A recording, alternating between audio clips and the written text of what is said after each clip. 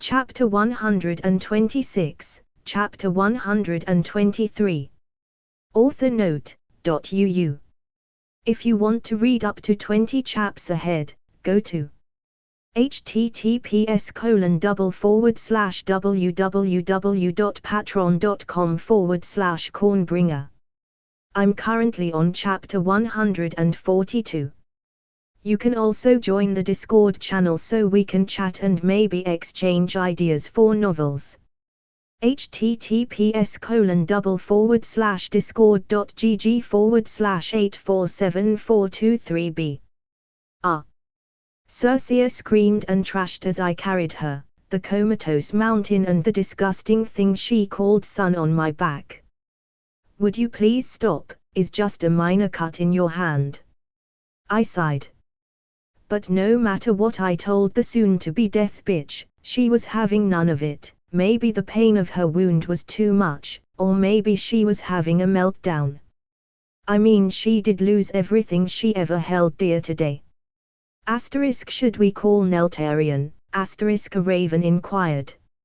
I pondered over that offer for a second. The walk to the castle was a very long way, and I had 3 people on my back, one of them making the walk less than enjoyable. All right, I sighed, giving the raven the confirmation he needed to call my dragon son. You won't get away with this. Circea hissed with anger. I think I already did, though be my guest, try and stop me, I laughed, much to her annoyance. I still couldn't believe it, this war was finally over. I was now officially the king of the 7 kingdoms. Not that I didn't have that title before, but now I had it without opposition. Then again, Vale had yet to kneel, but they were as threatening as Cocker Spaniel. Essos and Westeros were mine, I mean. I still had to conquer some cities in Essos, but with bravos under my control that would hardly become a nuisance. Now, I have to focus on the wall. Well, at least my attention won't be diverted. I smiled. This victory had a sour taste, because I still had yet to win. Wake up! And kill him! Circea shouted, kicking the mountain. I planted his head on the ground. I ain't no doctor, but he won't wake up anytime soon. I winked at her, enraging the already furious woman. Father will. That was new. Circea was lost for words. You lost, and it doesn't matter if you deny that fact. I sighed. Have some dignity, and wait for your sentence. Circea remained silent for a second, holding her wounded hand. Will I be judged as a noble? I knew what she wanted, a trial by combat, and by God that sounded fun. You want a trial by combat, don't you? It's my right, Circea said with a cold tone, one that carried hope. I smiled. You can have one, but who among your allies can beat me? The king can't participate, for he is the judge. Circea replied. I didn't know to what extent was that true, but even if it was, she had to know. I had other warriors no one could beat.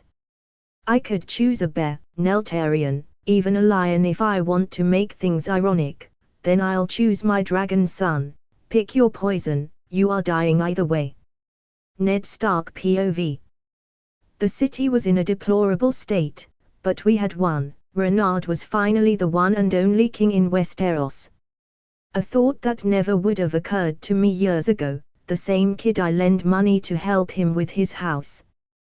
That kid was now that man I was proud to call my king. Have you heard anything about Renard? Oberyn inquired.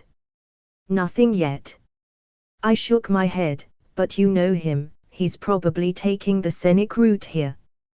That is absolutely true, Oberyn laughed, he probably killed the mountain. I haven't seen that bastard. In your condition, it's better to leave that to Renard, I commented. After all, his injuries from the last fight he had with Jaime would put him in a bad situation against that monster Tywin or had. I suppose. Oberyn sighed. Neltarion is coming with the king, a soldier shouted, entering the throne room. Well, it seems our king decided to bless us with its presence, Oberyn commented with a smirk. I nodded. Renard Mormont POV. It took some time to tie the bitch of Cersei up. After she had realized even without me on the trial she had requested she would still have zero chance of winning, well, let's say her normal crazy is nice compared to the shit beneath that. To summarize my suffering, the bitch bit me as I tied her ass up to Neltarion, and if it wasn't because I wanted her to die in public for everyone to see, she would dead already. My King Oberyn greeted me with a smile that disappeared as soon as he saw the comatose Gregor Clegane behind. Is he dead?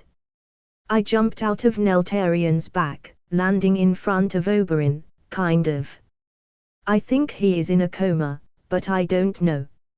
In reality the mountain could also be brain death. I mean, is the first time I plant someone on the ground. I have no idea what to expect. Oh well. Oberyn shrugged. And to be honest, that was not the reaction I was expecting. Ha, well, cool. Your Grace, Ned Stark said, extending his arms, to give me a hug. Was this a thing now? Sure, why not, I shrugged, giving the man a short hug. The throne is waiting for you, Lord Stark smiled. Yai. The most uncomfortable chair known to man is waiting for me. I chuckled. You could always put a cushion. Essos is famous for having the best cushions in the known world, Oberyn laughed. Maybe. I was actually thinking something more along the lines of burning that thing off. I shrugged. Asterisk thud asterisk. What do we do with the other passengers? A soldier asked, pointing to Cersei, Gregor and Joffrey, who Neltarion had thrown off his back. Asterisk I feel dirty for letting them mount me, asterisk Neltarion shuddered, asterisk I will go and take a bath, see you later father asterisk. Well, if the mountain wasn't dead already, that surely did the job, I commented.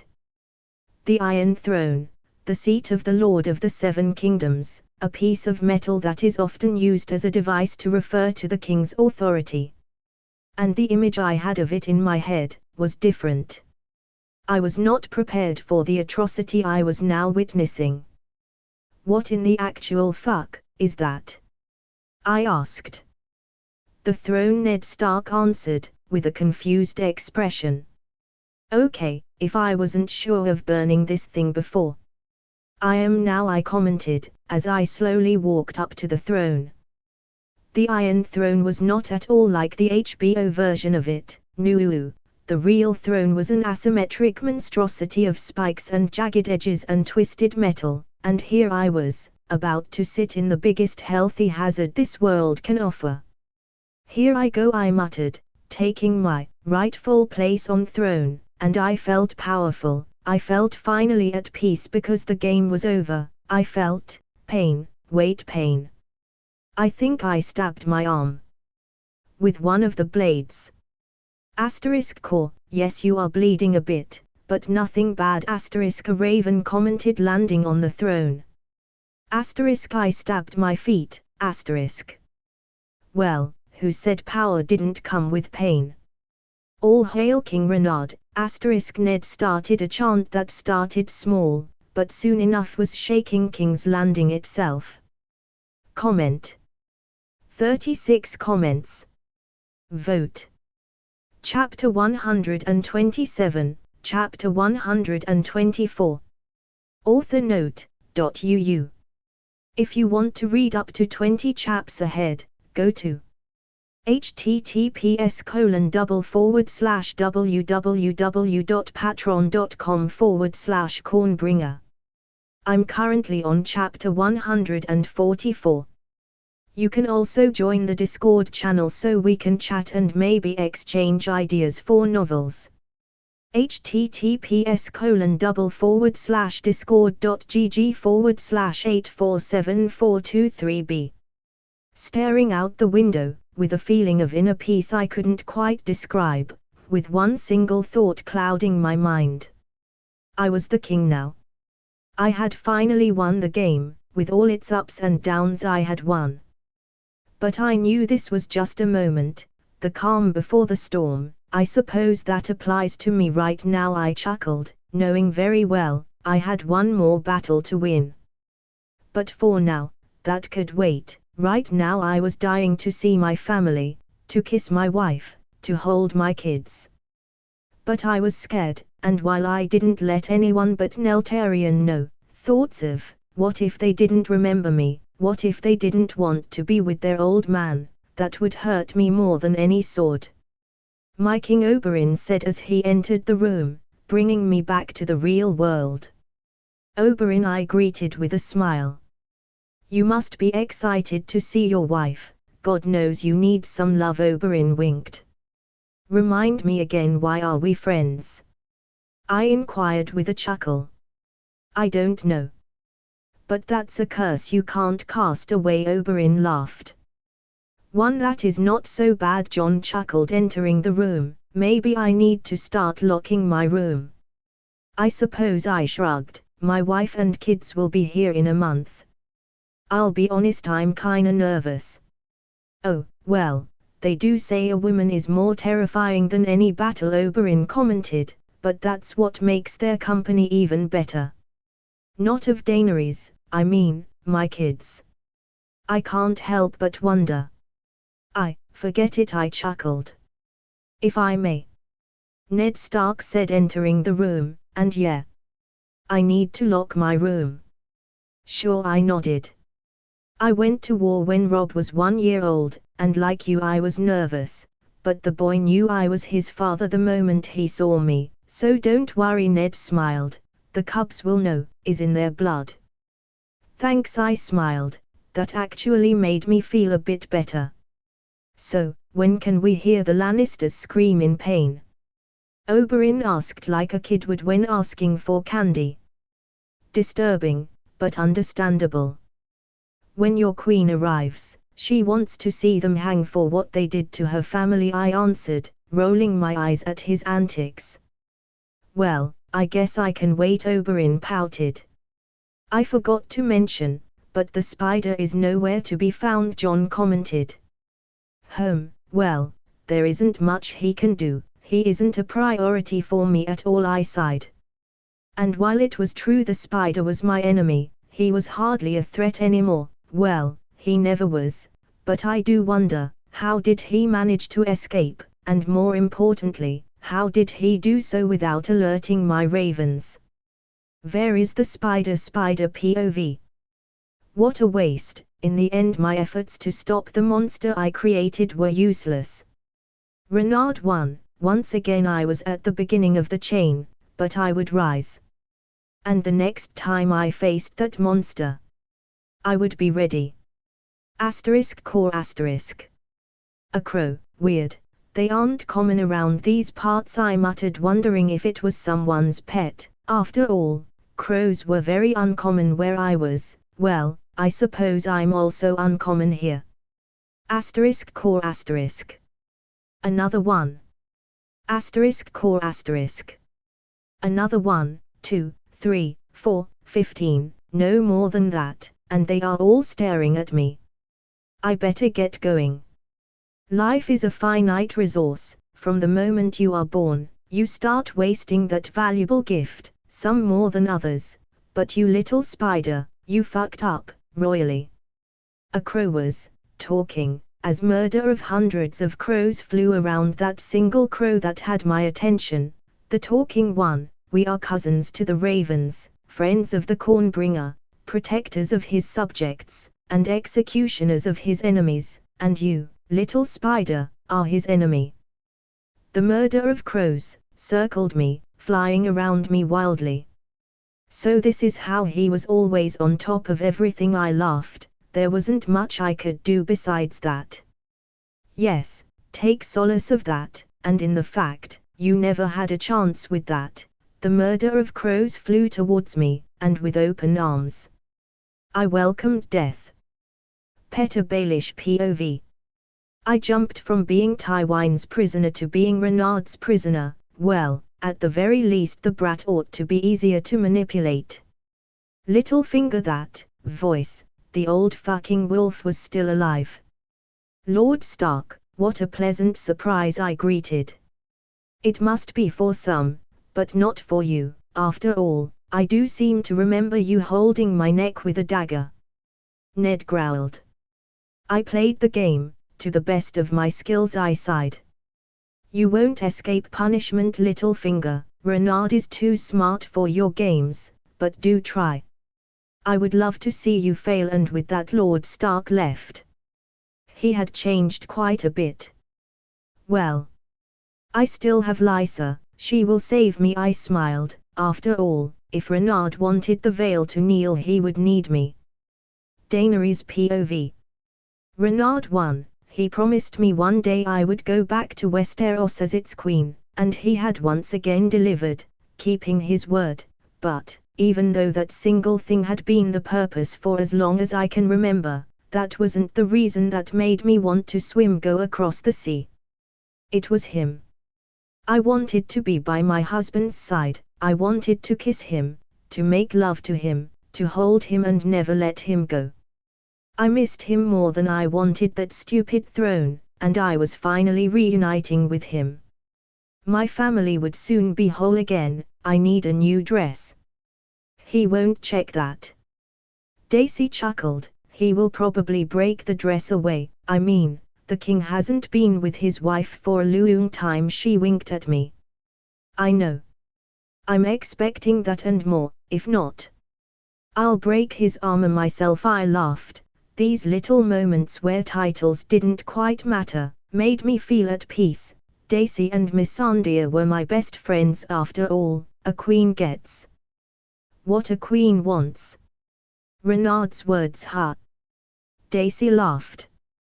The prince and princess will be overjoyed of seeing their father, Missandei commented with a smile. They keep asking about him. They are going to love him. I smiled. Daisy nodded. Crow Mormont Ravenicus POV. I was going to see father again. I had much to do, my puns. I had to improve them, I had to make him laugh. Asterisk to the pun cave, asterisk. Asterisk I hate you, asterisk Rorigal shouted. Comment. 33 comments. Vote. Chapter 128, Chapter 125. Author note, .uu. If you want to read up to 15 chaps ahead, go to https://www.patreon.com/cornbringer. I'm currently on chapter 143. You can also join the Discord channel so we can chat and maybe exchange ideas for novels. https://discord.gg/8474423b. 1 month later POV. The aftermath of the war was as expected a logical nightmare. The people of King's Landing were starving, and the damage I had inflicted on the city was substantial. It would take me an enormous amount of money to fix just that, and I still had thousands of other problems, like the sewage situation that made living in this city the biggest challenge of my life. Then again, I was the king now. I could always change the capital to another place, leaving this shithole, for other purposes, but in the end, that would only be me avoiding the problem. I really need to find a way of dealing with the smell, I muttered. As of now it was taking an enormous amount of will to not puke. Well, you can, but it will cost you quite a bit of gold, Oberyn chuckled. I own bravos. I don't think that's a problem. Time was the problem. No solution would be immediate. It would probably take years for anyone to do whatever is they have to do to fix this shit. Oh yeah, I forgot. Oberyn rolled his eyes at me. I could always force you to fix it, I smirked. All right, I'm sorry, Oberyn chuckled. Excited for the execution. I inquired. More than you could possibly imagine, Oberyn nodded. Daenerys should be arriving any day now, I stated. She was the reason the Lannisters were still alive. She, like the Martells, had some internal demons to kill, and the execution would give them that. Well, I'll go bother Tywine. Seeing him in a cage really puts a smile on my face. Oberyn smiled. Don't kill him, I warned. I know. I'll be nice. Oberyn chuckled, walking away. That man was both annoying and friendly, and the worst part was that the bastard was probably my best friend. Well, I guess it is time to see how the little finger is doing. I have been ignoring meeting with him since Ned informed me he was in one of my cells in the dungeon. As I walked to the dungeon beneath the castle, the screams of anger that Joffrey was emitting filled the air, demanding someone to let him go, because he was the king, blah blah blah, annoying little piece of shit. Maybe I can bitch slap him again, that is always a good choice. Let me go. I demand to be set free. You really make it easy to hate you, I sighed, walking by his cell, and apparently my presence was more than enough to shut him up, fear overwhelming his madness. Joffrey struggled to form a coherent sentence now that I was here. It seems you do have a brain, intriguing, I chuckled, passing through his cell. I continued on walking, until I eventually reached Petter's cell. He was sitting on a corner, with a sour expression on his face. Was it fear? Anger? Or something entirely different? I was both curious and indifferent. But then again, I was here, wasting time perhaps, but seeing what this little bastard wanted. Hello there, I greeted him. Immediately at the sound of my voice, Petter turned around, and bowed. You must be Renard, a pleasure to you. Sorry I can't offer you anything, but as your grace can see, I'm lacking stuff. Well, you are in prison, I said. I do see that, but it's a crime to have me here, you see. I haven't done anything against you.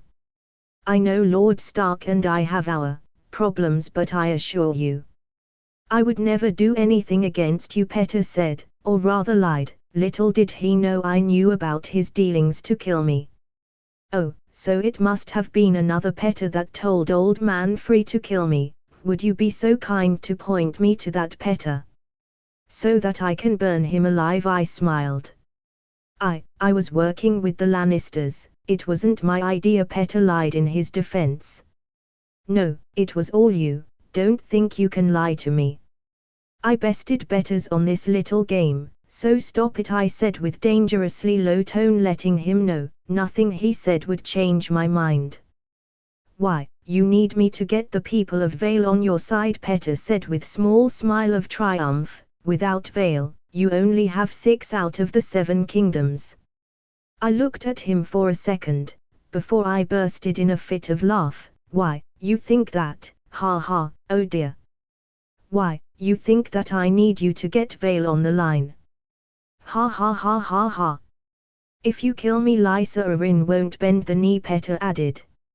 Not that I need her, she killed her husband, all because you told her, I chuckled, and if Vale doesn't believe that, well, I can always burn that mountain down, and start a new house.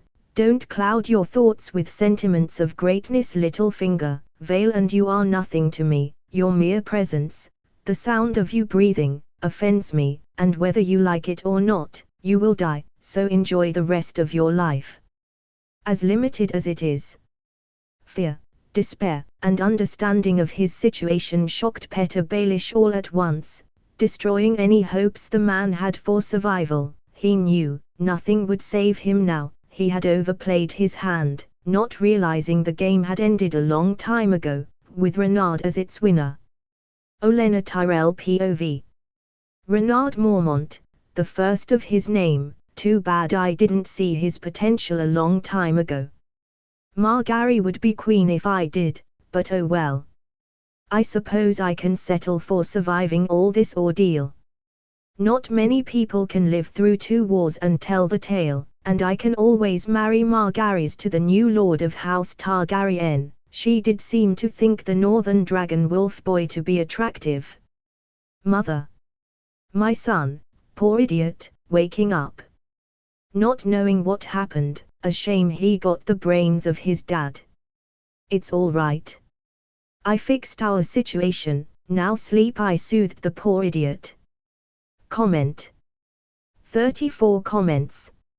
Vote. Chapter 129, Chapter 126. Author note, .uu. If you want to read up to 15 chaps ahead, go to https://www.patreon.com/cornbringer. I'm currently on chapter 143. You can also join the Discord channel so we can chat and maybe exchange ideas for novels. https://discord.gg/8474223b. Watching Daenerys, walking down the stairs of that damned ship, was painfully slow. All the decorum I had built up for this moment fade away, when I just couldn't hold back anymore and rushed to her like there was no tomorrow. And it seemed my sweet wife was in the same situation, for she was running towards me with open arms. I missed you so much, Daenerys said, burying her face full on tears on my chest. I think I missed you more, I chuckled. I don't think so, Daenerys chuckled on my chest. *Dard. Can you please tell Rorigal to stop using so many puns? Crow hissed, landing in front of me. Do be such a drag. Rorigal smiled, replacing the word brat for drag. Weak pun if you ask me. I hate you. Crow muttered. There are 2 other little dragons, or should I say chimeras, waiting to meet you, Daenerys said, kissing me on the lips, for the first time in so long. If it wasn't because I had so much control over me, I would have probably, well. Geralt and Alyssa, both were already walking and I had missed that transition. That was more hurtful than anything. It almost made me cry knowing I had missed so much of their life, in so little time. Hi Geralt, my sweet son said, walking towards me. A pleasure to meet you again, father. He then looked at Missandei, wondering if he had said the words they had practiced with him. We already know each other, I smiled, hiding the pain I felt. My own son thought of me as a stranger. Can I hug you? Geralt asked, in the most shy and adorable way, erasing about 80% of the pain I had. Of course, any day, any time, I hugged him. Hi Alyssa, Daddy's little princess said, tugging my pants. It's good to see you again, father, she smiled, hugging my right leg. Unlike Geralt, that looked at me like I was both a stranger and his family, Alyssa looked at me like a daughter would to a father. You remember? I smiled in astonishment. I do, Alyssa nodded, still hugging my leg. I remember everything, even the day you first held me. Photographic memory, the ability to recall any event like it just happened. It seemed my daughter had someone similar to that. She was barely 3 years old. I wonder. Did my super soldier body and other gifts affect them? She remembers everything. I mean everything. It must be a pain to remember all the puns Rorigal uses, Crow muttered. Well, I tried to answer but someone else was already on it. I find some of them funny, Alyssa chuckled, answering Crow, much to my shock. Well, I suppose there goes my answer. They did inherit some of my power. Perhaps they will kick their old man ass someday. That's a sight I would enjoy watching. What are puns? Geralt asked, and once again my kids shocked their old man. Not only Alyssa but Geralt had inherited my ability to communicate with animals. I wonder if my ability to master weapons is within them. Jokes. Thought the books are never clear, Alyssa commented. You should read more. I don't like books, Geralt huffed, sticking his tongue out at his sister. Wow, I chuckled. Yes, they are quite the surprise, don't you think? Daenerys chuckled beside me. They got quite a bit from you. Alyssa has my eyes, and I think her hair will have golden white stripes, but the rest is all you. Was I sleeping during the act? We both know you weren't, and I think Alyssa will look like you, and Gerald like me. I just feel it, I smirked. Maybe Daenerys smiled. What's your favorite color? Gerald inquired with a wide smile. Black, I answered. Your favorite bird? Gerald asked as soon as I answered his previous question. The ravens, I chuckled. Caw. Heck yeah, caw. We won, boys, What about you? I inquired. The robins, Gerald answered with a smile. I brewed you. In great chick, I caw. I need some time to process the fact we lost to a robin, While I was trying to find a way on how to defuse the situation, Alyssa commented, you probably hurt 5,000 of our uncles with that comment. Why? They are family, not birds, right? Gerald tilted his head in confusion. For him the ravens weren't animals, but family. Caw. I'm so touched, I see. Alyssa nodded in understanding. And the previously offended ravens were now crying in happiness. Well, all well ends well, let's go home. Neltarian Mormont Ravenicus POV. I was finally reunited with my brothers. It was time to brag all I was able to do, but they didn't. Ha ha, best dragon wins, baby. Hey Nelth, Rorigal waved at me. Rorigal, how you've been, I asked. Same as always, annoying the ever-living crap out of Crow. Rorigal laughed. One day, I will have my sweet retribution, Crow muttered. What about you? Rorigal inquired. Opening for bragging acquired. Time to brag. Oh well. I've been fighting alongside father, and winning every battle, being his strongest soldier, but I suppose babysitting is also important, so don't worry brothers. I see you are showing your claws, but let me tell, the scales are in our favor. Rorigal laughed. Give me a week, I will best whatever you did, Nelth. Crow commented. It wasn't working, time to drop the big guns. I also taught father how to breath fire, it was pretty easy with my skills. You what? Wait, hold on. He can breath fire. Bingo. Who's the best dragon now? Ha. Lysa in POV. The Lannisters had lost, and Renard had my sweet Petter on a cell like a dog. Petter didn't deserve to be on a cage, he was perfect, he was mine, he loved me, his place was with me, by my side, on my bed, making me scream his name, not on a cage. But how could I save him? I didn't want my sweet Robin to lose his father, his real father. I had to save him, but how? If only I could lure that stupid bear to Vale, his head would be mine and I would be able to save Petter.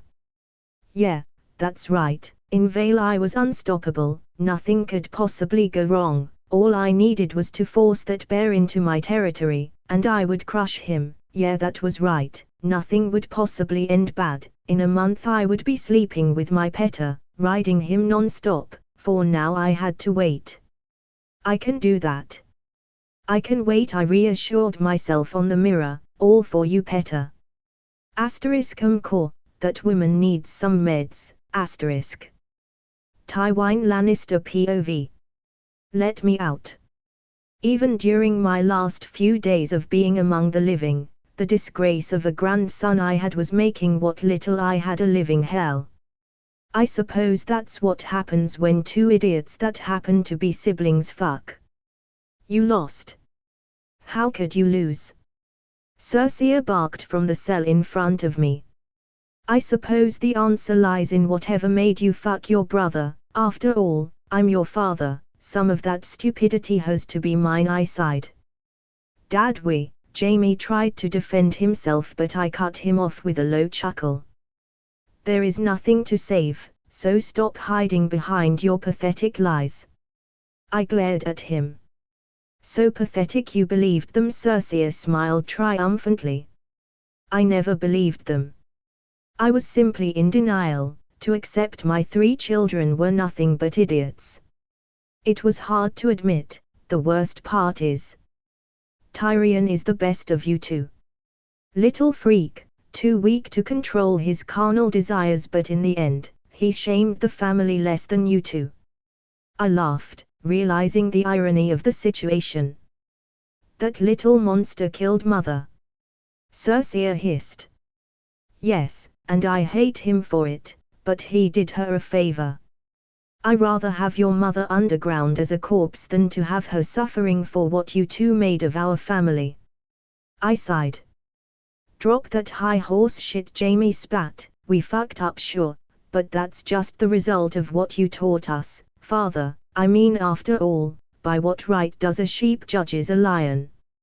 I never claimed to be perfect. If I was, you two wouldn't be such a pair of mistakes. I laughed. The sad part was, I knew deep down Renard was a threat, and I wanted to marry him to your daughter. And what did you do, Circe? Made my life and plans impossible, because he was a mere commoner for your standards. Well, that fucking commoner is the king now, and our heads belong to him. That beast doesn't deserve to lay his hands on merciless. Circe spat. That beast will send us to hell. I laughed. At least we won't be with your mother. That's the only highlight of our situation. None of us will reunite with her. Comment. 38 comments. Vote. Chapter 130, Chapter 127. Author note, .uu. If you want to read up to 16 chaps ahead, go to https://www.patreon.com/cornbringer. I'm currently on chapter 143. You can also join the Discord channel so we can chat and maybe exchange ideas for novels. https://discord.gg/8474223b. Today was the day of the execution, and the people of King's Landing had gathered to witness the show. Many of them wanted to see the Lannisters hang, others just wanted to see people dying. Either way, thousands of citizens gathered to see the show. Oberyn had in the end decided to let Tywin die like the rest of his family, closing the chapter of his revenge once and for all. For him, it was more than enough to see them dying, with their name being eradicated. But that destiny didn't extend to the mountain, for Oberyn was eagerly waiting for the beast to wake up, to have some fun together. As for Daenerys, she was not happy with the situation of her city, like I was. The smell was awful, and that was just the tip of the iceberg of shit we had to deal with in the future. But that was for another day. Today we had quite the itinerary. Cersei and Jaime had requested trial by combat, with Jaime being his own champion and that of his sister. Little did they know I was going to fight on the trial. Normally the judge can't fight. Which means I won't be judging, but my wife will. And, of course, I will be her champion, and win-win situation if you ask me. You don't have to fight, Ned commented. Don't assume to tell your king what he can or can't do. Daenerys was not exactly on friendly terms with Lord Stark, but she would get there eventually, I suppose. Don't worry, I kissed Daenerys on the lips, sweeping her confronting mode like it never was there to begin with. I'm sure that Lord Stark worded that poorly, but without bad intentions. I winked at Lord Stark. Ned sighed. I mean, You have been fighting so much, let someone else fight for you, it's only fair. Daenerys looked at Ned for a second and then at me. I think he onto something. Why dirty your blade with Lannister blood? Let others prove their loyalty, let others taint their blades with that scum. I chuckled. I understand, but I don't like chances. If anyone but me fights, well, there is a chance they will survive all this ordeal, and that's something I can't allow. But, Ned Stark was about to refute, but I cut him off. I know you are loyal, and I know you would fight for me, but can you with certainty tell me that you can win this? I inquired. No, I can't, Ned Stark admitted. Exactly, I nodded. I suppose. Daenerys sighed. Besides, this will barely be an inconvenience, I smirked with confidence, and with the people watching, well, it will let them know their king is no pushover. Showing then your might, so that they feel protected but also fearful of betraying you. Daenerys smiled, getting part of my idea. Well, hello there. Oberyn entered the room, taking a small bow. A lion is waiting to be personally executed by you, and we can't have them waiting, can we? I suppose every second we delay this is an extra second with our giving them. I laughed. Indeed, Oberyn chuckled. Then let's hear these lions roar. Daenerys smiled, walking out of the room, not before giving me my good luck kiss. The arena where I was going to fight Jaime was the same one used on the tourney on the hand, quite big, and allowed more than enough people to come, and it would serve as the grave for the Lannisters. So, I'm fighting you? Jaime inquired, pointing his blade at me. I know there is a blonde joke I can use right now, but it's beneath me, I joked. Letting your wife be the judge. I see who has the pants on the relationship, Jaime taunted with this trademark smirk. Projecting much. At least my relationship is symbiotic, yours. I don't think there is a word for it, I chuckled, raising my blade. But before I was able to do so, Daenerys stopped me. It seems the Lannisters changed their mind. We did? Jaime inquired. They have requested one trial for all of them, a trial by the Seven, Daenerys said, holding her anger. A trial by the Seven, very rarely, after the accused aka the Lannisters have demanded a trial by combat. They may also demand a trial by seven, that instead of one man versus one man, it's two teams of 7 men each that will fight. As with a normal trial by combat, the accused and accuser each have to pick 6 other champions, though each also has the option to not fight in person but to name a 7th man as their personal champion. A trial by 7 ends only when all 7 men on one side have been defeated either by yielding or dying. They can do that? I inquired. Ned nodded. But we were on the middle of a trial. That's stupid. I was about to kill Jaime, and then this. Apparently they changed their mind because the mountain woke up, Oberyn hissed in anger. They can change their trial at any time if the trial by combat or by the 7 hasn't started, Ned stated. Boy, the rules of this time make no sense. All right, but do they even have 7 champions? Yes, Daenerys nodded. Jaime Lannister, Tywin Lannister, Gregor Clegane, Meryn Trant, Joffrey Baratheon, Boros Blount and Aerys O'Kurt. Wait, hold on a minute. Joffrey will fight? I asked, trying to make sure I heard what I heard. Yes, Daenerys nodded, confirming. Ha ha ha ha ha, I laughed. The idea of that idiot holding a weapon was stupid. Now you have to select your champions, Oberyn smiled, probably about to offer himself for the task.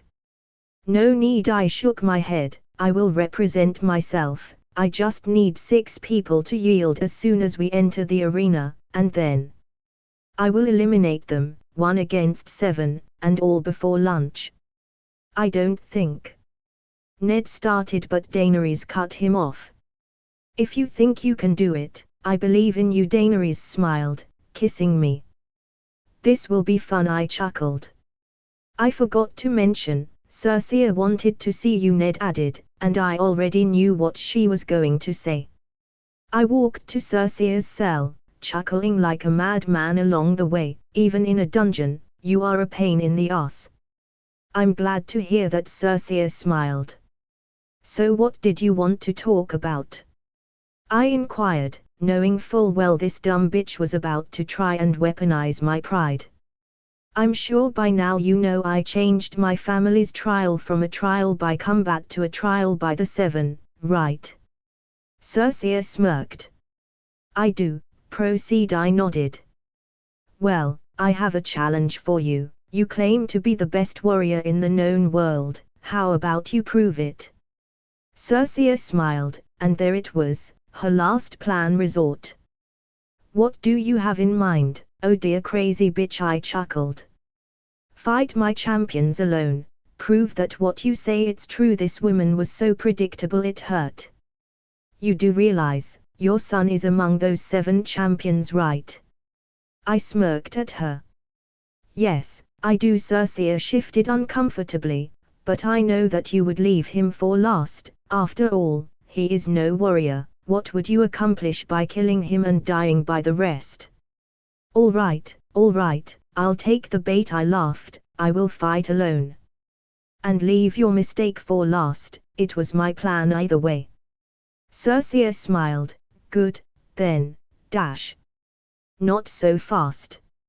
I will leave your pretty mistake for last, but that only means I will make him scream your name as he suffers, so have that in mind. You chose to have your son experience a slow and painful death, instead of losing his head. Everything from now it's your fault, I smiled, leaving a slightly disturbed Circe on her cell, probably pondering if her choice was the right one. Comment. 40 comments. Vote. Chapter 131, Chapter 128. Author note, .uu. If you want to read up to 15 chaps ahead, go to https://www.patreon.com/cornbringer. I'm currently on chapter 145. You can also join the Discord channel so we can chat and maybe exchange ideas for novels. https://discord.gg/8474223b. A trial by the 7, a fitting way to end their entire game if you ask me, and here I was about to crash all the hope the Lannisters had left for survival. Here I stand with my 7 champions. I entered the arena with a smirk alongside my 7 disposable champions who surrendered as soon as they entered. As for me, I was looking at the 7 I had to kill, Joffrey in particular. For some reason the little shit was smiling. I will finally show these idiots how a real king fights, Joffrey boasted. If you don't shut up, I'll kill you myself and save him the nuisance of killing you, Tywin growled. Let's not be hasty, Jaime sighed. This time, I will crush you, Gregor growled at me.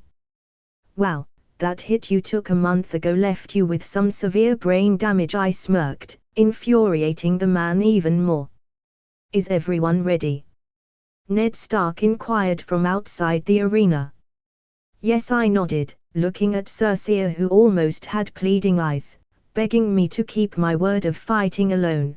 Desperation in her eyes mixed with pride. It was an odd combination, fortunately for her.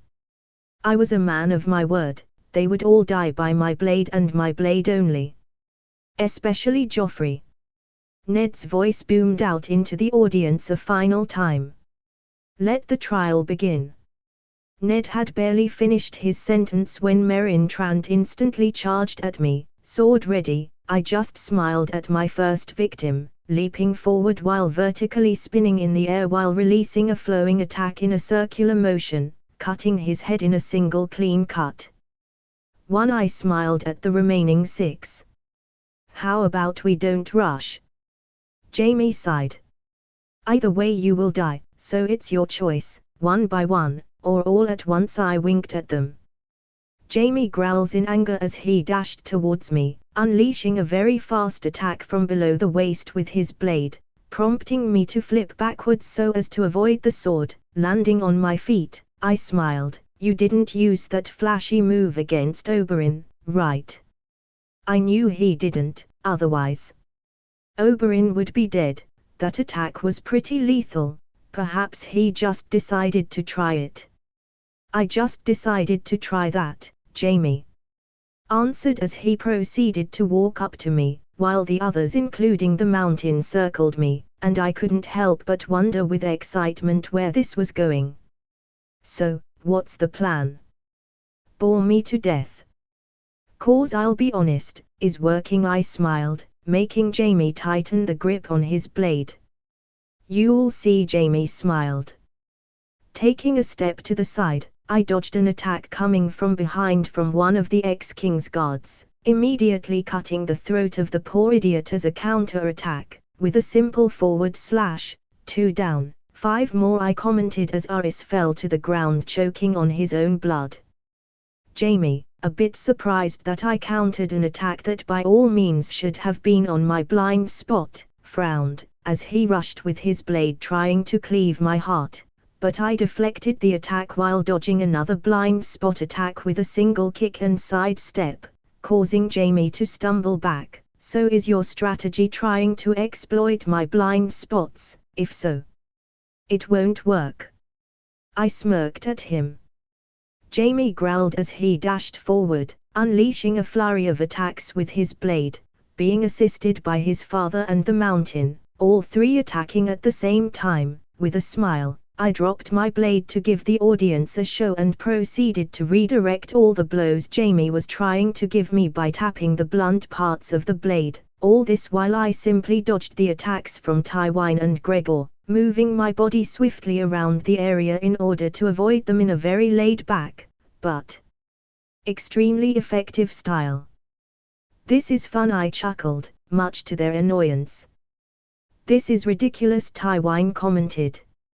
"And we are barely starting, so don't put your socks back on, 'cause I'm about to knock them off," I smirked. "Damn it," Gregor growled. "Is the big dog mad? You can always play with me one-on-one, if you think you can win." I smiled as I invited the Mountain to duel me one-on-one, but while big and stupid, he learned our last encounter. I was vastly superior to him, reason why he wasn't mindlessly charging at me. "No matter how strong you are bound to have a weakness," Jamie stated. "I do, unfortunately. My weakness is my greatest strength." "That and they aren't fighting," I smiled, as I kicked my blade that was on the floor with all my strength towards Jamie, who dodged just in time. "No weapon, and you missed," sad Jamie smirked. "I didn't miss," I smirked at him, making the clueless man turn around seeing one of his teammates nailed to the arena wall with my blade on its chest. "Boris Blount, right? You still have no weapon," Jamie said, as if that gave them any advantage. 3 down. 4 to go, I chuckled. Jamie rushed at me, trying to capitalize the fact that I had no weapon, but like before I just redirected his blows with light taps on the blunt part of his blade while dodging the attacks from others, with a very laid-back and playful attitude. After a few seconds of it, I grew bored of only defending, and decided to spice things up, delivering a spinning hook kick on Jamie, a quick jab at Tywin and a spinning kick on the Mountain, knocking every single one of them to the ground. "This can't be happening," Gregor growled in anger while still on the ground, to which I responded with a smile. "Oh, but it is," I taunted with a fake yawn.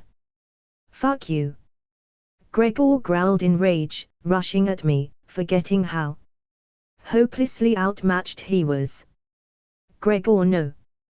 Tywin and Jamie shouted to no avail, trying to rush and aid their mad ally. However, before they can even stand up, I rushed at the mad dog, using my hand as a temporary lance, piercing the Mountain's mouth from point A to point B, plunging my hand into his neck, proceeding to rip his head off with the spine still attached to it, fatality.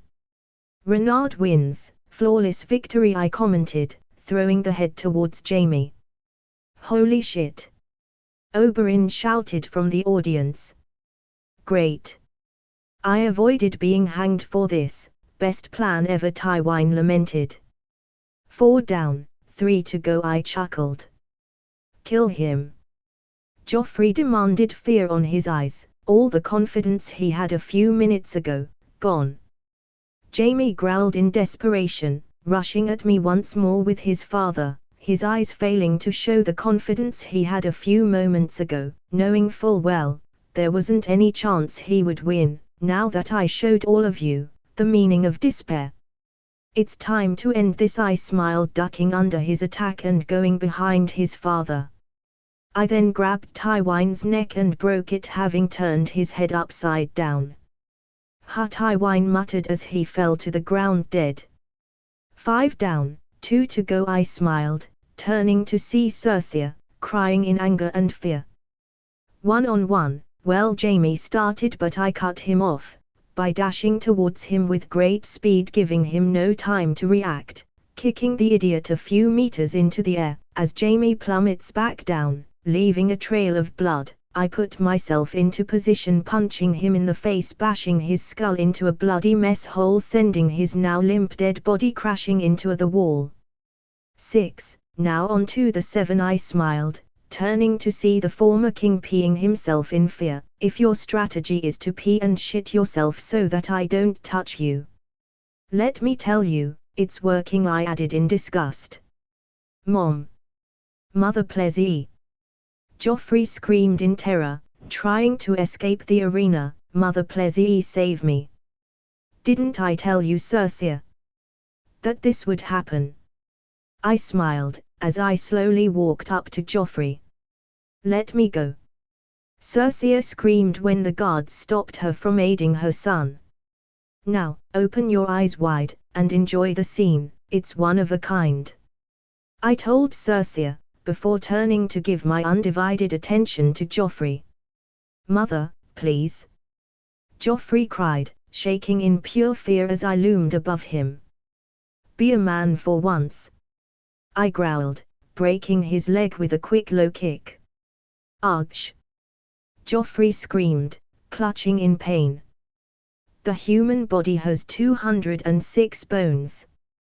That's just one. Let's break the other 205, I smiled, walking towards Joffrey, who was too busy clutching in pain, to fully comprehend his situation.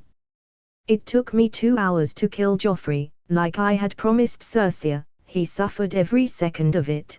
The worst part was, that the idiot could have surrendered. If only he knew the rules gave him that privilege, his death would have been a lot less painful than the one I gave him. Needless to say, it felt good to see how Cersei and her entire persona shattered, leaving an empty shell of what she once was. She was now broken, a body without purpose, just waiting to go. Remind me to never get on your bad side, Oberyn said as he entered the changing rooms. He, sure, I nodded. That was terrifying, Jon added.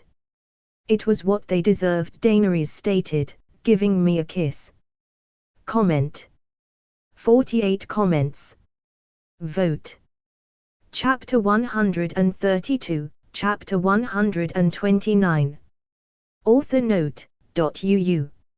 If you want to read up to 15 chaps ahead, go to https://www.patreon.com/cornbringer. I'm currently on chapter 146.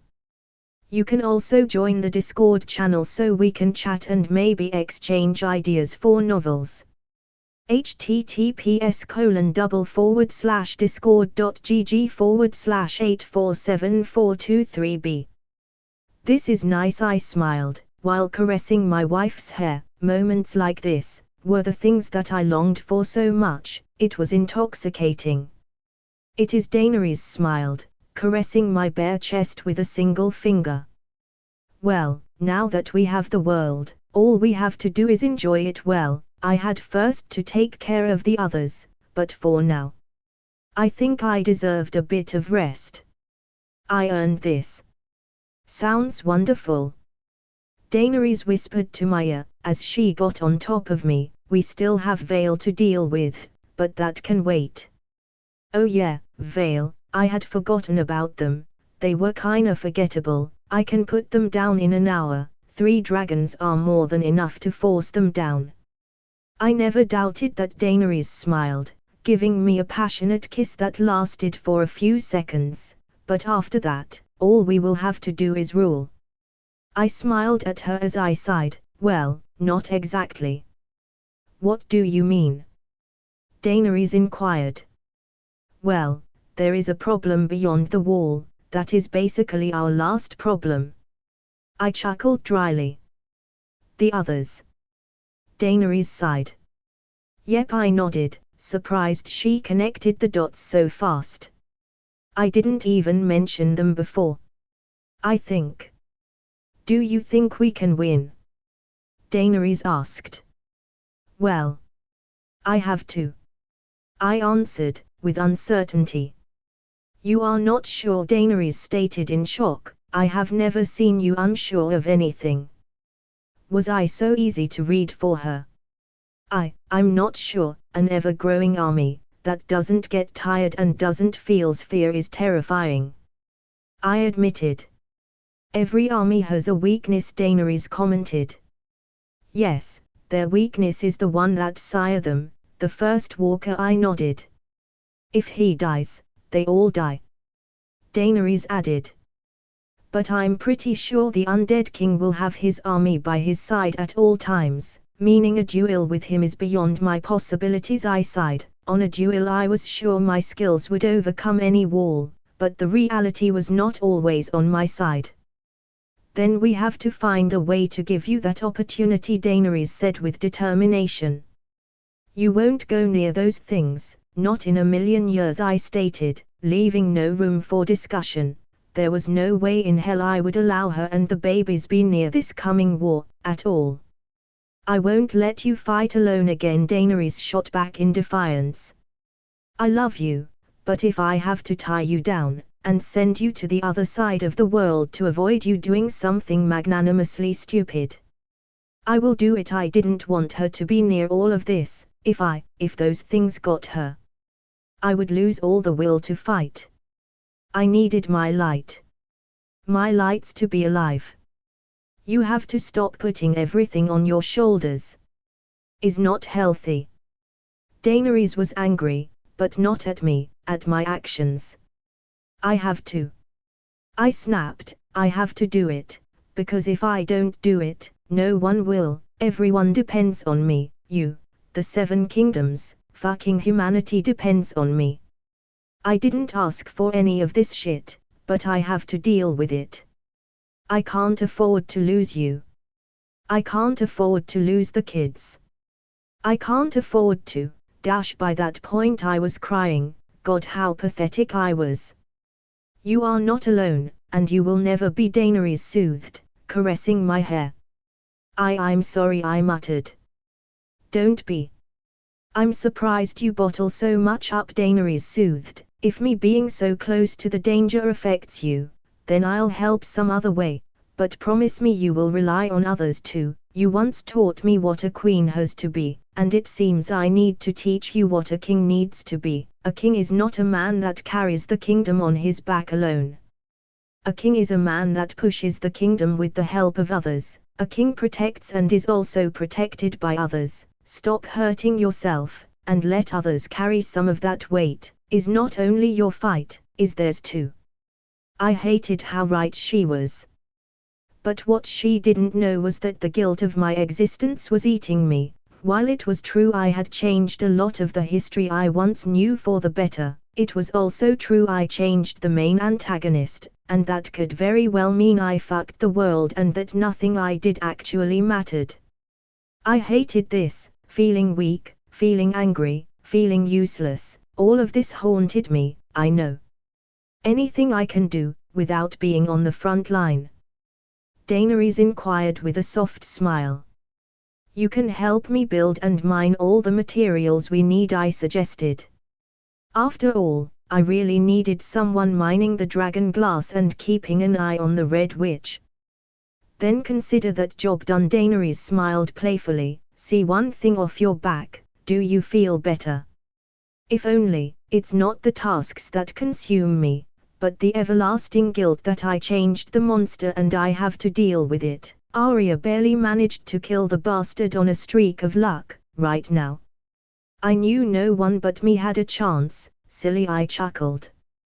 Humanity is quite the conundrum. No matter how strong you are, at one point, you will feel weak, and today was my point. Well, someone has to keep you sane, and here I thought my family was supposed to have the crazy part. Daenerys joked about her father. I did not expect that. Ha ha ha ha ha, oh god, I feel bad for laughing. I laughed. Don't be. Daenerys chuckled. Lysa Arryn POV. Petter was scheduled to be executed a month from now. I couldn't allow this, no. I was not going to let that stupid bear to hurt my Petter. I was going to kill him if he did. Call the banners. I shouted, and a few seconds passed and nothing happened. Why aren't you calling the banners? Because it would be suicidal to do so. The commander of Vale's army growled, Renard Mormont has more than enough power to crush us like ants if we so much as look at him the wrong way. Now imagine what he would do if we declared war. He would crush us without second thought and probably have picnic, all in the same day. Are you questioning my orders? I shouted, how dare he question my orders? I didn't sleep with that decrepit old man just so these idiots don't obey me. I'm questioning your objectivity. The commander shot back. Arrest him. I spat, but no one moved. We are with him on this one.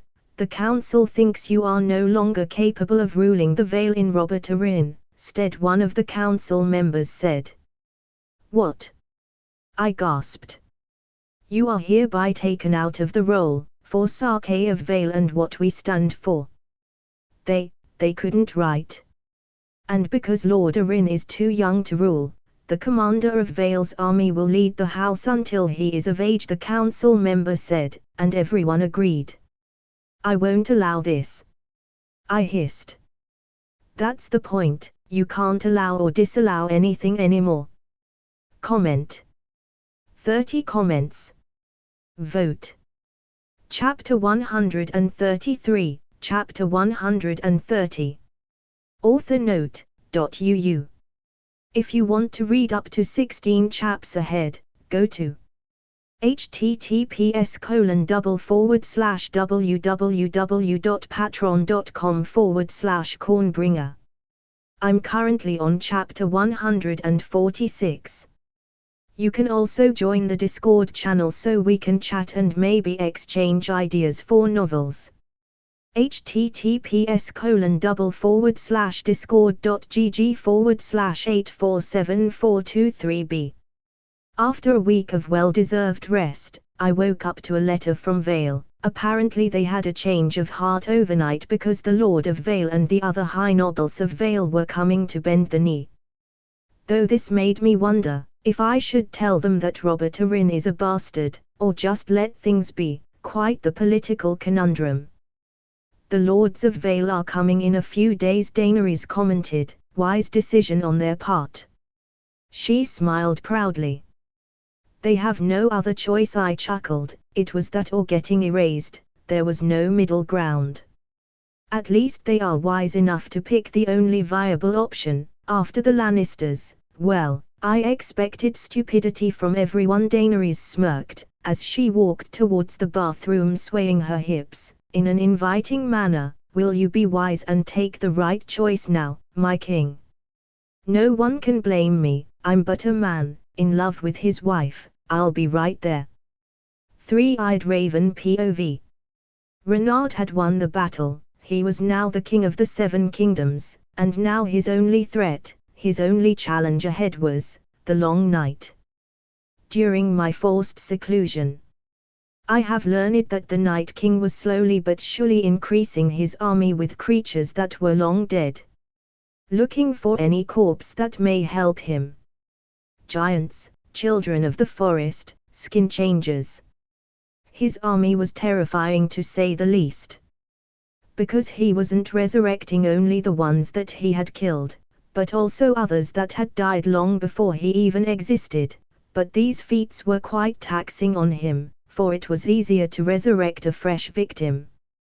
But the most troublesome part of his behavior was that he knew he was mortal. He knew that even with all his power, he could still die, and with that on his head he never moved alone, always with group of guards that was nearly invincible. Renard was going to have a hard time approaching him, or winning for the matter. An enemy that knows his weakness and acts on it is more dangerous than 1,000 swords. He's resurrecting my kin, he's slaving my Leaf said, shaking with tears on her eyes. He shouldn't be able to do that. I looked at her in confusion. Didn't you give him the ability to control the arts of necromancy? I did, but still, the sole purpose he was created for was to protect our forest from the humans, and while he stopped following that command a long time ago, he had many seals stopping him from resurrecting my kind.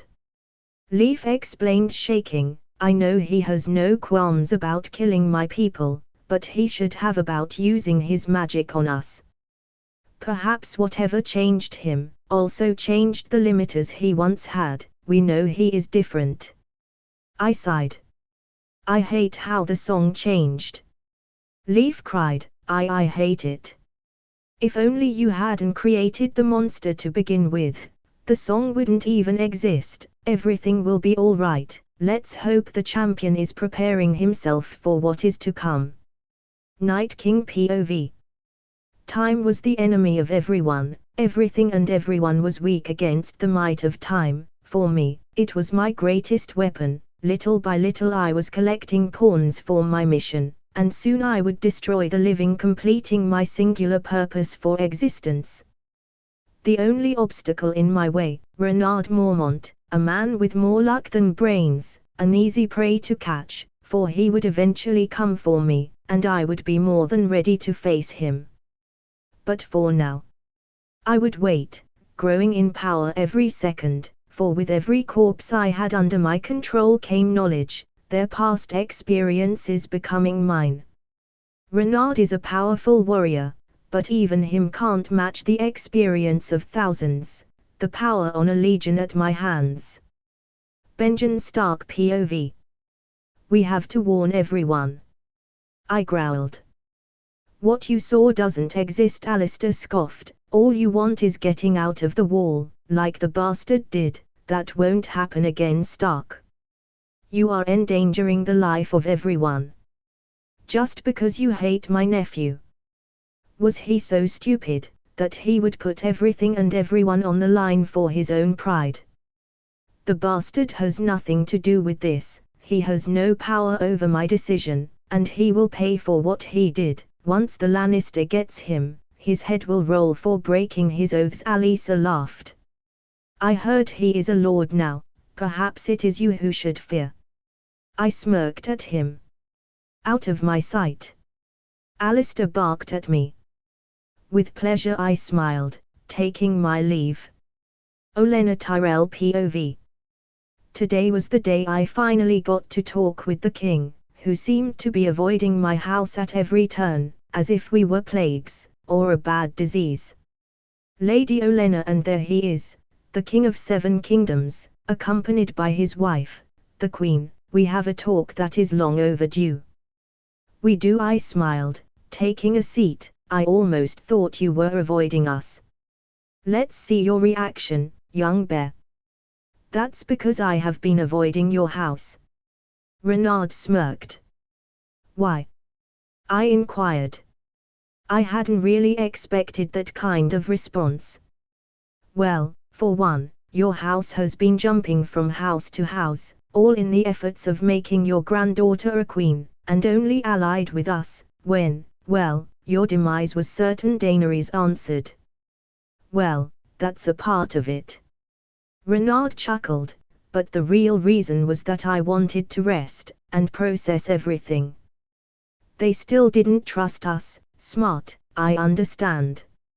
I would be wary of us too. Frankly, half of those alliances were a waste of money and time. At least during the first one, Margary got to feel like a queen for a brief time, but well, we all know how good that ended. Not like that relationship had any future. The poor dear didn't like the does, so that was a problem my side.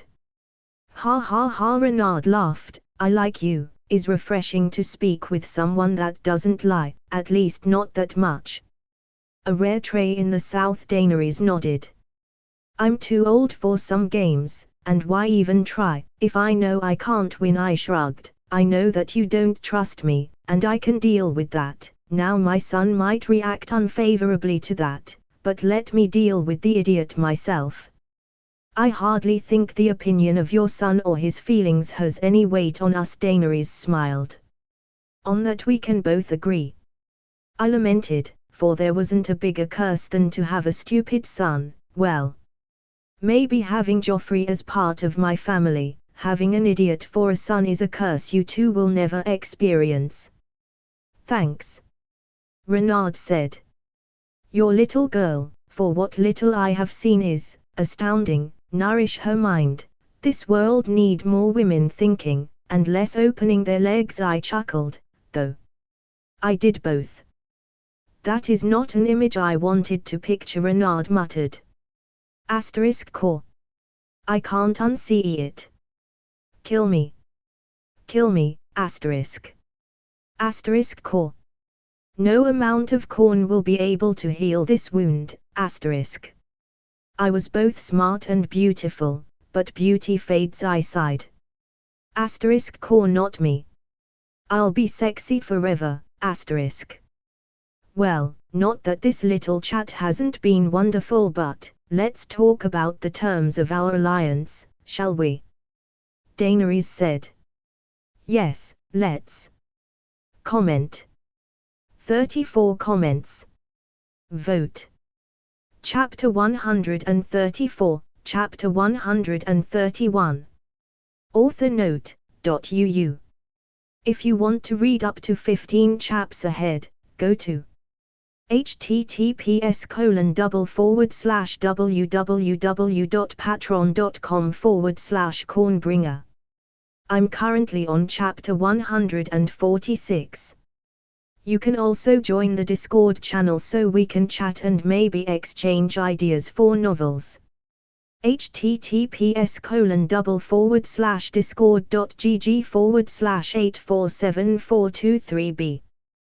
Peter's execution was incredibly dull. Besides him screaming and begging for mercy, it was just a boring ordeal altogether. And while I did make an enemy out of this, it was one I could afford to ignore. In the end, I had decided to not tell the Lords of Vale that their lord was a bastard. The kid had no faults besides being stupid, and with that set everything was finally done. I had no opposition. I was the king of this fucked up world.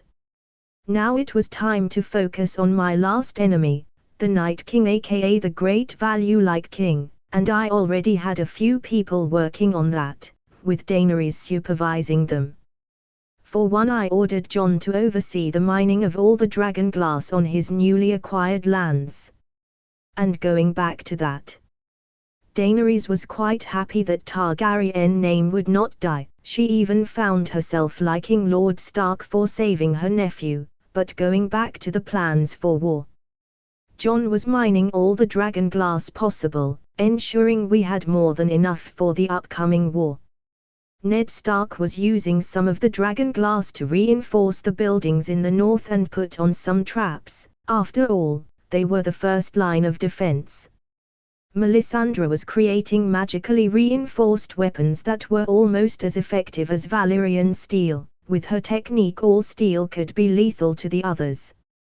Daenerys, on the other hand, was overseeing the Dragon Forge, making weapons with the dragon fire of Crow and Rorgal, and of course checking in all the other projects. As for me, well, I was focusing on learning how to use my fire properly. I needed to have every power in my arsenal ready to kill. That's it. Let the emotions flow through your fire. Neltarion instructed happily. On it, teacher, I chuckled, trying once again, making a bit more of fire with each punch. I'm getting there, but not fast enough, I sighed. You are improving faster than me. Don't worry. Neltarion hissed happily. Besides, you have an awesomely handsome and capable teacher. He joked. I suppose, I chuckled, continuing with my training. At least I was preparing for the ice sucker, though I had yet to come with a plan to fight him, one-on-one, that is. Jon Targaryen POV. I had an aunt. It was certainly a good feeling. She was so harsh with everyone, but when it came Renard, the royal kids and me, she was so nice. It was a weird feeling. I never had someone treating me, and I mean specifically me, like that. Was this how it felt to be part of a family and not a stranger living among others? Well, whatever it was a good thing. Lord Targaryen, one of the soldiers Renard had put on my hands, called me. Yes. I turned to him, wondering what did he want. The Dragonglass mines have some minor problems I would like to discuss before we go any deeper, the soldier stated. Anything that can threaten the lives of the workers? I asked with concern. Depends. Is left unattended, it will eventually kill someone. Right now? No, the soldier answered. I see, I sighed in relief. You have my permission to proceed however you see fit. Thanks for the vote of confidence, Lord Targaryen. The man nodded excitedly. I won't fail you. Well, this is something I will never get used to. People looking for my approval, and the whole Lord title. All of this is so different to what I was used to. But Renard believes in me, believes that I will rule this house with honor. That I will never betray him, and that's something I plan to keep. Lord Targaryen. One of the downsides of being a lord, everyone wants to talk to you. Yes. I turned to look at the new soldier coming up. Lord Robb is here to see you, the man announced. He arrived a few minutes ago. Robb was here. Guide him in, don't make my brother wait.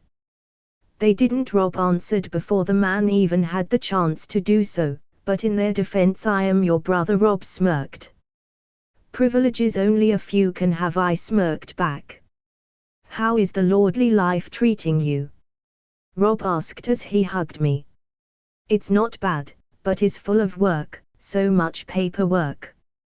I groaned. I don't know how Renard does it. I have never seen him doing any paperwork. Well, if ever find out how he avoids the paperwork, be a good brother and let me know. Robb laughed. I will, I chuckled. Arya, Bran and Rickon miss you, even Sansa, though you know her. Robb said with a smile. I miss them too, even Sansa, I smirked. Well, it seems Renard really left a mark on you. Robb chuckled. Hard not to. That man is impressive, a true warrior, a true father, a true friend.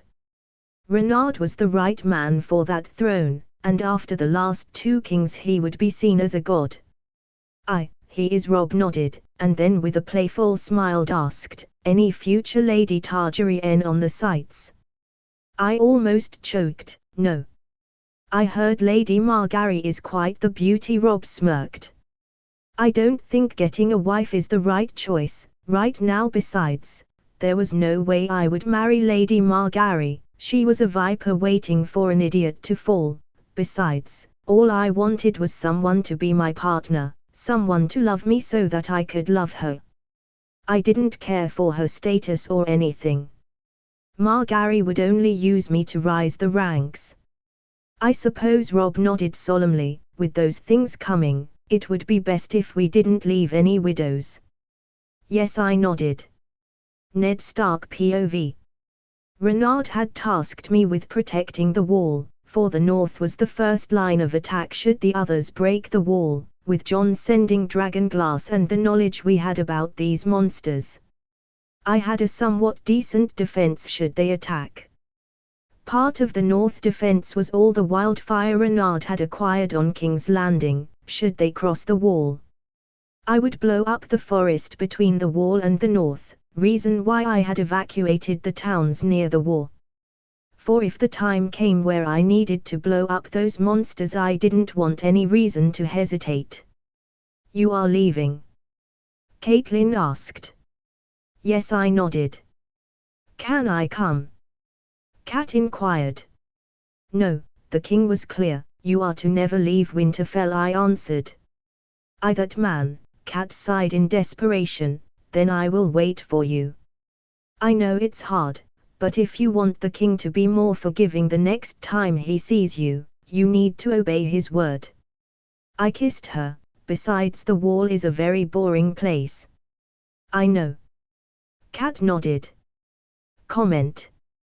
23 comments. Vote. Chapter 135, Chapter 132. Author note, .uu. If you want to read up to 16 chaps ahead, go to https://www.patreon.com/cornbringer.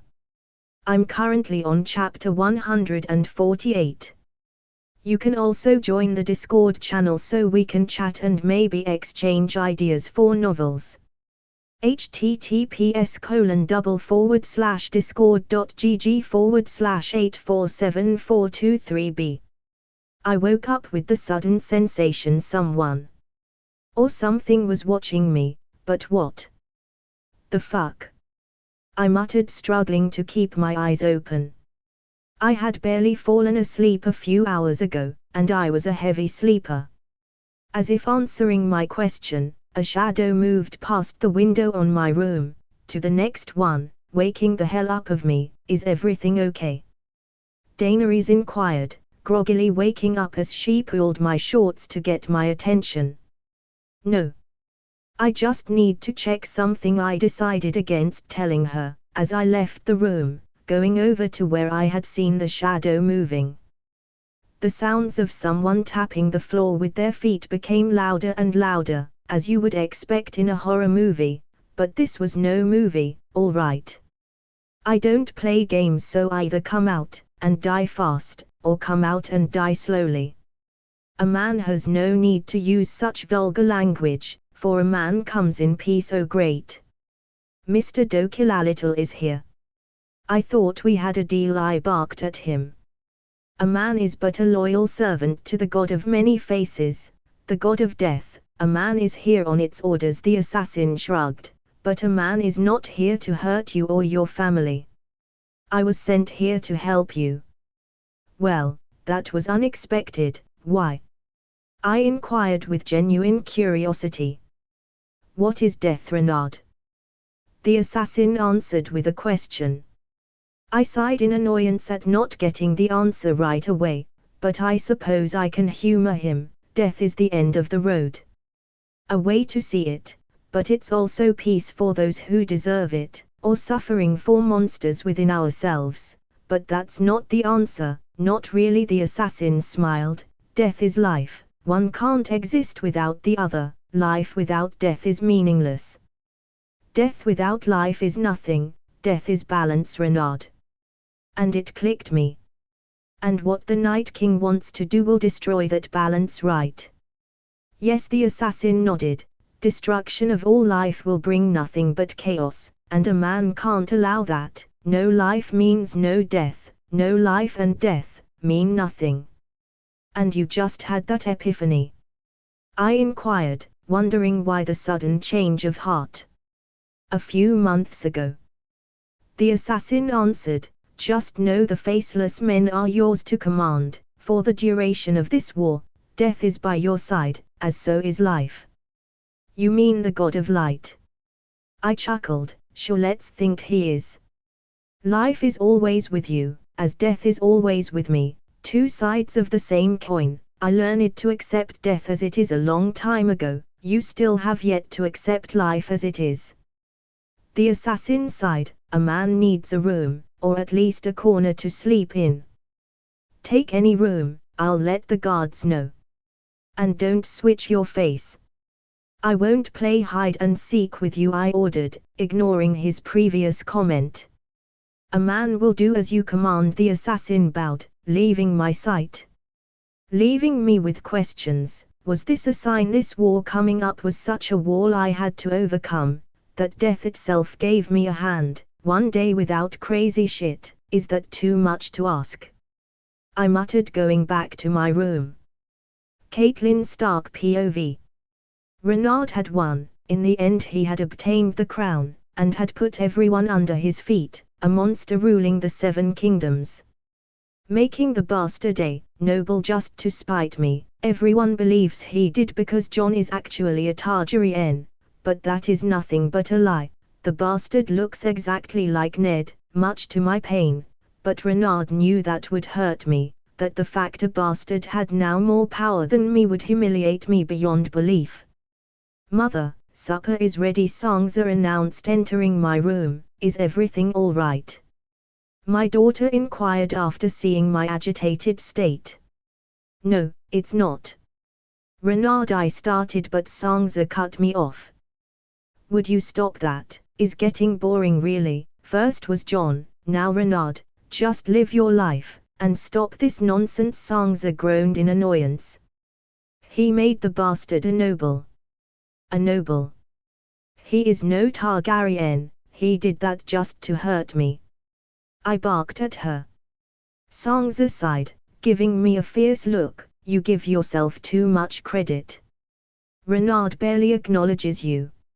She then shrugged. Besides, John deserves that. After all we made him go through. Frankly, mother, at this point is sad, not only for you but for us as a family, to hear you ramble about how much you hate Renard. So you are okay with that bastard having more power than you, than us? I laughed bitterly. Perhaps you also want to sleep with the bastard, and betray me once more. Well, this is a new low, even for you, Sansa sighed, and who knows, he is my cousin, by law that's allowed, so don't tempt fate, mother. I might marry John just to spite you. The nerve, I'm still your mother, Sansa, and you will respect me. I learned with the monster you hate that respect is earned. So if you want respect, work for it, Sansa shot back. Dinner is ready, come and eat, or stay here. At this point I don't care, Sansa added as she walked out of the room. You won't leave until I say so, I shouted. You are not the lord of the house. Bran is until Dad comes back. By all means go tell him how bad I have been, but until then, I'll see you at the dinner table, Sansa smiled, walking off into the distance. My little obedient little princess turned against me. How can I not hate Renard, when this is the result of the time she spent with him? I just couldn't. He destroyed my family.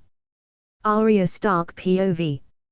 I looked at Sansa with a newfound admiration as I chuckled. You know she will never forget this, right? I do, Sansa shrugged. Well, as long as father is by our side she can't do anything. I smiled. Not that I care. I just find her newly acquired stupidity to be annoying, Sansa said, rolling her eyes. I smirked. You used to be like her. Ah, don't remind me. Sansa sighed. How is your training coming? Good, though. I still lose every time I fight against any of the soldiers, and I know they hold back, I complained. By my age Renard was undefeated, kicking asses left and right. He is a special case for most things, Sansa commented, so don't use his accomplishments as a guideline, use them more as a suggestion list. I guess, but I want to be strong enough to be his knight and protect him, and I can't right now, I nodded. One day, you will, Sansa chuckled, patting my head. One day you will. Comment. 30 comments. Vote. Chapter 136, Chapter 133. Author note, .uu. If you want to read up to 15 chaps ahead, go to https://www.patreon.com/cornbringer. I'm currently on chapter 148. You can also join the Discord channel so we can chat and maybe exchange ideas for novels.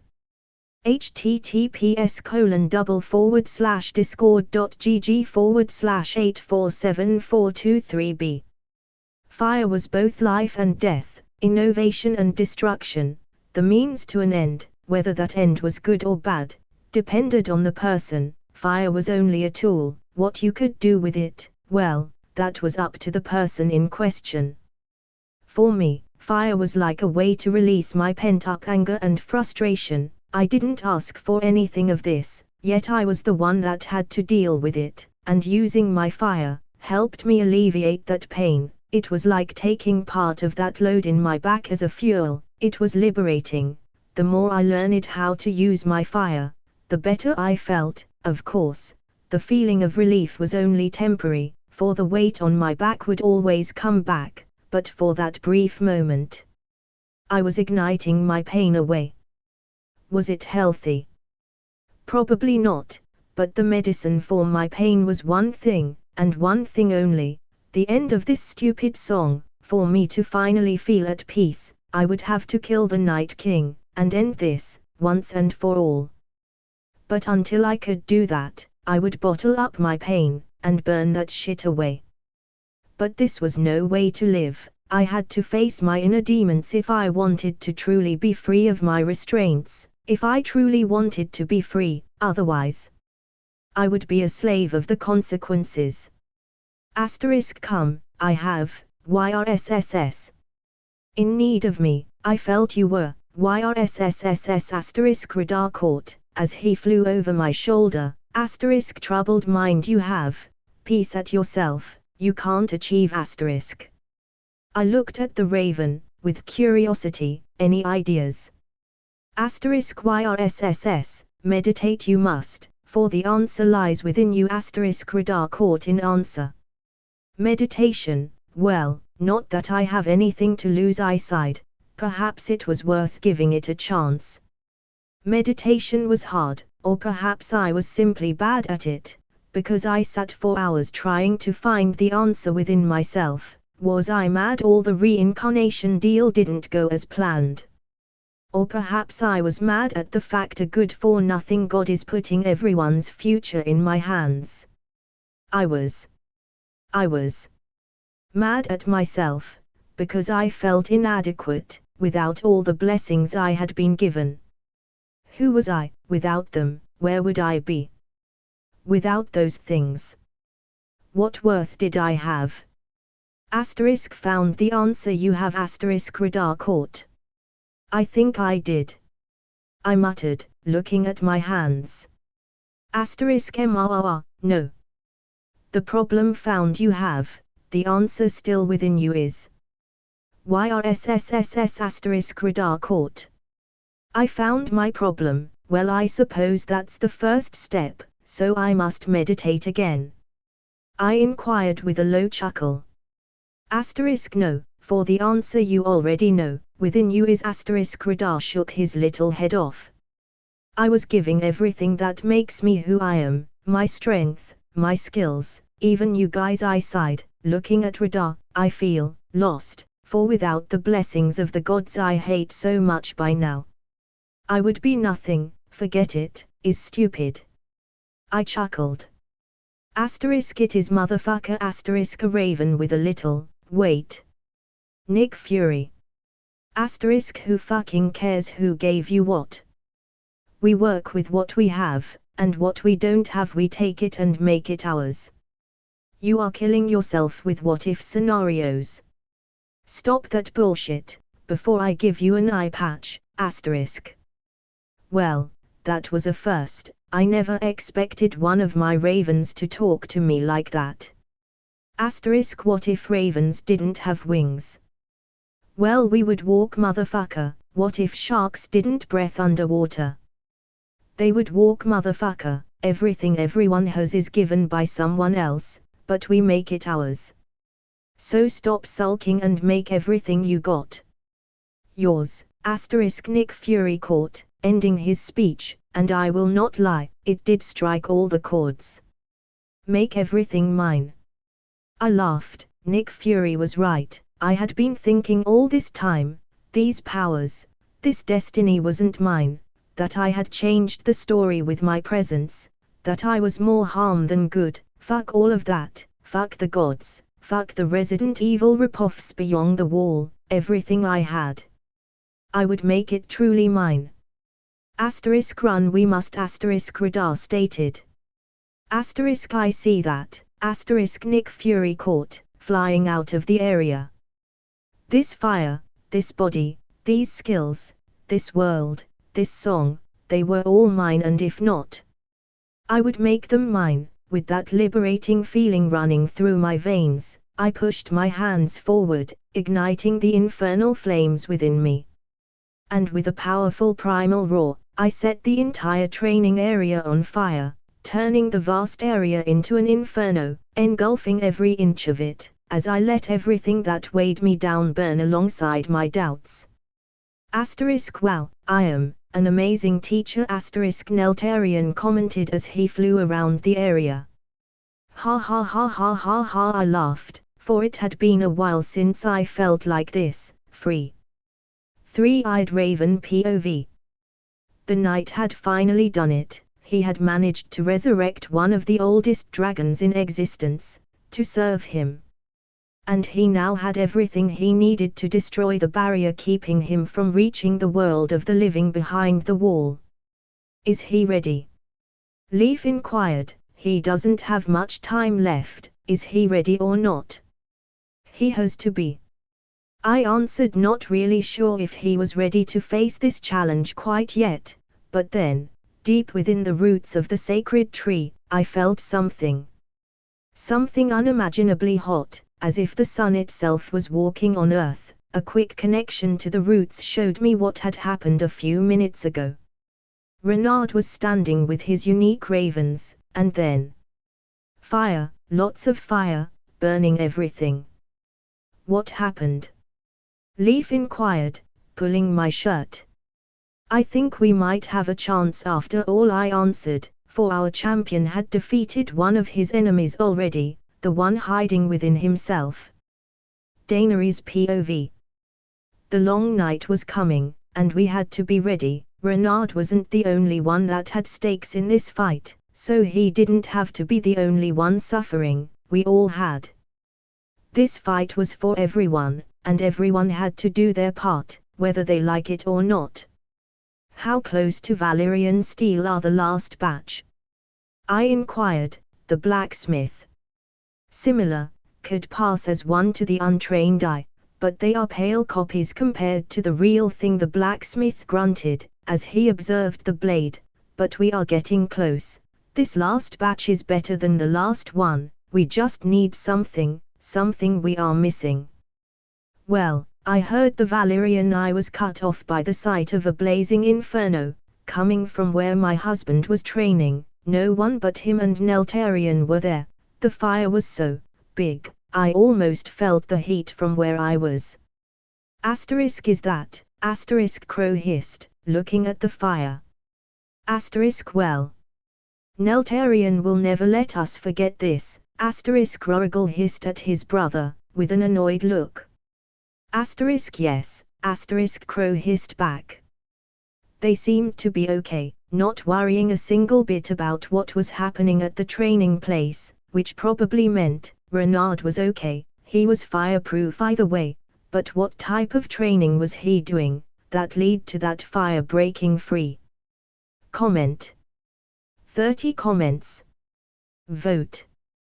Chapter 137, Chapter 134. Author note, .uu. If you want to read up to 15 chaps ahead, go to https://www.patreon.com/cornbringer. I'm currently on chapter 148. You can also join the Discord channel so we can chat and maybe exchange ideas for novels. https://discord.gg/8474223b. It was liberating to burn away my fears, or to be more accurate, to burn away my emotional baggage. With the fire engulfing me, I felt peace within myself. I was finally free of the chains I had put on my own mind. I was finally free. That was awesome. Neltarian hissed, excitedly. It was, I chuckled, seeing the ashes that were all that remained from the training camp. Good thing I trained here only with Neltarian.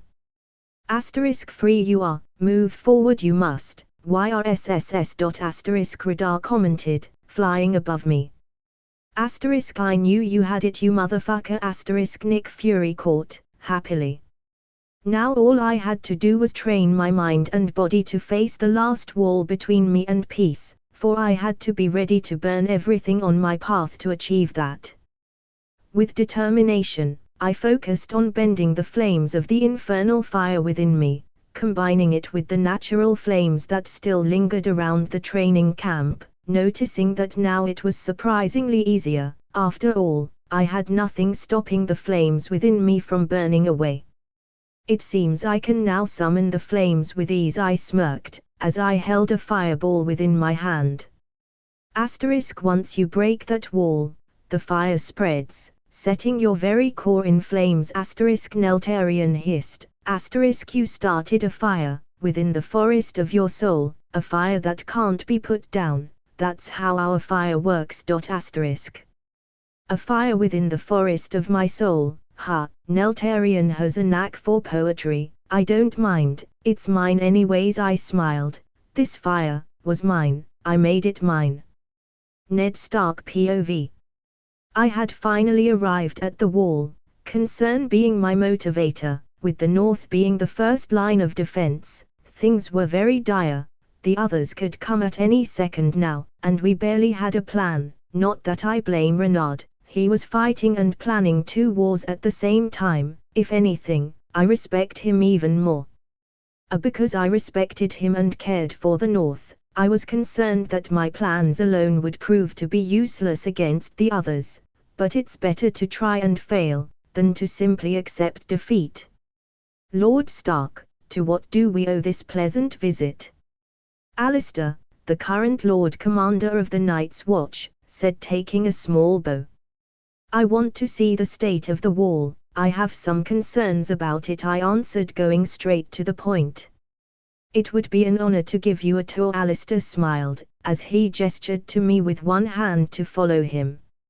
As I followed, I noticed the deplorable state the watch was, nothing but a few warriors, and they didn't look like much. No wonder Renard tasked me with this. As how the wall is now, there is no way they can withstand an attack. As you can see, the wall has seen better days, but I'm making sure things go back to the old days of glory, Alistair commented as she showed me around. Where is my brother?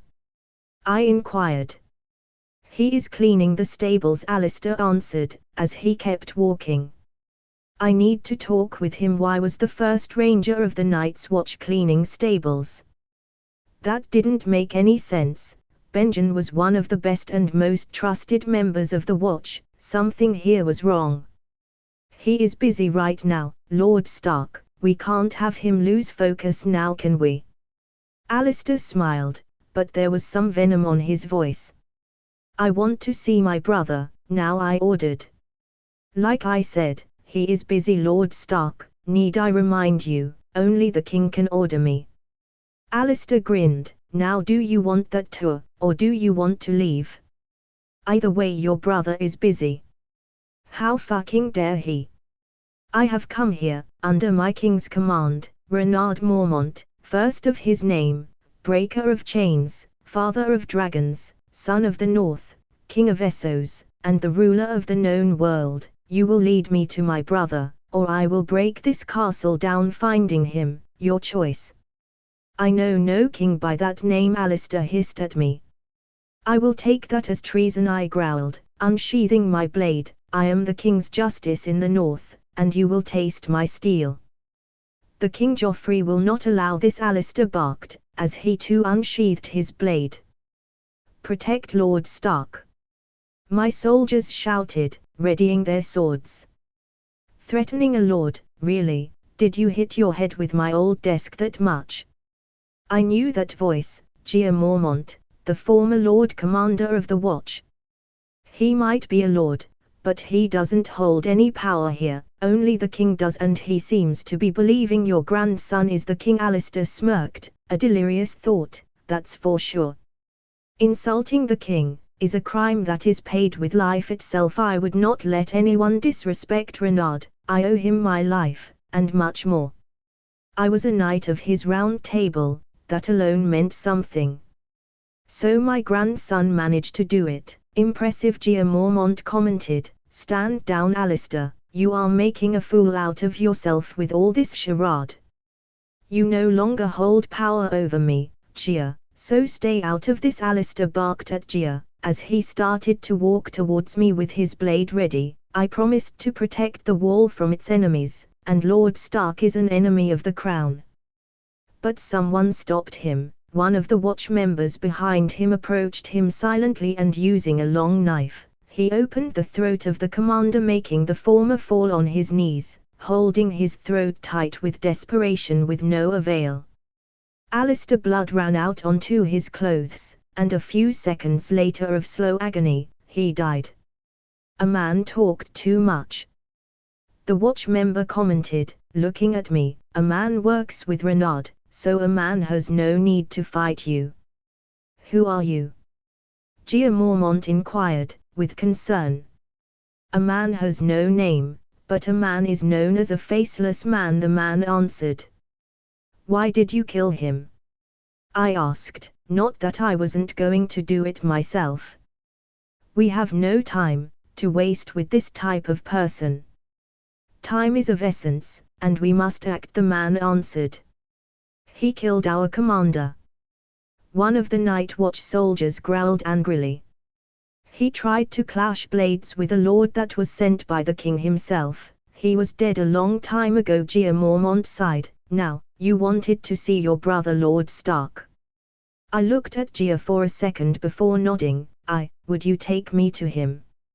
Sure, though I can't walk as fast as I would like, but you can tell me about my grandson along the way. Breaker of Chains, what an interesting title he has. Gia Mormont chuckled. It would be my pleasure, I smiled. To think my grandson would clean the family name to such extent, truly the best possible thing I could ask for. Gia Mormont smiled. Now follow me, your brother is a bit far away from here, for me at least. Comment. 35 comments. Vote. Chapter 138, Chapter 135. Author note, .uu. If you want to read up to 15 chaps ahead, go to https://www.patreon.com/cornbringer. I'm currently on chapter 149. You can also join the Discord channel so we can chat and maybe exchange ideas for novels. https://discord.gg/8474223b. Ned Stark POV. I followed Gia Mormont across the castle, little by little growing worried about my brother's state. Was he okay? Did they do something to him? Why would they? Was it because of Jon? Fear not, Lord Stark, your brother is fine. Well, he is in one piece. I made sure no one harmed him, but I couldn't stop Alistair from imprisoning him, like I couldn't stop him from being an idiot a few moments ago. Gia Mormont commented as if he was reading my mind. Why? I asked. Well, Alistair grew wary of him after your son escaped, and Benjen challenged him every step of the way, but with a good reason. Alistair was being unfair to everyone. The little power he had went to his head. He felt like a king, Truly sad, Mormont sighed as he pointed. Here we are. I looked inside the cell, seeing my brother sleeping on the ground like a dog, with nothing but a bowl of water beside him, making me regret I wasn't the one killing that bastard of Alistair, Benjen. I called him. Ned. Benjen said as he woke up, startled by voice. Why are you here? Apparently saving your sorry ass, I said as Mormont opened the cell. Alistair let you set me free. Odd, Benjen sighed. He is dead, not by my hands, sadly I stated. How? Who? Benjen inquired. It's a long story, I answered. After explaining Benjen what had happened, and why I was here, he visibly relaxed, saying he had seen the army of the others firsthand, and that we weren't ready to face it. Even with the weapons of dragon glass Renard had sent to the wall, Benjen was sure we would lose the wall if a battle broke free. The others are terrifying, Ned. The move as a singular unit, no fear, no hesitation. Their sheer numbers alone are more than enough to crush any army, Benjen commented with a worried expression. Is the king ready for this? Renard has been preparing for this for a long time. We might not be completely ready, but we have a fighting chance. That much I know, I replied. After all, we had thousands of dragon glass weapons, and other tools to face the others, including the dragons we had in our side. A fighting chance, that's better than nothing, Benjen sighed. I have also set some defensive measures in case the others cross the wall, I informed Benjen. Like what? Mormont inquired, taking a seat in front of us. Well, after the battle in King's Landing, Renard acquired a massive quantity of wildfire, and with that I set traps around the forest, making sure to evacuate everyone from the nearby villages, I told them. You plan to set the forest on fire? That would slow them down for a bit, and if we are lucky, it would kill quite a few of those things, Benjen said in deep thought. Did you bring some of that wildfire here to the wall? I nodded. We might want to set some of it inside, in case we know there is no chance to stop them, Mormont offered. That was part of my reason to come here, I informed them. I wanted to make the entire wall a bomb, making the wall our first line of defense and offense. That would certainly be helpful, Benjen nodded. As we continued to talk about strategies, the ground began to shake, with a rhythm. Then, with a loud roar that made everyone in the vicinity clutch their head in pain, I ran towards the widow, but I saw nothing. What was that? I inquired. We have to evacuate, Benjen answered. The others are moving towards the wall, Mormont commented. Bring the wildfire, set the trap, and leave. I will set the wall into flames. I can't let you do that. I shook my head. Ned, I moaned. I lived long enough to see my family crumble with my son, and rise with my grandson. If I live, I will be nothing but a burden. I rather die like a warrior, being useful, than to die like an old man that couldn't do nothing. Besides, it's not that bad. I'm going out on my own terms, Mormont reassured. I will go down with as many fuck as I can take. Your grandson will be proud of you, I nodded, knowing full well how stubborn the Mormonts were when they made a choice. Not more than I am of him. Now, bring the wildfire. We don't have time to waste, Mormont smiled. You heard the man. Start setting up the trap. I shouted as I ordered my men to move as fast as they could with the plans. Renard Mormont POV. Asterisk, is that all you can do? Asterisk, Neltarian taunted. Do you want to be the first dragon to be burned alive? I smirked at him as I dodged the stream of fire he blew at me. Asterisk, as if you could. Asterisk, Neltarian hissed. You ask for it, son, I smirked, taking a deep breath, gathering all the fire I could within myself, as I then expelled from my mouth into a literal sea of flames. that immediately covered the dragon in a wave of infernal fire, that leaves nothing to be seen behind him. I knew you had a dragon in you. Neltarion hissed happily, smoke coming out of his scales. That was the best fire breath I have seen. Well, I had a good teacher, I praised him. Well, that's true. Neltarion hissed happily. I think you are ready, now we can finally spar for real. Sparring with a dragon, well. I suppose he is the only one strong enough to push me, fine by me, I smirked. Oberyn Martell POV. My brother had arrived from dawn, for he now had a reason to finally come to this once cursed city, that was tainted by the blood of Elia, but had now been cleansed by Renard. Hello brother, I greeted. Hello, Doran smiled. Anything new? Well, where do I begin? And so I started, explaining my brother that the real war has barely just begun, that the others were coming and that Renard alone was not enough to face them, and that as the loyal allies we were, we had to help our king with all our might. The others, that's a bedtime story for children, Doran sighed. So were the dragons, this is real, Doran.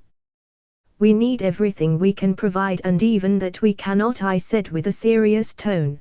This was not a laughing matter, this was life or death, and I wanted to live. You believe him? Doran inquired, looking at me firmly. With every fiber of my body, he is not only my king, but my friend. I answered without hesitation. I was a knight of his round table, his friend, his brother in the battlefield, and I would not let him down. Very well, Doran sighed, you only get serious if the subject requires you to. If Renard and his tales have so much weight with you, I will do everything to help you too, better safe than sorry. Yes, that's the gist of it, I laughed. Comment. 29 comments. Vote. Chapter 139, Chapter 136. Author note, .uu. If you want to read up to 15 chaps ahead, go to https://www.patreon.com/cornbringer. I'm currently on chapter 149. You can also join the Discord channel so we can chat and maybe exchange ideas for novels. https://discord.gg/8474223b. 1 week later. After training for a week, and completely leveling the training grounds to a bulk of ashes and melted swords, I decided to take a quick break. With my fire working as it was right now, I didn't have much to train, besides working out ideas on how to use it properly. Well, that's it for me, I chuckled, rubbing my sore arm, that Neltarion had hit with his tail. Got it, I will go and find new collectibles for my hoard then. Neltarion nodded. Do you want me to fly you back to the castle? I thought about his proposition for a second, before deciding it would be best to walk back by myself. It's all right, go do your thing, I replied with a sigh.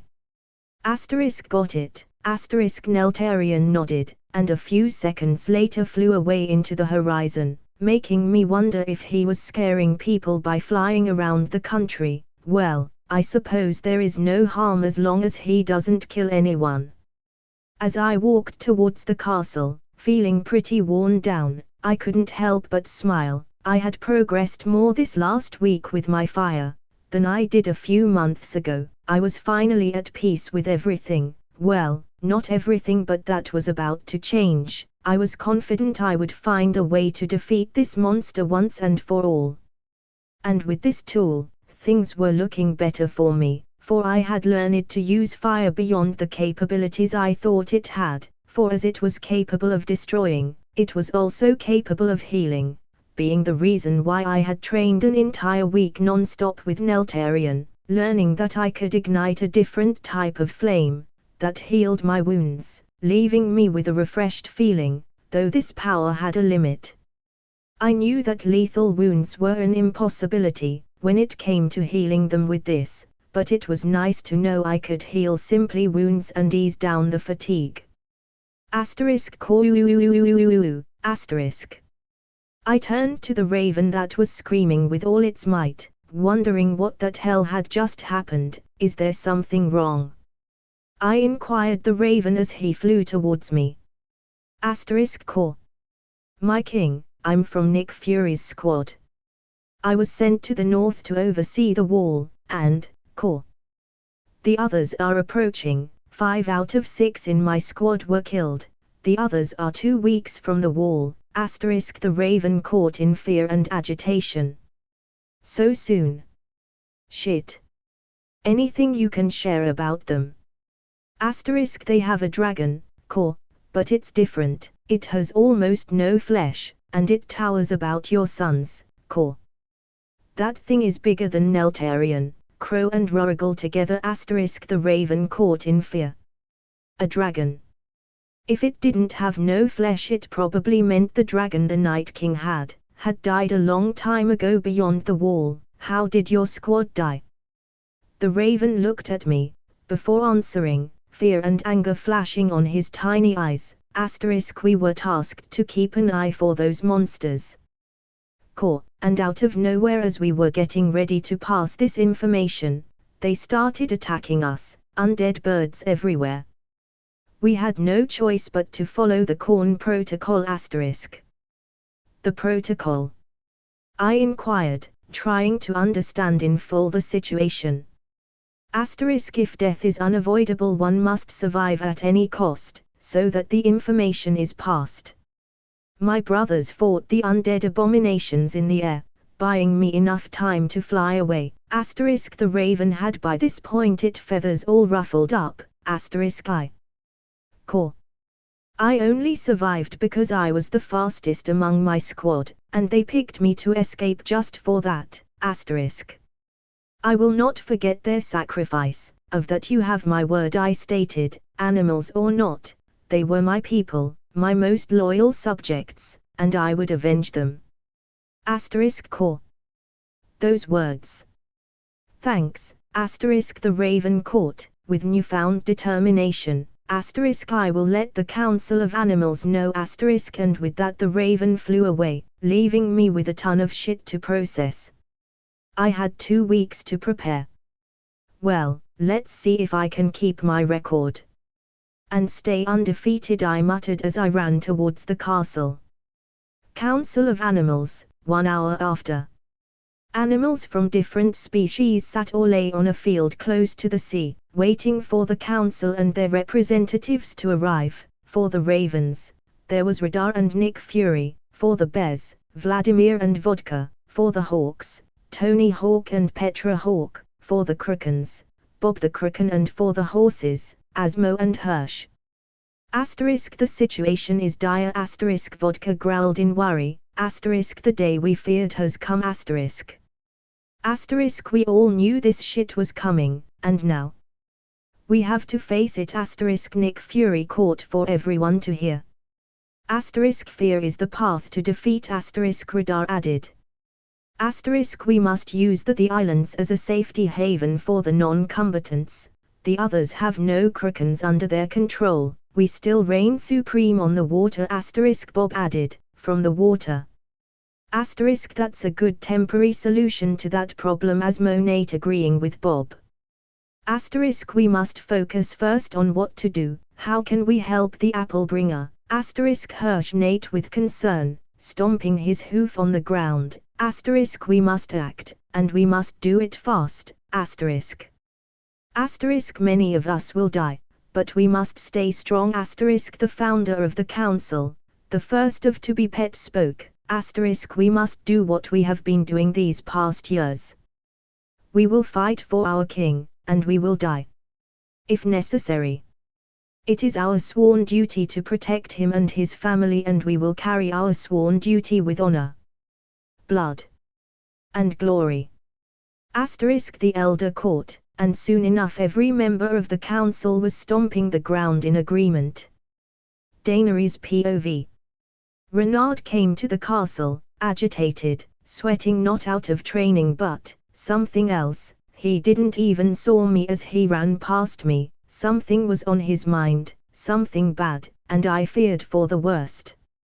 Renard, I called out, stopping him. Sorry, I didn't see you there. Renard muttered. We have to get ready, the others are already moving, we have no time to waste. The others. My fears were right. I will start retrieving all the weapons we have made, while you call the banners. I will. Renard ran, leaving me with a lot running wild in my mind, but there was no time to focus on any of it. I had to act fast. I had to ensure everything went as smoothly as possible for the upcoming battle. Gia Mormont POV.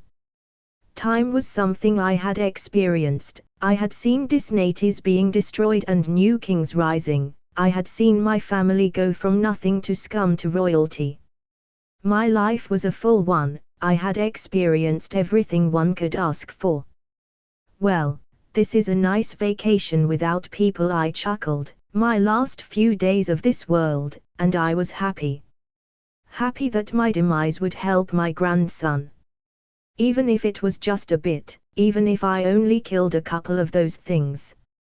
I would be already doing more than I could possibly achieve staying alive, though I wasn't dying alone. Eamon, the oldest member of the Watch, had decided to stay with me as well, for the same reason, to make his last few moments memorable like mine. We are relics of an old time, Eamon commented with a soft smile. I am glad that I get to go. Helping my family, our family.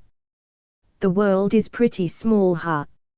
A bear and a dragon, riding this world together, I chuckled. A truly magnificent sight. Eamon smiled. Comment. 31 comments. Vote. Chapter 140, Chapter 137. Author note, .uu. If you want to read chaps ahead, go to https://www.patreon.com/cornbringer. I'm currently on chapter 149. You can also join the Discord channel so we can chat and maybe exchange ideas for novels. https://discord.gg/8474223b. Moving my army in such a short notice was a hard task, but one that I would complete no matter what. Sending my ravens to each one of the houses, I ordered the great and small houses to start calling their men, for the last war was looming above us. As for me, once I was ready sending my letters and letting Daenerys know of the situation, I left with Neltarion towards the wall. I had to stop or at least see what the enemy was planning. A dragon of such magnitude would prove to be a problem, but one that had a simple solution. I had to kill the bastard that controlled him and everything would be over. Though this was one of the scenarios that was easier said than done, approaching the king of any army was the end goal of almost all wars, meaning no matter who you were or what you were, the king was always the most protected piece in the game of war, be it by his skills or his people. The Night King was one that filled both categories. He was no doubt strong and had an army that protected him at any move. But that was simply the tip of the iceberg. The thing that made him dangerous was that his army and him were one, a singular force to be reckoned with, meaning the element of surprise was an impossibility with him as my enemy.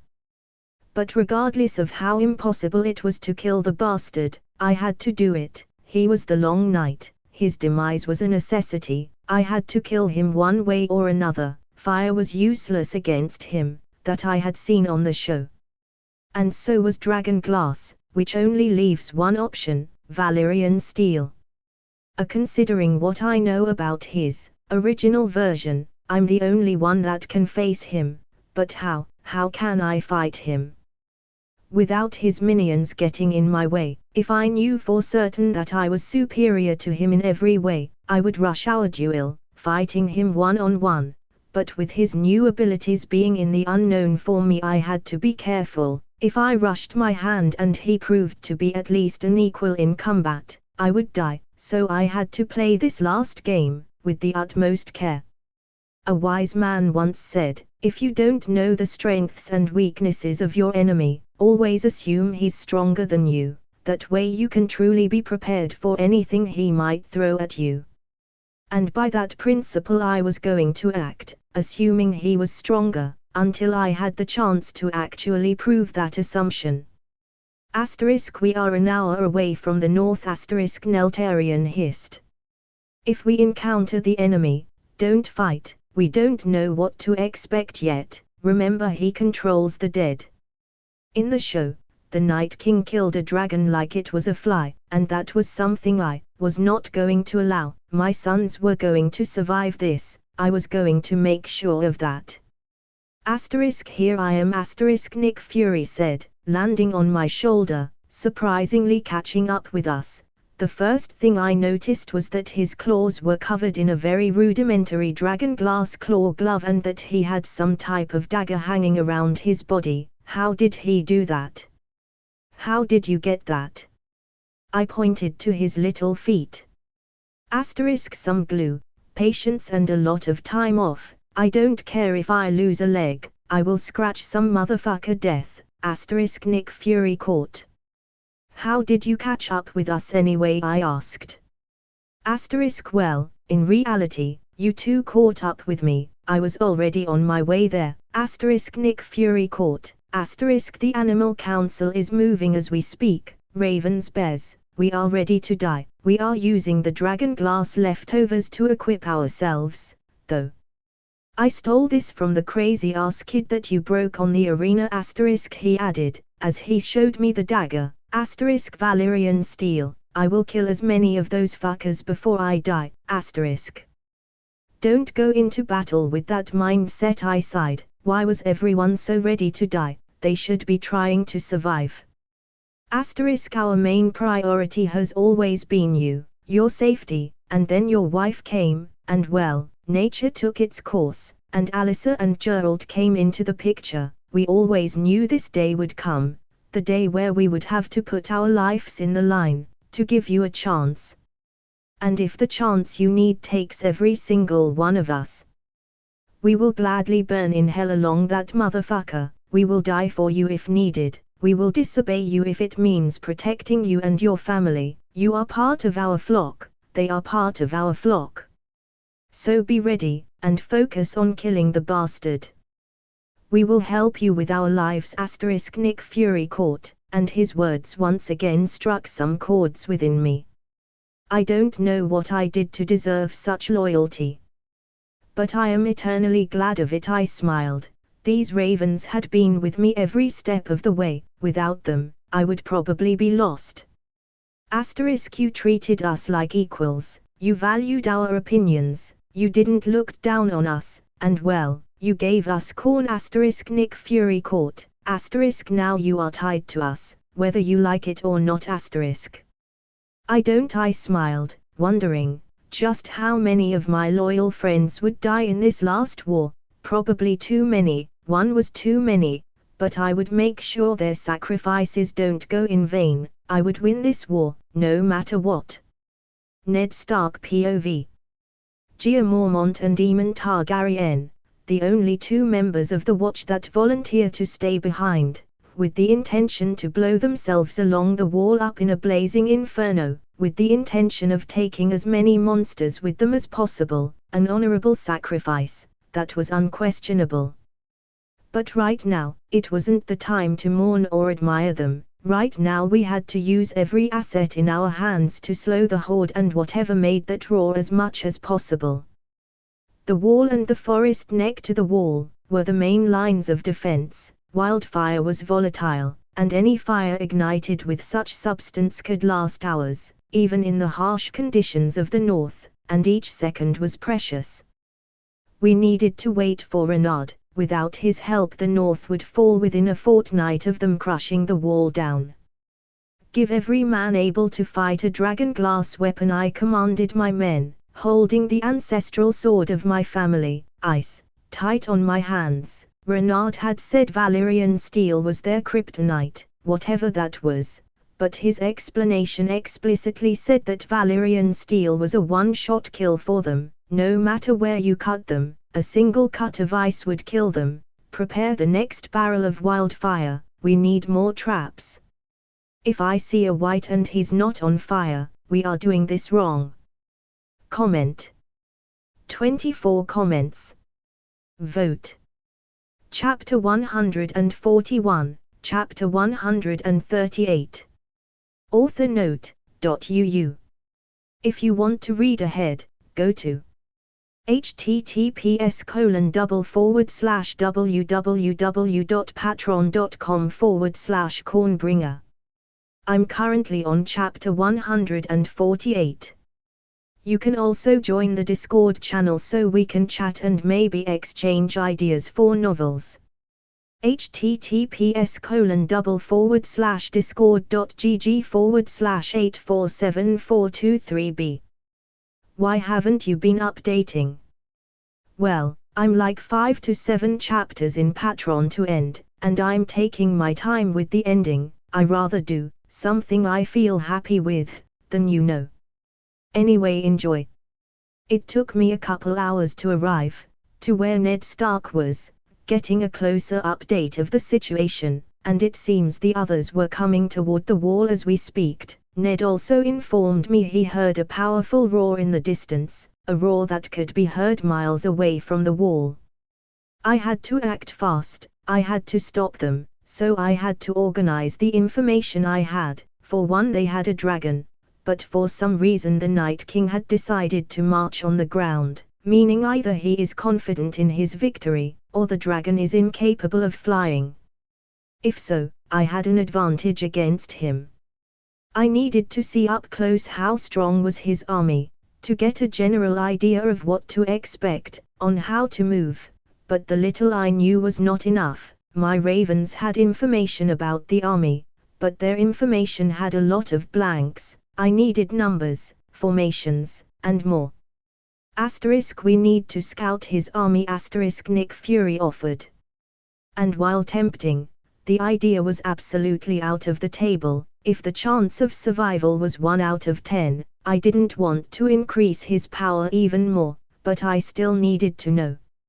Maybe I could wait for the Night King in the wall, that way I would get a better look. Of course, by all means, I had no intention of fighting the army alone. This plan was for me to simply get a peek at the enemy forces. After that I would fly with Neltarion out of the wall, with more information about what to expect. I will go to the wall, I decided, getting worried looks for everyone around me.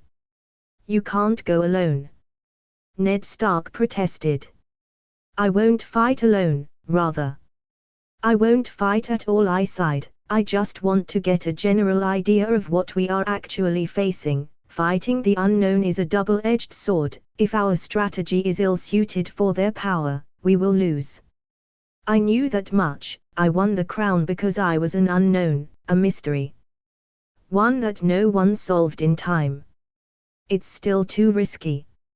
Ned Stark protested once again. If you die, humanity will fall right behind you. Fear, ha.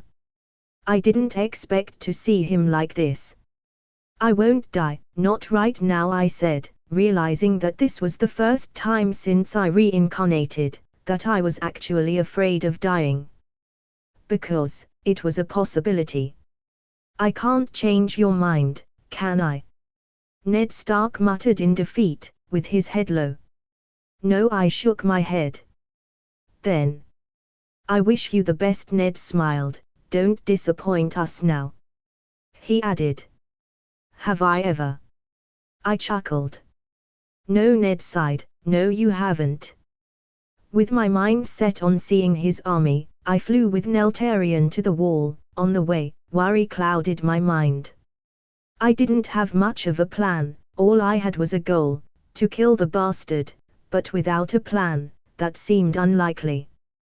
But I was not about to give up. Right now, I didn't know anything about the enemy, nothing about its power, military speaking. But once I got a general idea of what to expect, I would surely find a way to defeat the monster, ending this once and for all. We are close to the wall. Neltarian informed me. Good, I sighed. Good. Three-eyed raven POV. The time of reckoning was near, the last song was waiting to be played, and we all had to play our parts. Me included.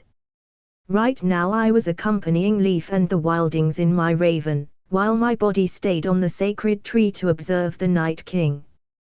We have to move faster, we have to get to the wall, Leaf muttered, her magic being the sole reason we still were alive. We can't keep this shield any longer.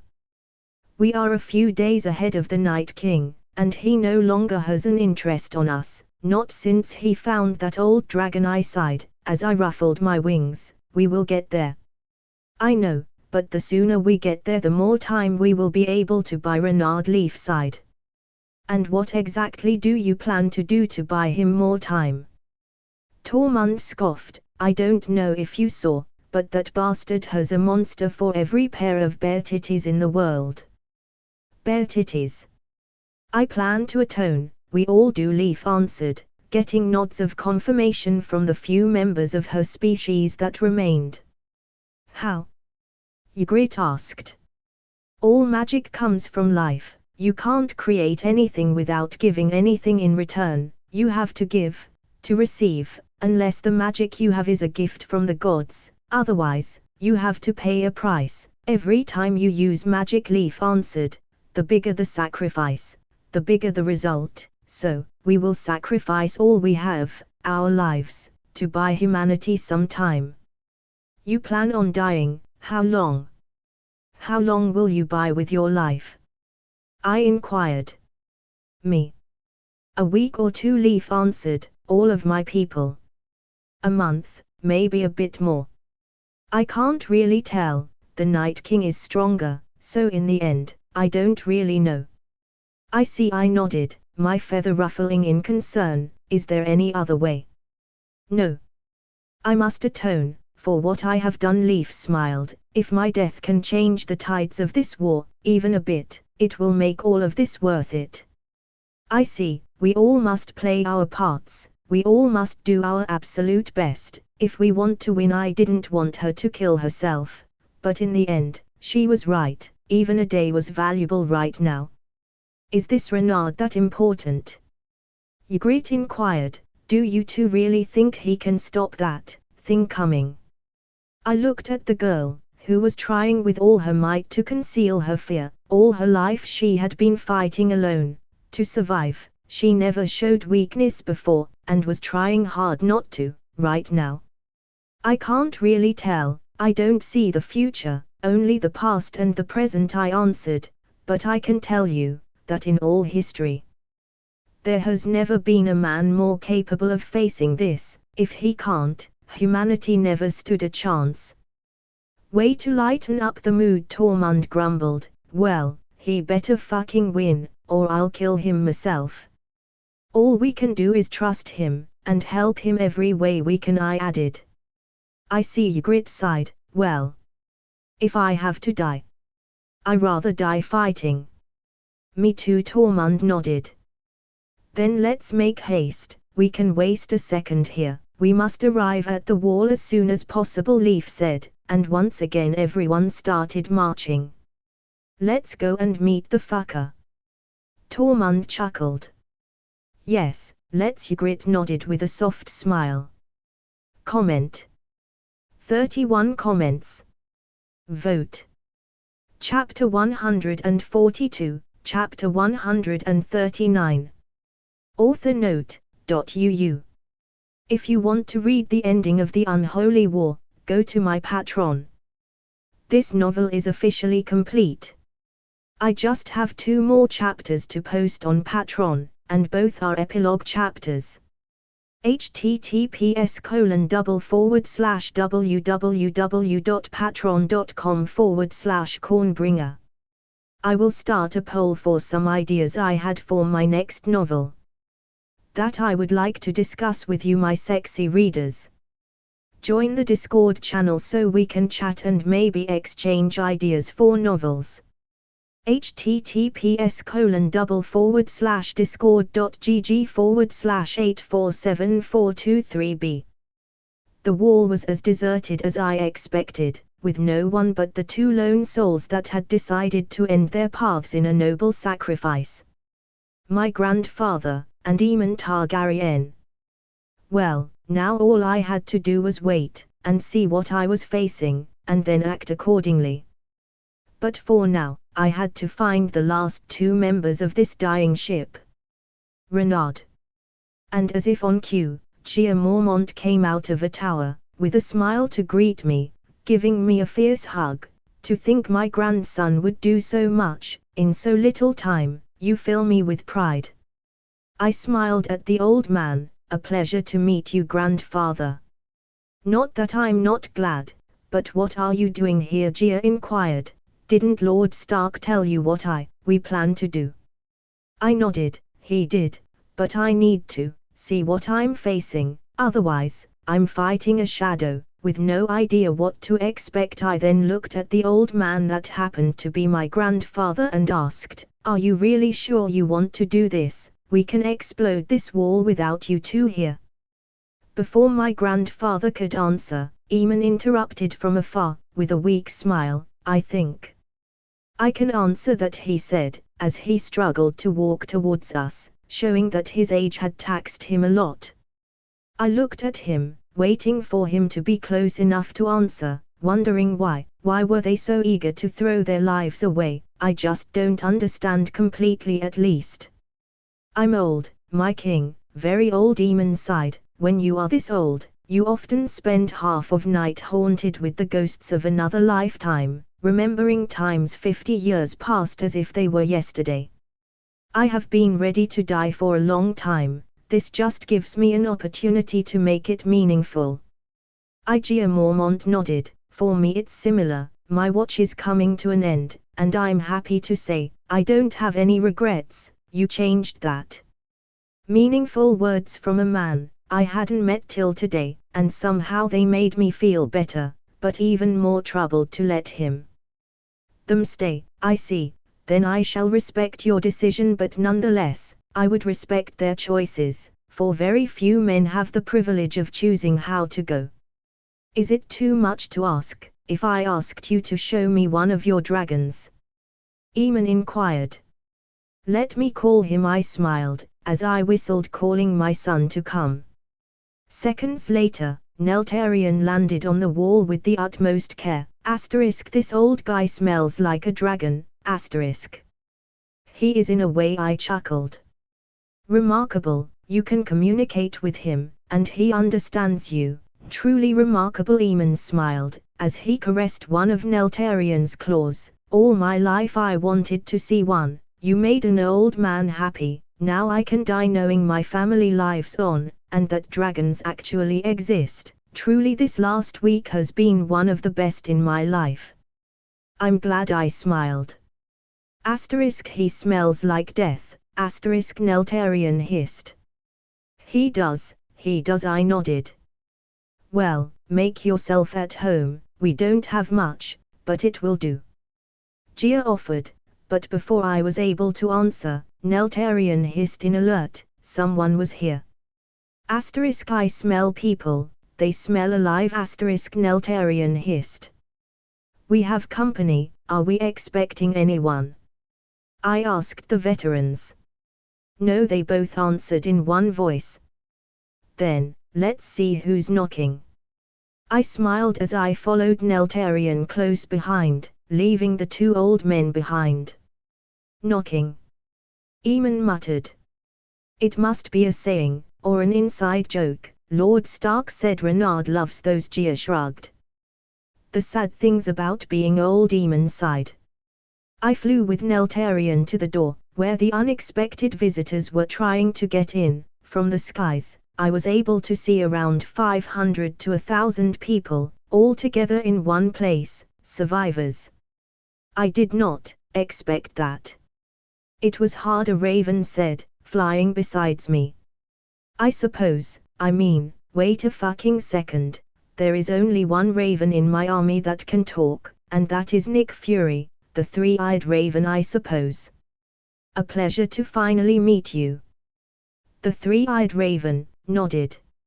"So, is this all that remains from the wildings?" I inquired. "Yes, 862 people, not a lot, but considering what we were facing, it's a remarkable number," the three-eyed raven answered. "Remarkable indeed," I nodded, as I ordered Neltarion to descend into the group. "A dragon. I bet the fucking chosen one is riding it," a man grumbled as I descended with Neltarion.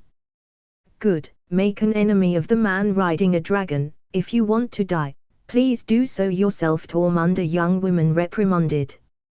"Oi, piss off, Ygritte," Tormund growled. "Make me," Ygritte challenged. We finally meet. Anger sparked inside of me, like a fire that was starting to spread within my soul, a raging fire. You see, normally in things like this, you don't get to see and meet the person responsible for all the shit you are going through. I mean, in most stories those fuckers die, or are simply out of reach. Yet, in front of me, was the person responsible for creating the biggest abomination this world has seen, Leaf and her people. "Give me one good reason why I shouldn't kill you," I asked with a cold tone, as Neltarion roared to accentuate my threat. "I don't have any," Leaf answered without skipping a beat. "I know I can never atone for what I did, but I can buy you some time. At least that way, my death will mean something." "Heck, fuck off, she has helped way more than you," Tormund growled, holding his axe ready to strike me down if needed. "While you fucked your wife, and enjoyed the good life, she helped us, so fuck off." I looked at him for a second, before I started to laugh, at the irony of the situation. Protecting the person responsible for the death of your comrades, I find this oddly entertaining. Is riding that dragon hurting your head or something? Tormund barked. "The one that killed my people is the Night King." I smiled as I pointed at Leaf. "And who do you think created the Night King?" Tormund looked at me, and then to Leaf, doing the same motion for a couple of times, before he exploded in anger. "I will kill you, bitch." As amusing as it was to see Leaf ready to accept her fate, I couldn't let her die. If she had a way to buy me time, her existence was still worth keeping. "Sorry, but she gets to live for now," I said as I knocked Tormund out cold with a kick to his guts. "Good call," Ygritte sighed. "After all, she said she had a way to buy you time. It would be a shame to kill her now." "Ha, the young lady was quite smart." Yes, she did," I nodded as I gazed at the subject in question. Comment. 32 comments. Vote. Chapter 143, Chapter 140. Author note: warning, this chap is unique, so wait till the end of the chapter and read the note. Love ya. If you want to read the ending of The Unholy War, go to my Patreon. This novel is officially complete. I just have 2 more chapters to post on Patreon, and both are epilogue chapters. https://www.patreon.com/cornbringer. I will start a poll for some ideas I had for my next novel that I would like to discuss with you, my sexy readers. Join the Discord channel so we can chat and maybe exchange ideas for novels. https://discord.gg/8474223b. Leaf plan was quite straightforward. She and the few remaining of her people would use their lives to strengthen the wall, giving me a month or so at much plan. That would give you the time to better prepare, Leaf said, as she ended the explanation of her plan. I see. I narrowed my eyes. So I have 1 month. Maybe a bit more, but I can't say. Leaf answered. Very well, kill yourself. I was angry, for the sheer stupidity she had to create a weapon with so many windows for failure. How in the seven hells didn't she all the downsides of creating a fucking like, how stupid you have to be, to not see how bad that was going to backfire. A bit harsh on her, don't you think? The three-eyed raven stated. If you think that's harsh, our definition of harsh is vastly different. I rolled my eyes at the raven. She was young, and wanted to protect her people. The three-eyed raven added. Being young does not give you a free pass to screw the world. Even a blind man would have been able to see how bad that idea was. I replied. I suppose then you haven't made a mistake you regret then. The three-eyed raven shot back. Oh yeah, how could I forget? After this I have to fight the 8 Night Kings I made. I shot back with a scoff. At least my mistakes will not haunt the world to the point we are facing an extinction-level threat. So please do shut up, I sighed. Very well, the three-eyed raven nodded. I will keep an eye for the Night King. How far is he? I asked. A week. If he keeps slowing down, maybe more, the three-eyed raven answered. Very well, I nodded. The more the bastard took to get here, the better it was for me.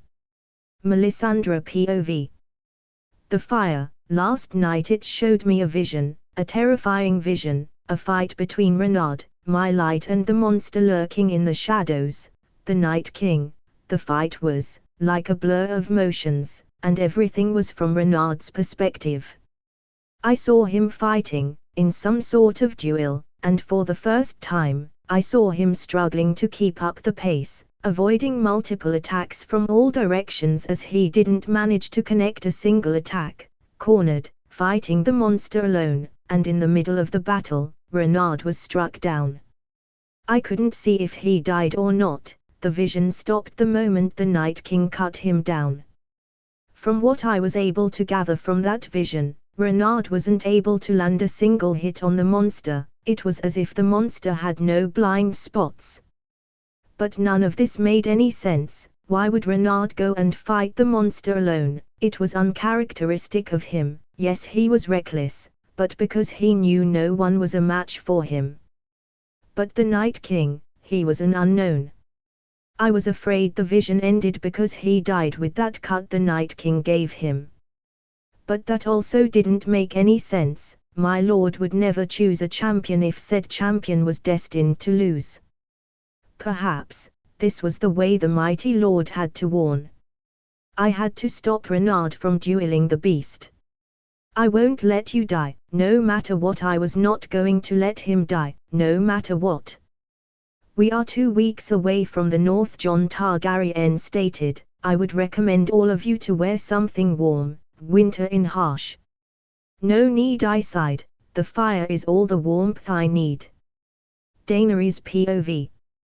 It would take 3 months to move every single banner to the north, but we didn't have that time, so I took the decision of moving with around 70% of the army to the north, and while I knew Renaud would be mad seeing me there, I had to, even if it was just to kiss him goodbye. My queen, someone called outside my carriage. Melisandre wants to talk to you. The Red Witch. Renaud said she was useful but dangerous, that I had to be careful around her. Let her in. My queen. Melisandre bowed inside the carriage. Do you need something? I asked, wondering what was so important that it couldn't wait till later. I'm sure you are aware of my rare gifts. Melisandre started. Well, one of those gifts is seeing parts of the future, parts the Lord of Light allows me to see. A cold feeling started to spread through my body, shivers running down my spine, as my body went cold. What did you see? Had Renaud died? No, he couldn't. He promised, and he never breaks his word, not to me. Renaud will somehow end in a duel with the Night King, and I'm not sure if he survives or not. You must stop him. You are the only one with enough pull to do so, Melisandre stated. In my vision he was losing, and it was by a lot, outclassed, It was terrifying. Renard outclassed. That is impossible. He was the best at what he did, unbeatable, unstoppable. Was the Night King that strong? I inquired. I can't tell. The fire showed Renard fighting the Night King one-on-one. The Night King had his army behind him, but they didn't intervene, and Renard just couldn't seem to hit him. Even without looking, the Night King was able to effortlessly dodge his attacks. I don't know how. I was gasping for air at this point. I didn't want to lose him. I wasn't ready to live without him. I don't think their power is too far apart. In reality, I think they are somewhat evenly matched, but the Night King has something that gave him the edge on that duel, and I don't know what. Melisandre stated. How are you so sure? I asked. They both represent the two sides of a coin. This disparity is not something my lord would allow. Melisandre answered. And I hoped with all my heart she was right. Author note with some clarification. The vision Melisandre had depicted Renard losing, and I will clarify because for this, my dear sexy readers, you will need to use your heads to solve. Renard didn't lose the duel in the vision because he was outclassed, nor because the Night King is stronger than him. The reason why Renard lost is connected to Night King minions. I know some will solve that soon, if not wait for the duel. Dear author, why are you clarifying? Well, because after the last non-conventional route I took and the reactions I got, I decided to give clues. Want another clue? Well, okay. Here it goes. Renard will be in a world of pain, he will know pain, he will experience pain, so there you go. If that doesn't solve this, nothing will. And before your ass jumps to pain. Is not related to him in the way you think. Comment. 35 comments. Vote. Chapter 144, Chapter 141. Author note, .uu. If you want to read the ending of The Unholy War, go to my Patreon. I will post the epilogues on Patreon soon, and after that, who knows? I might start another GOT novel. With a different setting altogether. https://www.patreon.com/cornbringer. The days, waiting for the Night King were excruciating. I knew he was coming. The three-eyed raven was keeping me updated with his movements, and even then it was torture to wait for the bastard. Leaf has yet to sacrifice herself. She was apparently waiting for the Night King to arrive to do the sacrifice. And to top all the shit that was piling for the nearby future, my wife was coming to the most dangerous place on Earth right now, the North. Can you beat the fucker? Tormund inquired. Huh? Well, it's not matter of if. I have to beat him, even if he proves to be stronger. I will defeat him, I answered. Well, you kicked my ass in a single punch.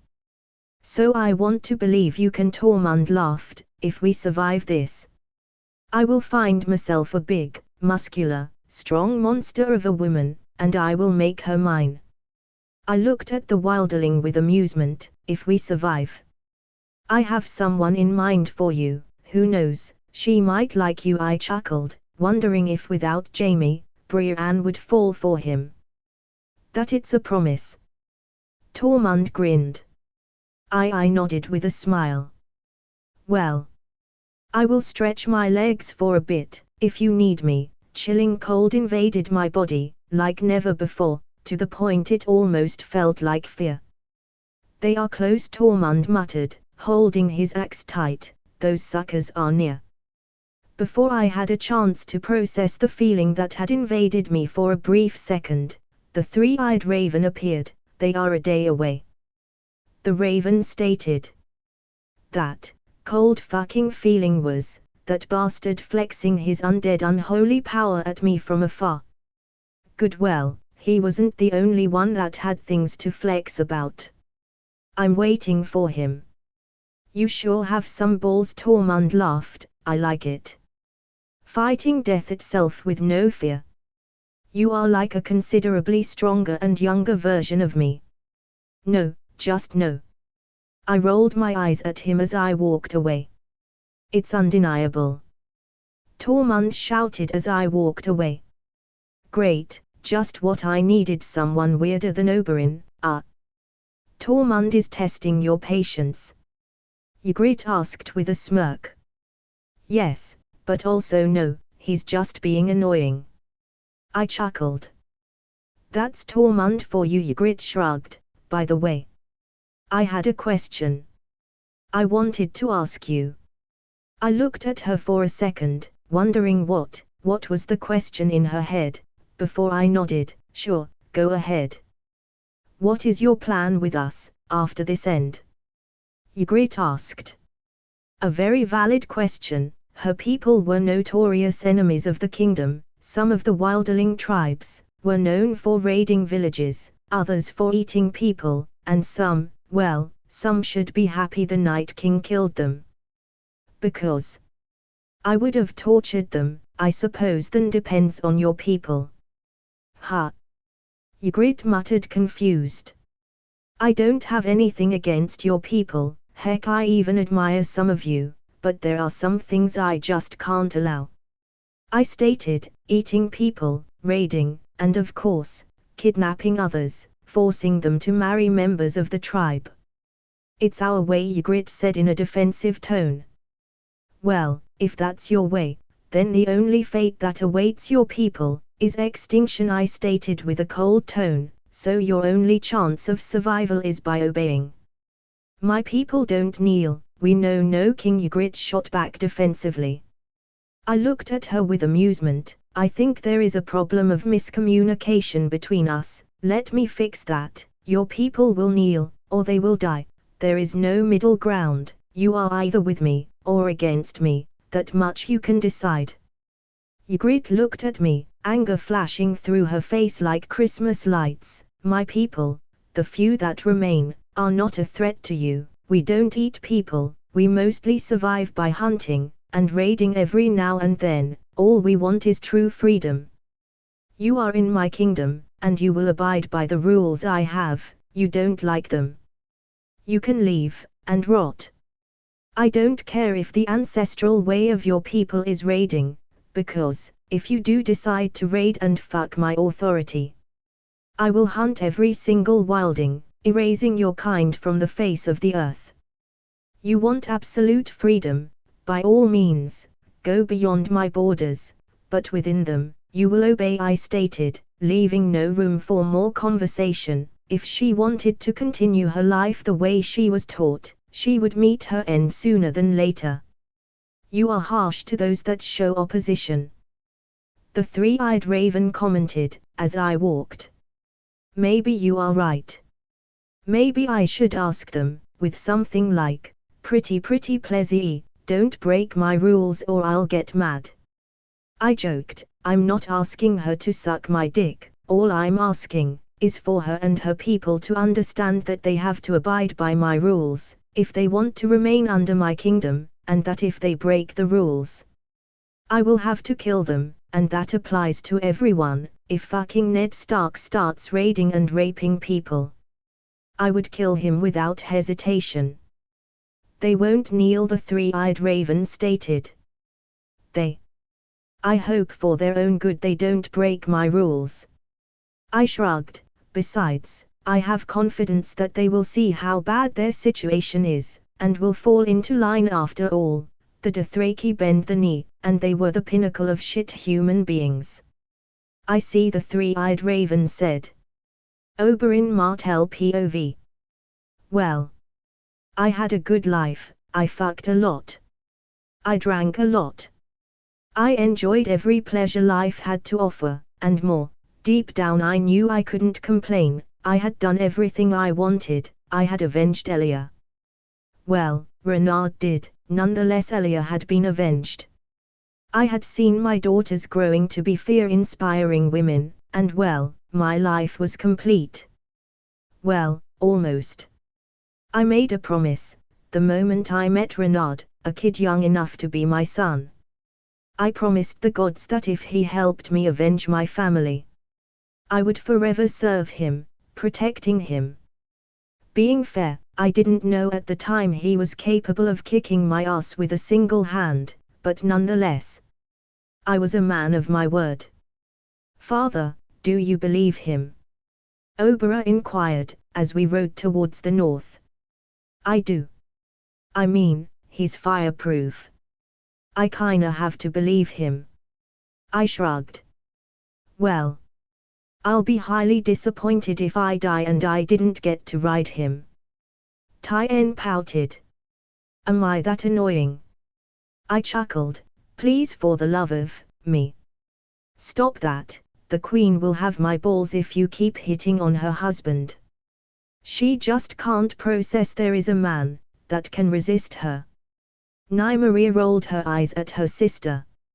He's just playing hard to get, Tien scoffed. Yeah, sure, whatever helps you sleep, Sister Oberá smirked. And so my dear daughters started to argue, and I couldn't help but smile, knowing this might be the last moment I have to enjoy such simpler things. Comment. 31 comments. Vote. Chapter 145, Chapter 142. If you wanna read other novels, like Avatar: Cold Paths ahead of the WN publish, or Twilight, We Are Venom, yet to be published, go to my Patreon, https://www.patreon.com/cornbringer. See you soon. The last 24 hours of waiting were excruciating, and yet the worst had yet to come. As the waves of undead soldiers got themselves into position, I couldn't help but stare in disbelief. His army eclipsed mine in sheer numbers. Giants, ice spiders, and more, with 80% of his army being nothing but walking skeletons, meaning he had resurrected even those who had died a long time ago. And yet, the Night King was nowhere to be seen. Where the fuck is he? I muttered in question as I paced around the wall. I can't see him, there are too many of them, the three-eyed raven grumbled. I can see that, I sighed. He's coming, Leaf said, taking a deep breath. I will commence the ritual. We will buy you as much time as we can possibly exchange for our lives. Very well, I nodded, not really paying much attention to her. Renaud, that was him, his voice, the dark and chilling tone that had plagued my dreams with nightmares, sending shivers of cold down my spine. We finally meet. Taking a deep breath, I turned to look beyond the wall, seeing the monster slowly approaching the wall. Can't say it's a pleasure, I spat, loud enough to deliver the message. Death is unavoidable.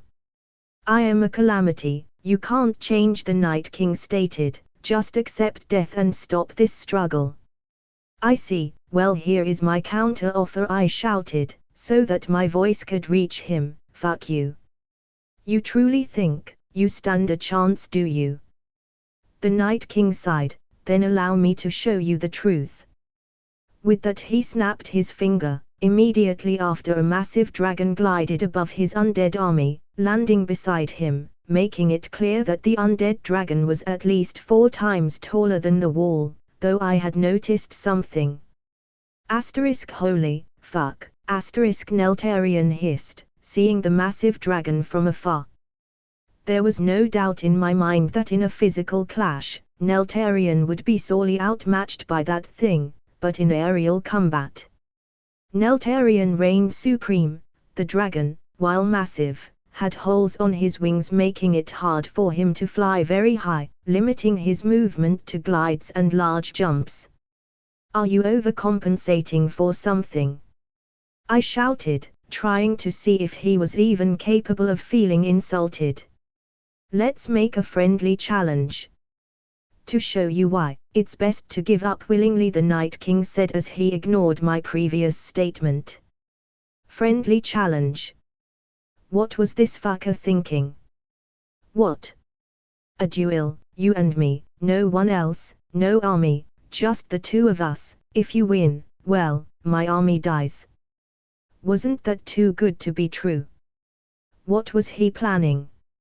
And if I lose? I inquired.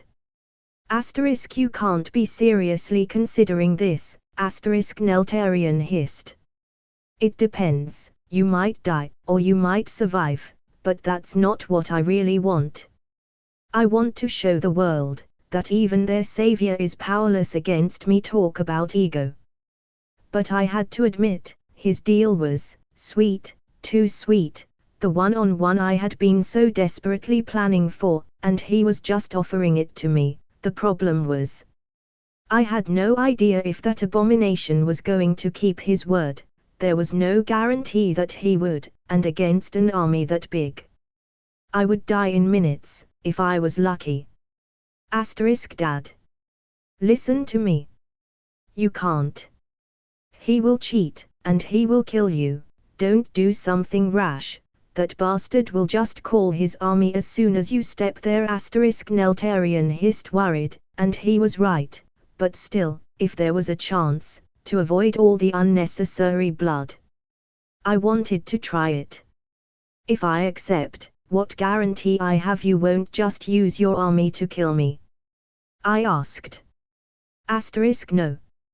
Asterisk, Neltarian roared at me, anger being the controlling emotion. I don't have a need to lie. I will win. Lies are meaningless to me. His tone of voice, his demeanor, his lack of mortality. This monster saw himself as a god, and fortunately for me, he didn't see me as a rival worthy of even considering the option of lying. Very well, I nodded, I accept. Asterisk, I won't let you. Asterisk, Neltarian growled at me. Asterisk, if I have to drag you out of the castle I will. Asterisk. He will fight the duel alone, I reassured him. Asterisk, I won't let you. Asterisk, Neltarian hissed in pain. Asterisk, I'm not ready. I can't, you can't. Asterisk. Do you really think he will outclass me that bad? I asked. Asterisk, no. I know you can beat him, but I don't trust his words. Asterisk, Neltarian hissed softly, nuzzling my head. Well, if he tries anything, I'm counting on you, you know, to drag me out of there. I laughed, wondering if I was making the right choice. If I die, get Daenerys, the kids, your brothers and the ravens and fly to the other side of the world, and never stop. Neltarian just stared at me, pain, emotional pain showing on his face. Asterisk, I will. Asterisk. I was afraid, my own stupidity had led me to, well, what I was doing right now, walking towards the enemy army. At least they weren't moving at all, but they were staring, quite intensively, following me with their eyes, their unblinking eyes. As I promised. None of them shall move, the Night King stated, as I appreciated how he actually looked. His face was giving a light dim blue color, like a small fog was covering his face. His eyes were glowing blue. It was very similar to others, from World of Warcraft. God, I hope he doesn't have the same powers. If so, I am so fucked. I see, I said as I used a bit of my internal fire to keep my body warm. Being in front of him was worse than swimming naked on Winterfell during winter. The cold was unbearable in front of him. Let our duel begin. Let's, I nodded as I unsheathed my sword. Neltarian Mormont Ravanicus Targaryen NPOV. I had a bad feeling about this, that abomination was hiding something that would give him an edge on this duel. But what? Asterisk, I don't like this. Asterisk, I muttered to myself. Your father is both brave and stupid. If this bet of his fail, humanity is gone. The three-eyed raven sighed. Renard Mormont POV. I rushed at the monster, swinging my blade in a circular motion, only for him to move inches before the attack even managed to connect. delivering a counter-attack to my side that I managed to block just in time. The attack itself managed to push me back a few meters. He was strong enough to push me back. I had to change my strategy. I had to play dirty. Taking a deep breath, as I summoned my fire within, knowing full well he was immune to fire, and would most likely don't move to avoid such attack. But what he didn't know was that I didn't pretend to use fire. The fire was just the means to an end, and my end was nothing but smoke. With a smirk I coughed a smoke screen at him. I had to be fast. His field of vision was obstructed. This was my chance to deliver a killing blow, and end this. Locking my eyes on my target, I swung my blade at his neck, but much to my shock, in response to my attack he simply stepped out of the way. I kept on hacking my blade at him, each and every single attack being dodged with ease. This didn't make any sense. He wasn't that much stronger than me. His first attack said that much. We were in the same league, and even then, my attacks couldn't reach him. He shouldn't be able to dodge so many attacks, when the majority of them are aimed at his blind spot. Without even looking at me, he was dodging shit he didn't even see. And like a thunder the first cut came unannounced, making me flinch in pain. You see, you can't even reach me. I held my arm in pain as a bit of blood slowly dripped down. As I tried to find the how was he moving like that. His reactions weren't normal. It was as if he was seeing me from all angles. But how? Don't get cocky. You are not the first to make me bleed, I scoffed, getting ready for round 2. Comment. 16 comments. Vote. Chapter 146, Chapter 143. If you wanna read other novels, like Avatar Cold Paths or Twilight, We Are Venom, go to my Patreon, https://www.patreon.com/cornbringer. See you soon. His movements were too perfectly timed, left and right. My attacks were being either blocked or avoided, and little by little, he was cutting me. For the first time in my life, I was struggling to keep up. For the first time in my life, I felt outmatched. Give up. Give up. Never. If I didn't find a weakness in him, everything would end badly. I couldn't allow that to happen. If I had to die, I would make my death have some meaning. You don't get tired of asking me the same thing over and over and over again? I inquired, trying to maintain my bravado, yet it was clear as the day who was winning so far. Perhaps you're right, the Night King concluded. With nothing more to say, the Lyke lunged forward, quickly sprinting towards me and coming closer, jabbing out his sword in an attempt to stab my eyes. Still, reflex kicked in, and I jumped backwards, avoiding the attack, but he continued his assault, trying to cut my legs to stop my movement. I noticed this at the last second and got away with a small, bleeding slice. During this exchange, I noticed something I had failed to earlier, that while attacking, we were equally matched, yet his defense was vastly superior, meaning I was able to defend but no attack. I knew deep down something was off with this. No one excels in one category over the other that much, and being undead didn't make him the exception. As I studied his moves, trying to find a weakness in his defense, he again sprinted at me. Still, this time I just waited with my sword ready, blocking his attack as our blades clanged together, creating a rumbling echo through the ice hell around us, and another little detail popped. I was physically stronger than him, not by much, but enough to push him back.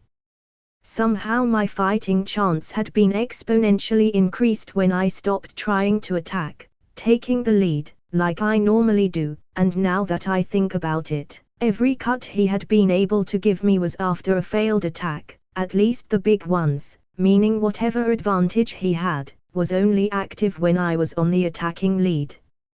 going into the defense. Intriguing, the Night King said, as the weight of my sword was pushing him back, but he soon recovered, creating an ice lance trying to catch me by surprise.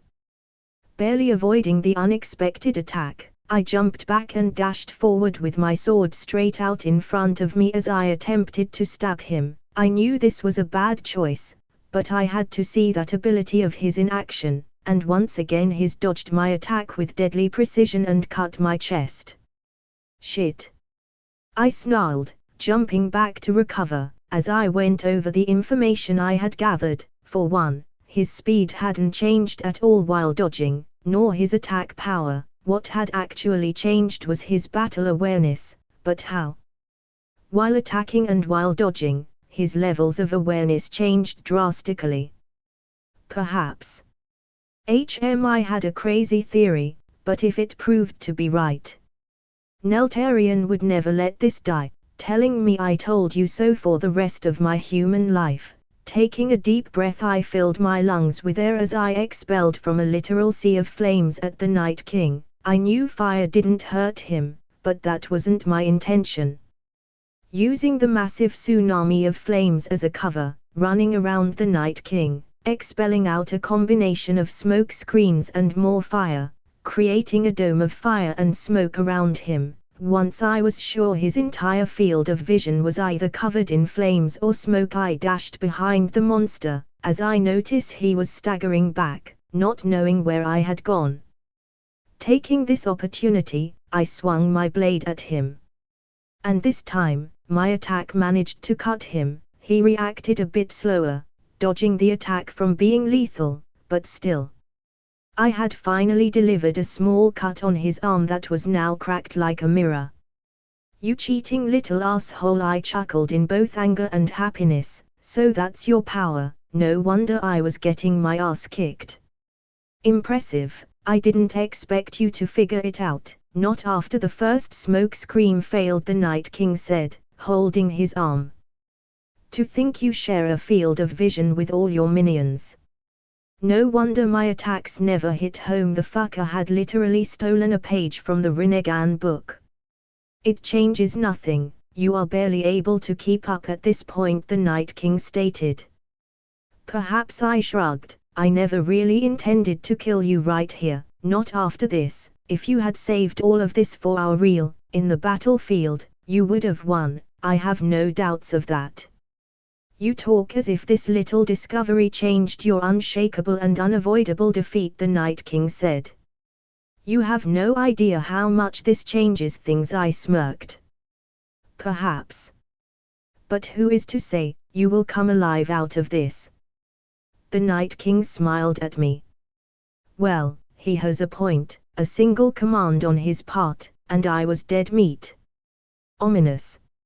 "I have also to show you all my powers. We are in many ways equal. You control fire, and I control ice." "Yeah, I noticed," I interrupted.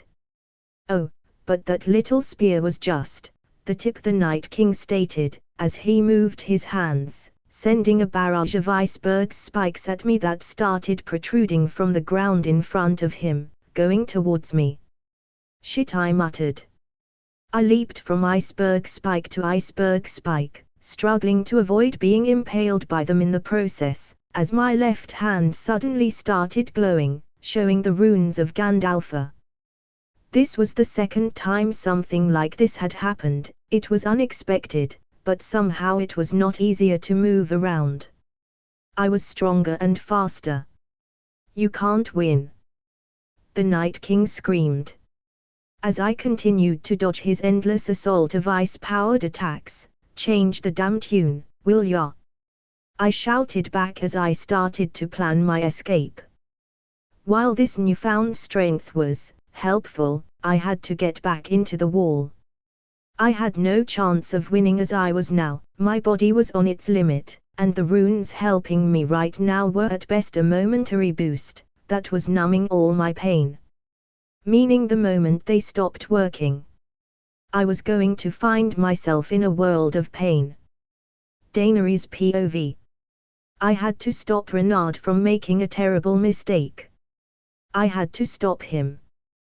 That alone was the sole reason I was flying with Crow and Rorigal to the wall. We were but a few minutes away, a few minutes of torture. I will kill Dad if he did what the red weird lady said, Crow hissed. I really hope nothing happens, Rorigal hissed back quietly. I couldn't understand them. But I knew they were as worried as me, that much was certain. Comment. 7 comments. Vote. Chapter 147, Chapter 144. If you wanna read other novels, like Avatar Cold Paths, or Twilight, We Are Venom, go to my Patreon, https://www.patreon.com/cornbringer. See ya soon. I continued to dodge the endless assault aimed at me, struggling to dodge each attack. My stupidity had been my own outdoing. The Night King had the terrain advantage on this duel. His ice powers were feeding off the terrain, making his attacks exponentially stronger than they were supposed to be. Each attack was stronger than the last, leaving a trail of destruction behind. I had no idea for how long I would be able to continue dodging. I knew that I had to retreat. It was more than obvious that if I stayed fighting on his domain, I would die, and dying was no option. Having problems?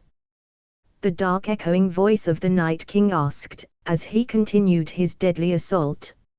Not at all, I answered, as I dodged a spike of ice that was about to pierce my leg. This is nothing but a good workout, I lied. The strain I had been until now putting on my muscle was starting to show. My arms and legs were screaming in pain, agony. I had never worked them out to such extent, and the worst part was that if I was feeling pain, it meant the runes were starting to go off, and the moment that boost I had gained thanks to the runes disappeared, I would with certainty die. The wall was around 1.5 miles away, meaning that if I took a run for it, I would be able to reach the wall within the minute. That was, of course, taking into consideration the current physical boost the runes were giving me. Dodging 3 spikes, all aimed at my vitals, I blasted towards the wall, deciding I had all the information about the Night King I needed, and a general idea of how to defeat him. Staying any longer was not a good idea. Going back so soon? The Night King asked, speeding up his attacks. You can't leave the party yet. Creepy motherfucker. I'll invite to my own party later. For now, fuck you. The closer I got to the wall, the slower my movements got. Little by little the shining rune in my hand started to glow less and less, and the pain that it was holding started to spread, invading every corner of my body. This sudden decline of physical prowess allowed the Night King to start connecting attacks that I was now barely dodging, making sure no vital areas were struck, but that didn't mean getting pierced in the legs, arms and other parts of my body was not painful. Feeling a bit down, I looked at the Night King, who was walking towards me, with an evil grin. He was enjoying my suffering, at least before he became this asshole. He was just following his purpose. He wasn't truly evil before. Now, he was. Fuck you, I spat as I struggled to stand up, cursing my situation. I was but a few dozen meters from the wall, so close, yet so far away. I told you, didn't I? I cannot be defeated. Would you stop sucking your own dick? I swear. I can hear you gag every time you talk about how great you are. I sighed, as I held my sword ready to fight, though the pain coursing through my body was making this simple task a living hell. It took a few minutes for the monster to be in front of me. Minutes I dragged my almost limp body closer to the wall, while keeping an eye on him, but now he was standing in front of me, holding his blade, about to strike me down. You fought well, Renard, but I was beyond your human chance. With that, the monster brought the sword down, covering the snow with my blood. So this was it, truly pathetic, everything I did. And it was for nothing. I died by the edge of my own arrogance. Asterisk nu asterisk. Nu. Daenerys POV, 10 min earlier. I was so close to the wall, in a few minutes I would be there to save Renaud, alongside me my dragons and the Red Witch that Rorigal had decided to pick up after going back for her. I feel his fire, and the cold. Close to him Melisandre muttered, shaking in cold. The cold is overpowering his fire, freezing his flames. In the distance I could see Neltarion, on the edge of the wall, and while I couldn't understand him, I knew he was shaking for his father. "Where is my husband?" I shouted as I landed on the wall, with my dragons. "Where?"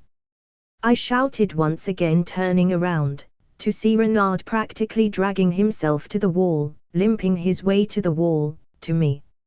Inches behind him, the monster that had been haunting our lives, the culprit behind our current suffering, the Night King, with his sword raised, and an evil smirk, directed at us, just before he brought his blade down on Renaud.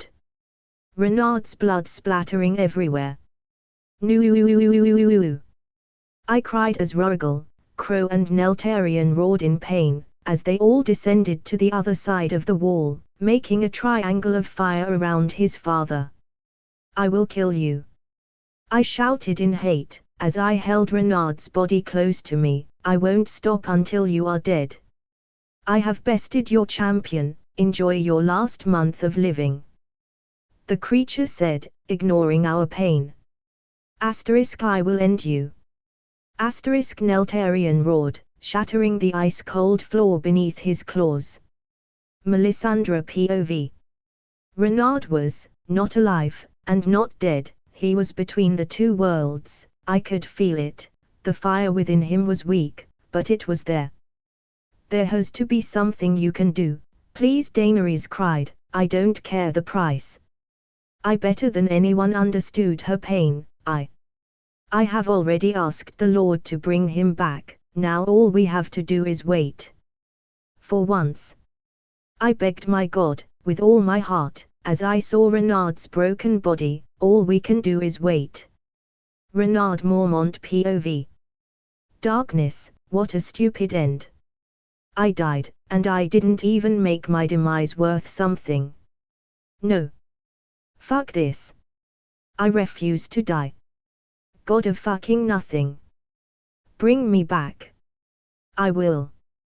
Ha, that was fast, and anticlimactic, thanks. You acted rash. You let him win, you were stupid. I was. There was no point of denying it. I was overconfident, and this was the price.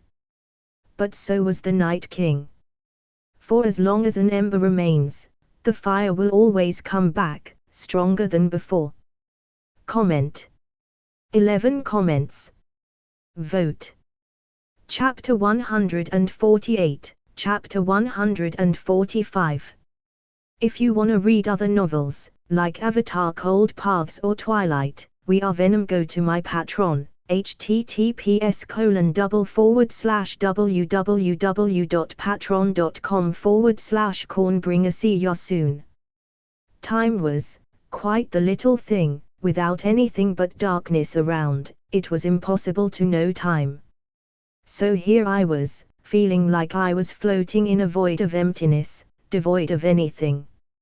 Not knowing how long had it passed since I formally died for a second time. I was breaking records. I had died twice in a lifetime. Not many people can boast about that. At the very least, the asshole I have for a god decided to resurrect me, probably because I still have the rip-off of the Night King to defeat, not that I complained. I loved living. And if the excuse for me to live again was to murder that asshole, I was fucking in. But while I was happy, I was coming back. I was scared, not of the challenge the Night King represented. Still, the cost of resurrecting, in the books, every person that was brought back to life, lost something, a part of them. Caitlin Stark, lost all her memories and humanity. Thoros, was but a fragmented human, walking without purpose, and John felt empty, as if something he didn't know was missing. And I couldn't help but wonder, what would my price be? I knew the time of death had something to do with it. But still, I couldn't help but ponder over the thought, a price. I muttered in the void. Yes, a price, it's the natural order of things. You are rather talkative now. It was odd to see this bastard being so responsive. You are in my domain, reaching you here is fairly simple. I suppose that made sense, but still, fuck that guy, so a price. Every time a fire starts, fuel is needed to do so. Fire can't exist without a source to feed off. And my original source is gone? I inquired.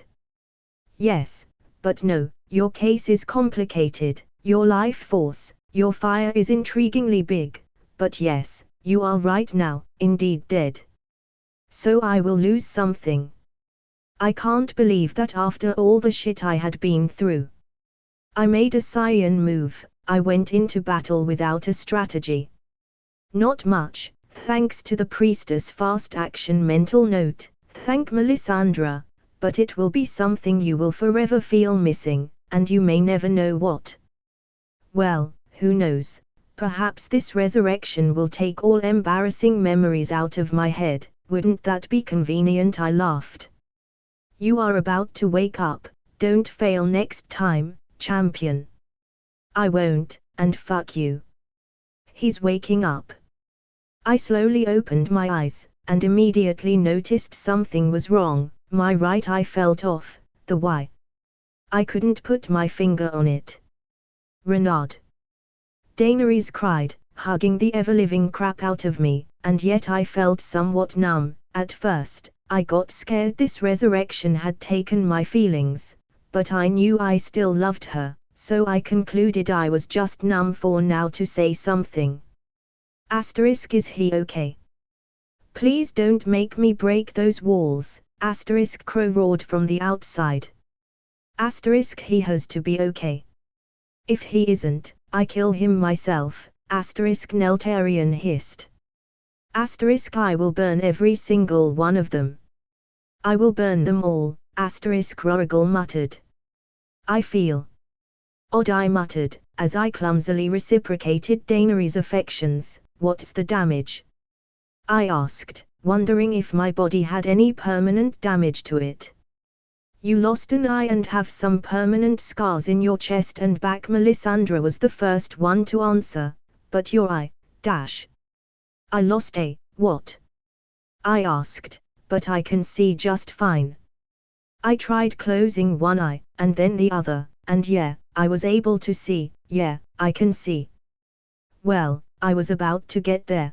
The Lord not only restored your life, but your eye, Melisandre explained. Can I have a mirror? I asked as I brushed the crying Daenerys that had buried her head on my chest, wanting to hear every beat of my heart. Sure, Melisandre nodded, giving me her mirror, and what I saw was unique. I had a scar that looked like the one Kakashi from Naruto had, but a tad smaller, and my eye, well, it was awesome. It was like seeing a fucking fireplace. I mean, the white part of the eye was still white, but the part that was supposed to be colored, well, that shit looked like it was on fire. Neat. Asterisk, I hear him, asterisk, Neltarion roared in excitement. Asterisk, you really have to get out, those 3 dragons have been outside for 2 days, asterisk, Nick Fury caught, asterisk, and next time you try to pull that shit off, I will fight you, motherfucker, asterisk, he added jokingly. And lose? I chuckled. Asterisk, I never said I would win, asterisk, Nick Fury shrugged. You are really here? Daenerys cried, sobbing in my chest. I can't. She muttered as she took a step back to better look at me. Are you really here? At my nod, she gave me a slap, which woke me a bit more. Don't you ever do something like that again, don't ever break your promises again. I promised her that I would never die. This was probably the most well-deserved slap ever, and I was getting off the hook quite easily. I know what you're thinking. I'm getting off the hook easily. Well, think twice. Neltarian growled with excitement. I will kick your ass, old man. And my brothers will help. I'm sorry. I never wanted to die, I said, looking straight into her beautiful eyes. How does it feel? Melisandre inquired. Being dead was odd. I felt like my body was floating in an endless sea of darkness.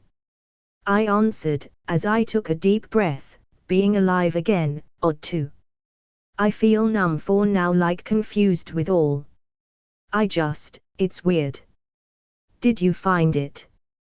Daenerys inquired. Melisandre told me, you fought the monster to find its weakest, so, did you?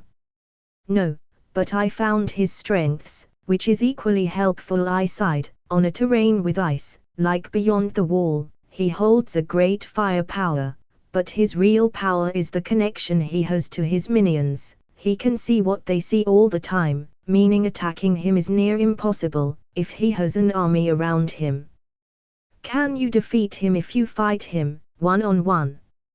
Melisandre asked. Most definitely, with his army and terrain, he is above me, but in solo combat, I am better. I nodded. He was only able to outmatch me so bad, because I dueled him on his own terrain, under his own rules. Had I known he shared a field of vision with hundreds of thousands, I would have never accepted the duel. So to defeat that abomination, we have to cut his eyes, one by one, Melisandre concluded, with a very dark tone. That's the idea. I nodded, as a yawn escaped my lips. I need a nap. I feel exhausted. I will fetch someone to carry you to a bed big enough for the both of us, Daenerys said, tears still rolling down her beautiful face. No need, just lead the way, I said as I passionately kissed her, and it felt amazing, reconfirming the fact, I still had my emotions. Perhaps I lost something insignificant after all. Comment. 17 comments. Vote. Chapter 149, Chapter 146. If you wanna read other novels, like Avatar Cold Paths, or Twilight, We Are Venom, go to my Patreon, https://www.patreon.com/cornbringer. See ya soon. I was once again alive. It was a confusing thought to say something. Everything felt so surreal. Like I was moving through the motions. Perhaps it had been the shock of dying, or that the God that resurrected me this time was vastly inferior to the one that sent me here, who knows? I know I didn't. Besides, everything was fine. My body moved the same way, maybe a bit faster, but I didn't think it had to do anything with the Lord of Light. I was certain this boost was thanks to the runes of the left hand of God activating for the first time completely. Are you feeling okay? Neltarian hissed in concern, as I walked around the edge of the wall. I looked at him and sighed. I actually feel too good. I'm not even stressed out. If the Lord took my stress out, then it was hardly a price. I chuckled, wondering why was I currently so calm. I see. Well, I'm off to hunt. Take care, Dad. Neltarian purred, as he nuzzled my chest with his head, something that had yet to fail warming my heart. Enjoy. I kissed his forehead, before seeing him fly away. Any ideas on how to fight the army? Daenerys inquired, making me turn around, to see she was walking towards me. We know how to fight their king, but how are we supposed to deal with his army? A very good question. He had a massive army, and I had to plan my moves carefully. And I had but a month to plan, thanks to Leaf, though. Everyone was here thanks to her, so fuck you Leaf. We exploit their weaknesses. First we have to outsmart them, which is not hard, considering they all collectively share one mind, his mind, meaning if he's distracted so are they. Without his constant control I'm sure his army would become nothing but a bunch of savages, feral animals if you may. I see Daenerys nodded in understanding. Long-range fights should also prove beneficial for us, and things along those lines. I added, and for formations, well, we had planned to fight as a united front, but we have to avoid being all together, thanks to the dragon the asshole beyond the wall resurrected, while the asshole number 2, aka the third eye raven told me nothing. I sighed. Well, you can count on me, Daenerys offered with a smile, making me feel uncomfortable imagining her on a battlefield. I won't take a no for an answer. You died, and showed me how unprepared my heart was to lose you. I won't let that happen again, she added, seeing my face. I sighed, as I looked at her, her face covered with one emotion, total determination. Very well, but you won't be in the heat of battle. The most I can allow is the range division. I smiled. Besides, I think it fits you. I don't think I've seen archers manage a bow like you. Flattering. Daenerys smiled, but I suppose you are right. It's the only active role I can fill, that and mounting the dragons, but I'm sure you have others plans for our sons. I do, I nodded, while the idea of her riding one of our sons into battle was truly poetic. I wanted to have my son as trash cleaners. Their flame power combined was able to kill thousands of them, in a matter of seconds, and realistically, they were the only ones capable of fighting them, and or stalling the massive undead dragon the undead king had. Very well, like always I will trust you, Daenerys sighed, seeing the enemy's army standing hundreds of meters away from the wall, so far away yet so near. I think I have an idea. What? I asked with curiosity. Let's use catapults to start attacking them right now. We have a month to plan. They don't. Daenerys explained, somewhat excited. Catapults, what a nice idea. Perhaps they were a bit too far away, but it couldn't hurt. I say, carry on. Wait, what if I also plagued the ice beneath them with broken pieces of dragon glass? I think I have an idea. I smirked as I explained my idea. I think it might work. That could potentially slow them, and if we are lucky kill some, Daenerys said. The biggest problem right now is that thing. She pointed at the enormous beast. And to be honest, I had no idea how to kill something so big, which is why I was going to have my sons to stall him, at least long enough for me to kill the like. Neltarian Mormont Ravenicus Targaryen I, POV. While father had yet to discuss with my siblings and I, our role in this upcoming battle, I knew what he was going to ask us, for only us could take on such a task, of trying to kill that massive monster, that once was a majestic dragon. Asterisk, not to sound negative, but I don't think we stand much of a chance. Asterisk, Crow hissed, and he was right. By size alone, that beast was the mountain of dragons, while we were at much average-sized guys. In human terms, there was no doubt in my mind he was superior in every single aspect, but even then, we would not fail. Like father says, when brawn doesn't work, use more brawn. If that doesn't work, try once again, and if you still failed, well, that's because you are not using your brain. Asterisk, we have to outsmart the beast. Any idea? Asterisk, I inquired. Asterisk, he is big, but he can't fly, meaning, we have the speed advantage, but we lack the firepower to terminate him. Asterisk, Rorigal muttered deep in thought. Asterisk, if only we were fully grown. That's it. Asterisk, he added with an excited hiss. Asterisk, what? Asterisk, I asked. Asterisk, we are still teens by dragon standards. We can't match him. Asterisk, Rorigal laughed. Asterisk, wow, Your grasp of the obvious is outstanding. Crow muttered. Don't you see? We don't have to beat him. We only have to lead him to someone that can. Rorigal hissed. We are not the strongest creatures in Father's army.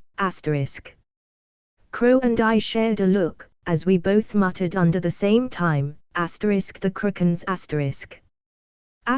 All of them together should be more than enough to kill the bastard. Crow hissed in excitement. Very well. Now let's discuss how we are going to move him close enough to the water. Ned Stark POV. Renard, MYB King and apparently the Queen, somehow, were on the wall. If it was for me, they wouldn't be near there, but I knew Renard. He always had his reasons, and I couldn't do anything but trust them. Take care of your mother, brother and sisters. Bran. I smiled, hugging my son. I am a man. I should be here fighting. Bran complained. You are fighting a different battle, a different war altogether. I sighed. You have to be strong for them. If Rob and I don't come back, you will be the lord of the house, and you will have to take care of them. I hugged him once again. Do you understand? Yes. Bran nodded, trying to hide the fact that he was crying. Promise me, you will come back. I will try. Now go, I ordered with tears forming up in my eyes. There was no guarantee I was going to live through this, Renard himself said. There was a big chance he himself would die, meaning this was beyond anything I was capable of preparing for. They will be safe in King's Landing, a lord commented. If we fall, no one will. Comment. 7 comments. Vote. Chapter 150, Chapter 147. If you wanna read other novels, like Avatar Cold Paths, or Twilight, we are Venom, go to my Patreon, https://www.patreon.com/cornbringer. See you soon. The morning of the day after my resurrection had dawned clear and cold, with winter chill screaming the end of an era. Daenerys and I went out at dawn to talk to Ned Stark, with Melisandre flying among us riding Crow. I was strangely calm, too calm. Perhaps what I had lost in the resurrection were my emotional attachments to my problems, who knows?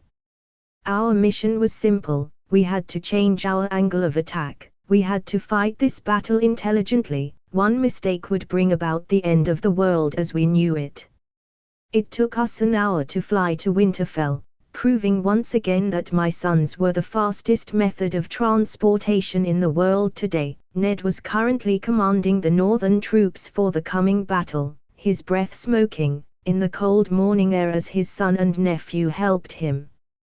Rob and John were doing other things, helping their father with the logistics needed for the upcoming battle. With a sigh I saw how as we landed the weak wind of our landing blew through the army, causing the Stark's banner to flutter, a grey wolf running across a nice white field. Poetic. So much so that I wondered how many would die after this. Ned looked at us solemnly with a look full of joy and concern, his long brown hair moving in the wind. My king. Ned knelt in greeting. You got here just in time to see a deserter being executed. Ned sighed sadly.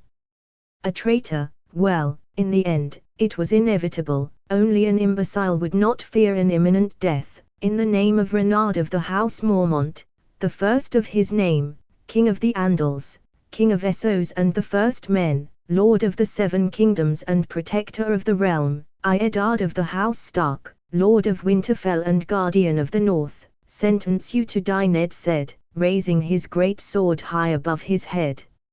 And with one cut, Ned took the man's head. Blood splashed through the snow, as red as the wine of dawn. The head rolled in the snow to my feet, leaving a trail of blood behind. With a sigh I used my flames to burn the head, noticing that my fire had changed. My flames were no longer red, they were blue. Impressive, Rob mumbled. My fire was blue now, but why? Any news? Ned asked, his eyes full of concern. I looked at the man. No, everything is still the same for the most part, I answered. Our situation is the same. Ned sighed. I see. We have to change our approach, I said after a few seconds of silence. We won't win if we fight like we had originally intended. We need to bring the battle to our own arena. Rob looked at me, and said, how are we supposed to do that? Well, that is what we need to figure out, I answered. As I gestured to my counsel, I wanted to talk about our strategy in private. Meanwhile, Daenerys and Melisandre started to machinate ways to help our cause even more. Melisandre POV. His flame was different. Since the moment he woke up, his light had changed. What at first was a raging inferno that consumed everything of its path was now a calmed sea, eating everything on its way. It was terrifying. His fire was hotter, his eyes were colder. What price did he pay to come back? What did my lord took from him to reignite his fire? What part of him did he lost that he was now so terrifying? Your husband, he is not the same, I said, knowing full well Daenerys could order her dragons to kill me if I said the wrong words. I know, Daenerys acknowledged, much to my surprise, but no matter how different he is still my Renaud. Love, the brightness flame of all, one that if properly made, never runs out. I see, it was all I could say. He still sees me with love, I can still feel his passion on every touch he gives me, Daenerys said, yet, he feels colder, devoid of care to anything but me and the kids. It's different. I will try and ask my lord for guidance on this matter, but would my lord listen to me? After I had failed to keep Renaud safe, after I had failed so many times to read his word. Let's see if he actually answers this time, Daenerys scoffed. I couldn't really blame her. My god was known for avoiding even its most loyal servants, with Renaud being the one he had talked to the most, and Renaud hates him. One can only wish. Oberyn POV. I was but a month away from Winterfell, and yet the cold chilling wind of winter was already freezing me. Lands never touched by the ire of winter were now suffering under its mighty wrath, a truly terrifying sight to behold. Many would die of cold and starvation during this war, and even more would die from raidings. Times like this I was happy to not have a crown on my head, though, as Renaud's friend I feel sorry for him. The economic political terror he will have to deal with when all of this is over, will probably make him reconsider his life choices. Well, I suppose I can always make his life a bit easier, helping him rebuild the broken kingdom he has to rule. After all, that's what friends are for. My daughters will hate me for it, staying in King's Landing, but a few trips to the weapon market and the poison district will fix that. Sometimes I wonder, is it stupid to be best friends with someone young enough to be my son? Nah, I'm just awesome. Stop praising yourself, Oberyn chuckled. I did not. Well, that was creepy. I can see your face is the same one you always use when selling yourself to others as the best warrior in the world. Oberyn giggled, so I can only assume you were mentally praising yourself. The pains of having people knowing every little detail about you, well, I suppose, but I'm very praisable, so let me spoil myself. Very well, Oberyn shrugged. Ha ha, I chuckled, wondering what kind of hell was waiting for me, and if I was even going to be able to help Renaud in the end. After all, a dead man can't help nobody. I suppose only time will tell. Olenna Tyrell POV. Even from here, I could feel the ominous winds of the north blowing, my old bones creaking with pain, and for the first time in my long life, I felt the embrace of death near. I think we should let the king face this threat alone, and after the battle, we can take the crown from his head. Mace offered, with a grin. We would get it all. Be silent, and listen, I glared at my son with anger. You will help the king with all your might, and you will do it till your last breath, I commanded. I am the Lord. Mace snapped, infuriated with my answer.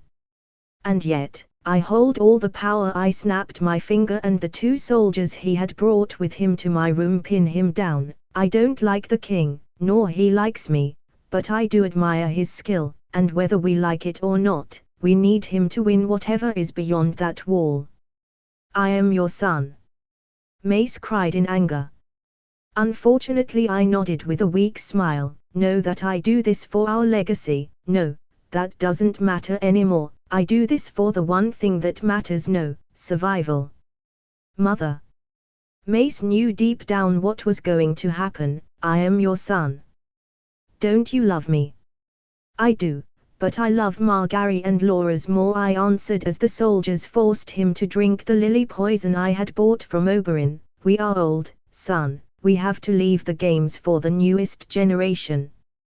I said the last part with tears rolling down my eyes. You did your part, now is time I do mine, for a better tomorrow. The lowest thing a mother could do, kill her own son, but what other choice did I have?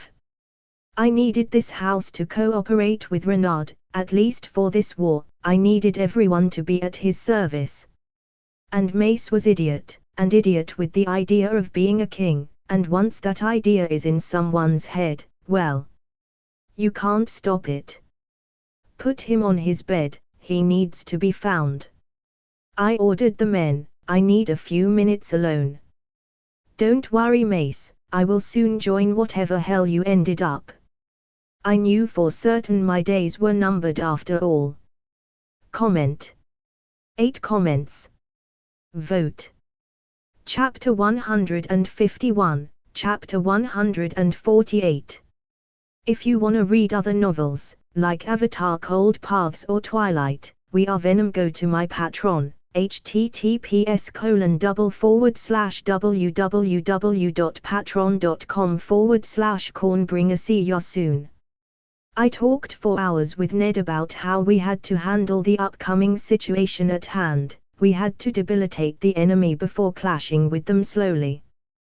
They outnumbered us, meaning one mistake could prove to be catastrophic for our cause. We also had to focus on certain objectives first. For one, we had to deal with the dragon the enemy forces had. That monster alone was able to take on my army. Fortunately for everyone, my sons had a plan. They would fight the dragon and lure him into the sea, where the Krakens would destroy the beast.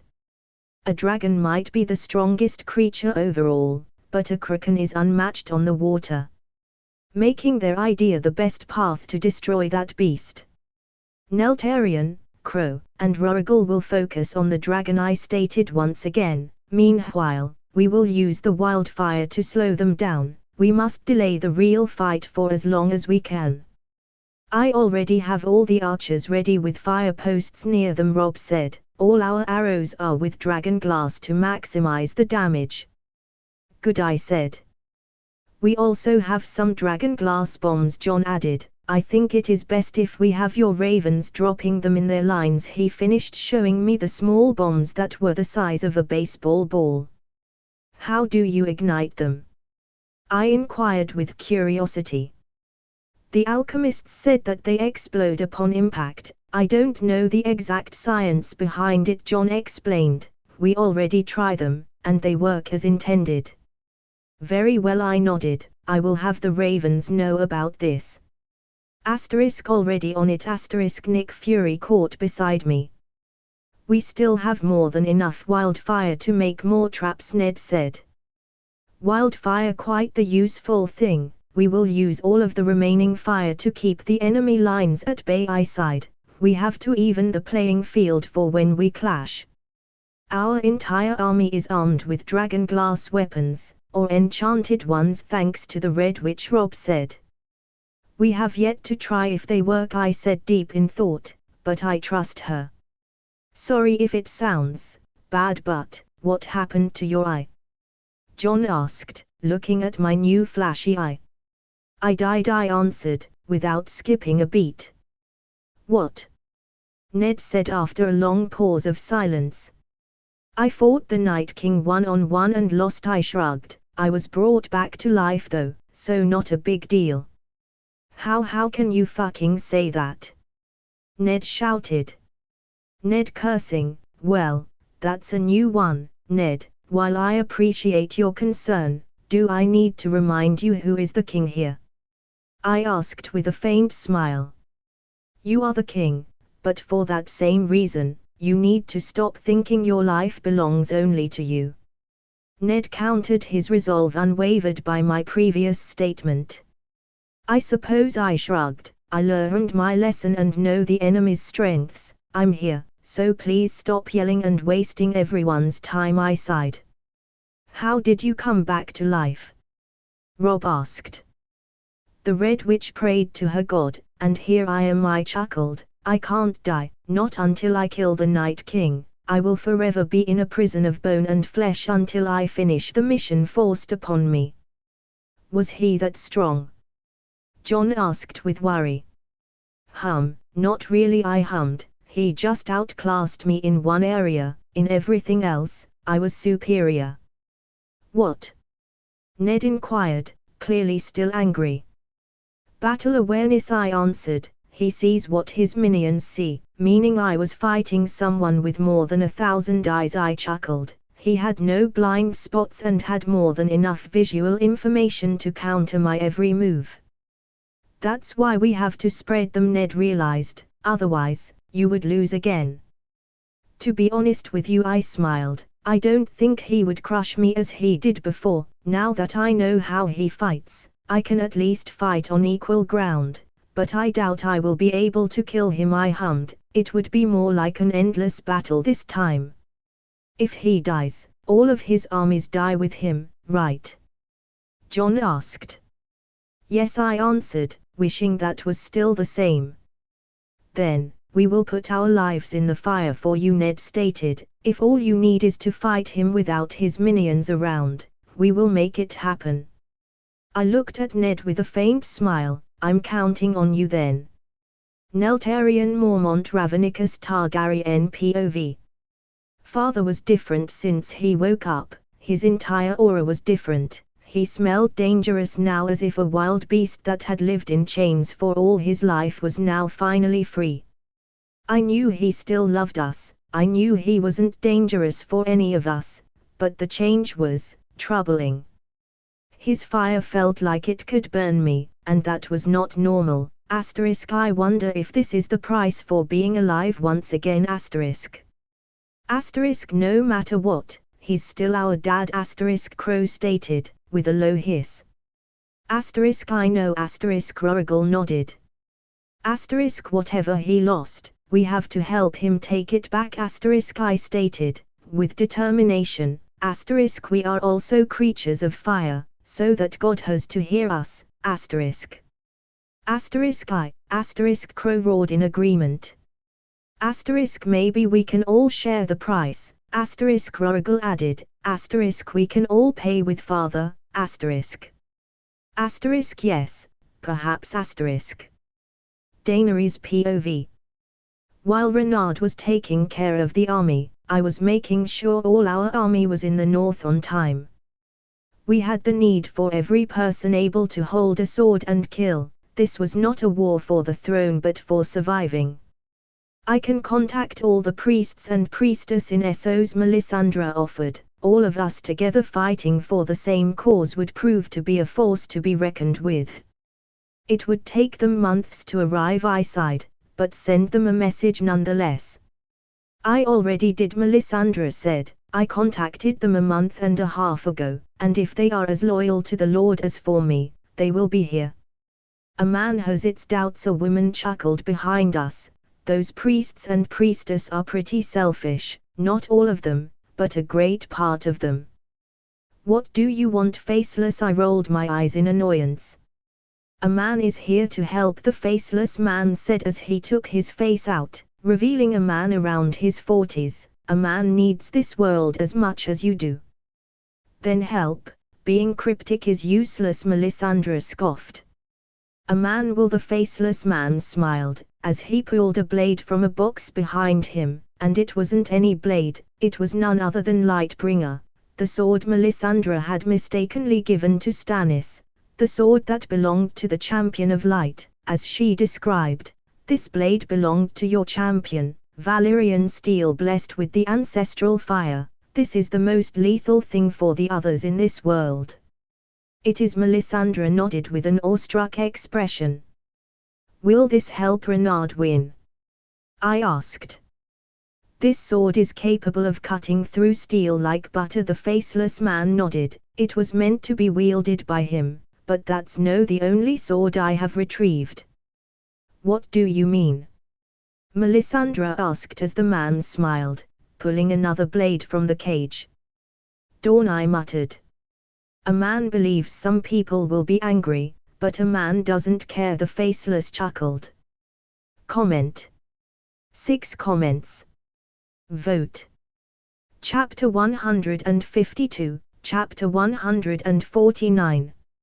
If you wanna read other novels, like Avatar Cold Paths or Twilight, We Are Venom, go to my Patreon, https://www.patreon.com/cornbringer. See you soon.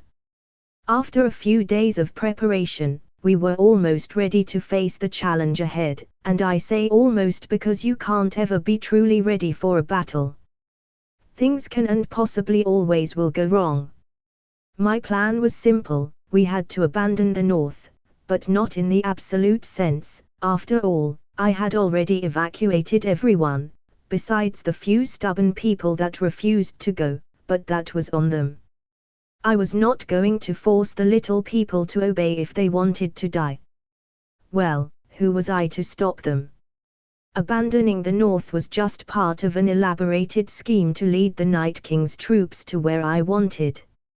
In war, the location can win you the battle or destroy you.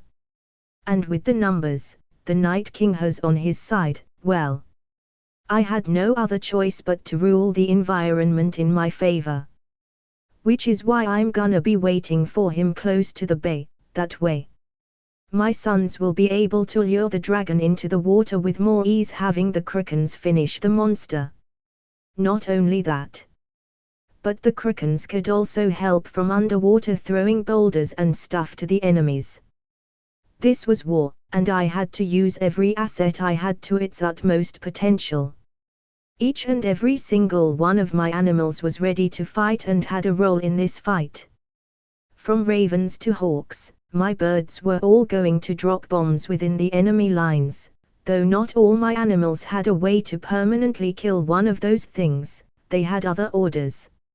Like destroy the legs, arms, and head of the undead. Without it, they can't move, and while still active, they can't act. We have sent all the traps, we are ready, Ned said. Traps, the holy grail of this war. If anyone thought I was going to fight the Night King without debilitating his forces, well, if someone did, they were wrong. I had practically covered the north with wildfire mines and bombs. Their tasks were simple enough: weaken the undead army. I had small bombs everywhere, but my most lethal trap was on the beach. I had a rather dark plan if things didn't go as planned, which is why I had turned the beach into a possible gate of hell with the amount of wildfire hidden. My plan B was to set the entire beach on fire on a wild explosion of green fire that would not only take my army out but every undead with them in a 3-mile radius. Needless to say, this was my last resort to weaken his army. Though I had to be honest, I was impressed when Ned agreed. It was unexpected, not that I needed his approval, but he still agreed, saying this was not a war that we could win with honor. Yeah, Ned Stark is okay with fighting the undead without honor. I'm proud of him, I am. Good, have all the archers ready, I said. We will depend on them more than ever during this fight. 1 week, we had 1 week before the shit started, 1 week to see if my presence here helped or destroyed this world. Daenerys POV. Dawn and Lightbringer, the 2 most famous swords in the world. The 2 swords I was flying to Renard. These blades should give him an edge, Melisandre stated. Beside me, one blade was blessed by the god of light and the other by the stars. Even now, both of them are hot, their steel never goes cold. Legends say dawn was forged from a fallen star, I commented. What about Lightbringer? I inquired. Valyrian steel blessed by my god, Melisandre answered. Renard Mormont POV. My ravens had recently informed me that Daenerys and Melisandre were coming my way with Crow and, with two legendary blades, Dawn and Lightbringer. And, well, I was a tad surprised. How in the hell did they get their hands on those two blades? Not that I complain, those two babies were leagues above Longclaw, but still, I was surprised. Daenerys will arrive within a few hours, I said, getting Ned, Jon, and Rob's attention. Why is she coming here? This will soon be a war zone, Rob inquired. Well, first of all, she's the queen, and she can come and go as she pleases, I chuckled, and she's bringing me some tools to better improve our chances. What tools? Ned inquired with curiosity. Oh, well, I hummed, Dawn and Lightbringer. As soon as those words left my mouth, the chaos started. How did she manage to get Dawn? Ned asked in shocked. That, I don't know. Oberyn Martell POV. I was finally in the north, and this damn cold was making me regret ever coming here in the first place. It was literally freezing my balls off. I'm literally getting an icicle down there, Tyen said while trembling with cold. Stop thinking of Renard then. Nymeria hissed. Never. Good God, why couldn't this fight be in a warmer place? The fucking demon had to be a cold one. Let's go, girls, we are a few hours away from where the king is. But I suppose things don't always go as one would want. Do you think we will survive? Oberyn asked, looking at me. I'm just curious. I don't know, I answered honestly, but we do what we must. I know, Oberyn sighed. My daughters were afraid. Not that I blamed them, I was afraid too, and if there was a God willing to hear I pray up there, all I asked, said God, was if I were to die, that our lives helped this cause for our lives to mean something. I didn't want to die if my life meant nothing in the end. I wanted to win this war. Let's go, my little snake, we have a king to serve and a war to win. I patted her head with all my fatherly affection. Yes, father. Comment. 7 comments. Vote. Chapter 153, The End of an Era, Game of Thrones, Chapter 150. If you wanna read other novels, like Avatar Cold Paths or Twilight, we are Venom. Go to my Patreon, https://www.patreon.com/cornbringer. See you soon. Jon Targaryen POV. The door in the Winter Hall of Winterfell opened, and I turned to check and see if it was Renard. Renard instead, it was Oberyn. Hey. Oberyn gave a chuckle at that. Good to see you too, Johnny. Sighing at that, I deflated back into my chair. With a low chuckle, I smiled. Sorry. I just really need to talk to Renard. I told Oberyn. Well, all do, Jon, but he has to prepare for this more than any of us, Oberyn sighed.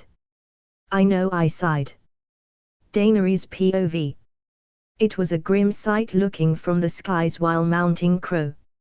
On a beautiful day like today, nice and bright, it made it impossible to miss the approaching hordes of undead, little by little approaching. The explosion of the wall barely slowed them down, and the traps Ned had set barely lowered their numbers. It was a terrifying sight to behold. Tell Renard the undead forces are moving towards us.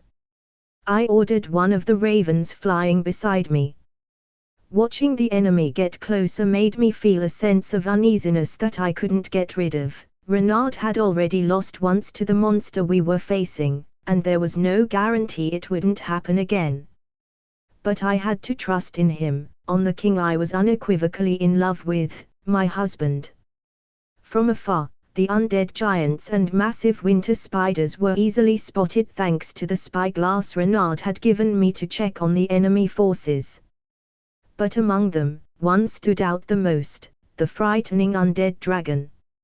Renard was right, the one real threat besides the Night King was the massive dragon that dwarfed most of the army in front of it. Skeletal and falling apart, it looked to be more dead than the living, probably incapable of flying, but his size alone was more than enough to wipe armies off the face of the earth, and I couldn't help but watch in horror as it approached and challenged with his size the biggest buildings I had seen in my life. It pained me to see the sigil of my house being used in such a humiliating manner. No dragon should be forced to obey. Yet, for me, that wasn't the worst part. The horde of undead soldiers and undead animals weren't as terrifying as what was mounting the dragon, the children of the forest, hundreds of them, each and every single one of them on the dragon's back. Renard didn't care much for them, but they were responsible for making the monster we were facing, and for me, they were possibly the most dangerous. From above, the undead army, decaying creatures flew in the air, eagles, ravens, and any other animal I could possibly think of with the ability to fly. Well, I had enough information for now. Let's fly back to Renard, I ordered Crow, who hissed lowly in approval. A few hours later, I arrived back to where Renard was. As I landed, I saw my husband, my king, planning strategies. He had barely slept during these last few days, planning, thinking, innovating ways to win this. Honey, Renard greeted with a tired smile. My son, I greeted back, with a smile of my own. What do you think? Renard asked me. Our attempts to dwarf his army barely had any effects. I relied with a heavy heart. The wall and the explosion barely did anything to the army. They keep advancing, slowly, maybe to show how futile is everything we do. How many? Renard asked after a few seconds of silence. Several 100,000, close to 1 million, at least. I've never seen an army so large before, I replied.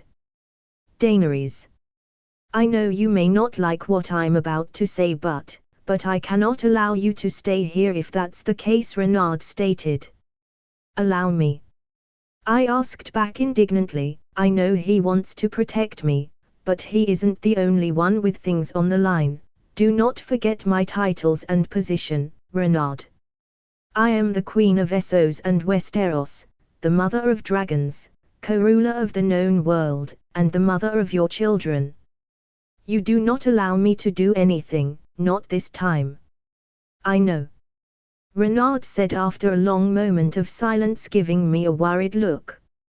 But this time, I'm afraid this isn't about me being overprotective, or about our titles. This is about me being afraid of losing you and this war, among other things. If the tide becomes hopeless, should I fall, my burden, the task to save this world will be yours to bear until my children are old enough to fight back. Only you and my children can handle the burden I am asking you to take. Placing his hands on my cheeks, he smiled with tears running down his eyes. I love you. Remember that. Before I could even articulate an answer to that, Ned Stark approached us. Your Highnesses. Ned, any news? Renard asked. Every man and woman old enough to fight are ready, Ned nodded.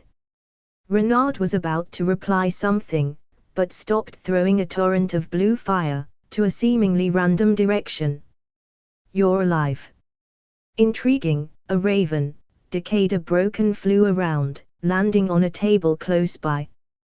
What do you want? Renard asked bitterly. I came here to offer peace, the undead raven possessed by the Night King said. The words left my mouth in disbelief. Peace. I said, almost hissing the words out. What kind of stupid you think we are? Ned growled, holding his Valyrian blade ice ready to strike. The undead raven laughed. As your wife has no doubt seen, I have you outnumbered. Rather drastically, I might add. Not only that, but my forces are drastically more powerful than yours, and just to add the cherry on top of the cake, this winter zone is my territory. All your attempts to stop me have proved to be ineffective, so here is my offer, give up your... The raven didn't manage to complete whatever he was about to offer, for Renard had burned him to a crisp with a wild torrent of blue fire. The thing I hate the most about that fucker is the bragging, Renard growled. How did he manage to get here? Don't your ravens have an eye on anything in the skies? Ned inquired with worry. He probably used one of my ravens. He killed a few during a scouting mission, Renard replied with a frown, as if he was hiding something from me. But what? Night King POV. Renard was alive, and didn't accept my generous offer of a quick death, and no undead revival I wanted to offer, but it mattered little in the great scheme of things. He was but an ant playing with the unavoidable depths of death. If we continue at this pace we will be on Winterfell in fortnight, one of my free-minded undead spoke. We have no need to hurry. The more we take to approach, the more we take to arrive, the more terror we will inflict upon their fragile hearts, I stated with delight. No, let us. I was cut off as me and all of my generals looked up. Every single one of us feeling the immense surge of heat directly above our heads. Oak, my children of the forest, dived towards me and wrapped me in a shield of magic. My other generals tried to run away while some decided to do their best to block the incoming attack. I felt the ground shake. Even from inside Oak's magic protection, I could see the blinding green light that erupted from the sky near the middle of my forces. Not soon after, a loud boom rang. As I felt thousands of my minions vanish from existence. Once the rumbling sound of the explosion died down, Oak broke the magic shield around me. Green fire was all around, burning bright. The explosion had left nothing, its wake but smoke, fire, dust, and death. Once again, I felt the same feeling invading the area, but this time targeting another point of my army. An explosion of the same magnitude followed, and hundreds of dragonglass shards flew in every direction, and like before I felt thousands of my minions died for good this time. What was this madness? A weapon so powerful it could be fired multiple times in such a manner. And how did Renard manage to hide this from me? We have to move fast. If Renard has more of that dangerous weapon, things could go wrong with me. Just 2 shots of that explosive, and I had already lost close to 200,000 soldiers. And many generals. Renard POV, 2 hours earlier. I knew the Night King was approaching, and that he would not let the opportunity to brag about his mighty undead dick go by. But in case he didn't, I had sent Daenerys to check on his army from afar. I wanted to tempt him. To tempt his overgrown pride. I knew for a fact he was not going to attack Daenerys, not that he could. My plan had in mind having her safe and far away from him, but regardless of that, he was not going to attack. He wanted to delay our suffering, for his own twisted pleasure. With his attention on me and my wife, I would send my ravens and hawks, carrying my 2 latest inventions, the wildfire nukes. They were so volatile that it was a bet to use them, but they were worth it. With the help of Melisandre that blessed the mix, and a couple of maesters, we made the deadly liquid, using wildfire as a base. This plan was mine alone, and no one but me knew about it, as to avoid people showing overconfidence about it. My ravens and hawks would fly high above the sky, and wait, dropping the bombs just in the right moment. Unfortunately, this explosive weapon was hard to make, and I only had 4 shots with this, 2 for now, and 2 for a very specific situation. Are you ready? I asked Nick Fury. Yes Nick caught. Comment. 7 comments. Vote. Chapter 154, The End of A Song of Ice and Fire, Part 1, Game of Thrones 151. If you wanna read other novels, like Avatar Cold Paths or Twilight, We Are Venom, go to my Patreon, https://www.patreon.com/cornbringer. See ya soon. 2 massive explosions of green light had descended from the sky into the enemy forces a few hours ago. Almost like the gods themselves had smitten the unholy creature coming our way, but I knew better than to believe that. The gods were a bunch of assholes. However, the fact remained that whatever it was, it hit the enemy lines hard enough for everyone to hear from this distance, meaning Renard had done something. The door behind opened. Renard, I started to see it was Oberyn who was coming. Well, twice in a day. Oberyn chuckled, not quite. Oberyn, I sighed. Oberyn chuckled as he gave a curt nod. The very same, unique and irreplaceable, Oberyn Martell. Is there anything you need? I asked. Not really, trying to keep my mind occupied with the fact we might all die. Oberyn sighed. We will die fighting if that's our destiny, I stated. That's the plan, Oberyn chuckled, though I like to believe Renard will win, you know, with his crazy luck. That's what we are all believing. I smiled. Where is Renard, by the way? Oberyn asked me. I don't know, I answered. I do. Ned Stark stated as he entered the room. The king gave his orders, we are to move now. Move now? What had changed? Any change of plans? I asked Ned Stark. No, he just modified our waiting time. Ned Stark answered with a grim look. He said, it's all or nothing now, and that you have to leave. I won't leave him alone. I half shouted. Renard Mormont POV. I see you've had your fun with my newest weapon, I stated plainly as I flew above him, with Neltarion holding one of the last 2 bombs on his claws, ready to drop it. While Rorigal held the last one high above us, flying above the enemy lines. Wanted to take in the sights. Enjoy the walk, before destroying all life. The undead replied with a growl and then gestured to me. But you seem to have forgotten about how hopeless you were last time we fought. Did you forget the result? The undead smirked. It's hard to forget.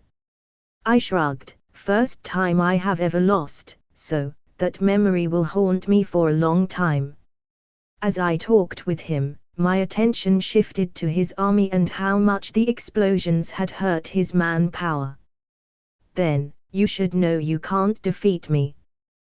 The Night King proudly stated. My attention shifted from his army back to him as I chuckled bitterly, things have changed. The Undead King looked at me, with clear amusement on his face. Oh. How so? I smiled as I pointed Dawn at him. The opportunity for you to be able to defeat me has come and gone. You're no longer capable. I told him. Is that so? The Undead King asked, almost hissing in anger.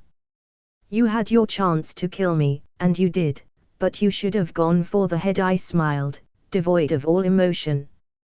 You think a month is enough to bypass the wall between you and me? The Undead King scoffed, arrogant little brat. I eyed him for a second before I started to chuckle. I did not think of you for a whiner. Quite the letdown, I sighed. I surpassed you, because you killed me. I no longer have any stops, any shackles. You will fail, like it has been written. Don't blame me for it, blame the gods for fucking us up. The Night King chuckled at that. Have you seen my army? It is the greatest army known to men. I can't be stopped. Well, if you say so. I sighed, deciding it was best to show him later. I was not going to commit the same mistake I did last time. No, I just came here to deliver a package, and as to why I had come personally, well, to select the most problematic targets. You think I'm going to let you go? The Night King growled, moving towards me. No, but I smiled, as I whistled the signal to let Rorigal know it was time to drop the tactical medieval nuke on them. I bet that buys me more than enough time to get out. I winked at the Undead King. The Night King looked at me, as his general covered him from the explosion, anger in his eyes. To think I once thought he was an emotionless monster, when in reality, he was just a normal monster. I will kill you, the undead growled, as the fire engulfed thousands of his minions and me, but unlike the White Walkers for us, this was like a day on the beach, barely an inconvenience, the perks of being fireproof. As Neltarian flew out of the fire, I pointed to our target, the fairy tale creature section, where giants, winter spiders, and other unknown creatures were. It was the best point to target, almost too good. I wonder why he would do such a thing.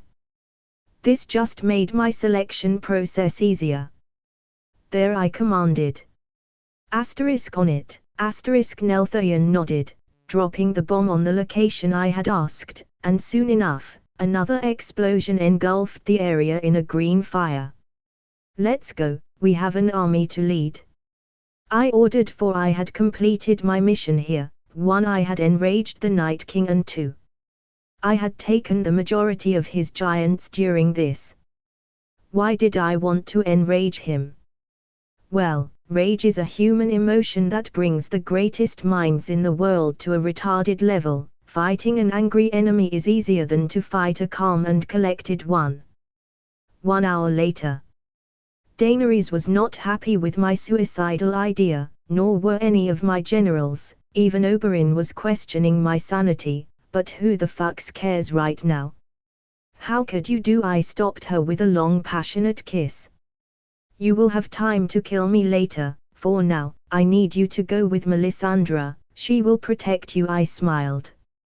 I won't leave you alone, Daenerys said, stepping her foot down. I'm not alone, besides. You and Melisandre have a role to play. No, they didn't. I had convinced Melisandre to lie to Daenerys if things went south for me. That way, Daenerys would comply, thinking she was helping me. We will use the royal blood to smite the enemies of our king, Melisandre stated, and that part was true.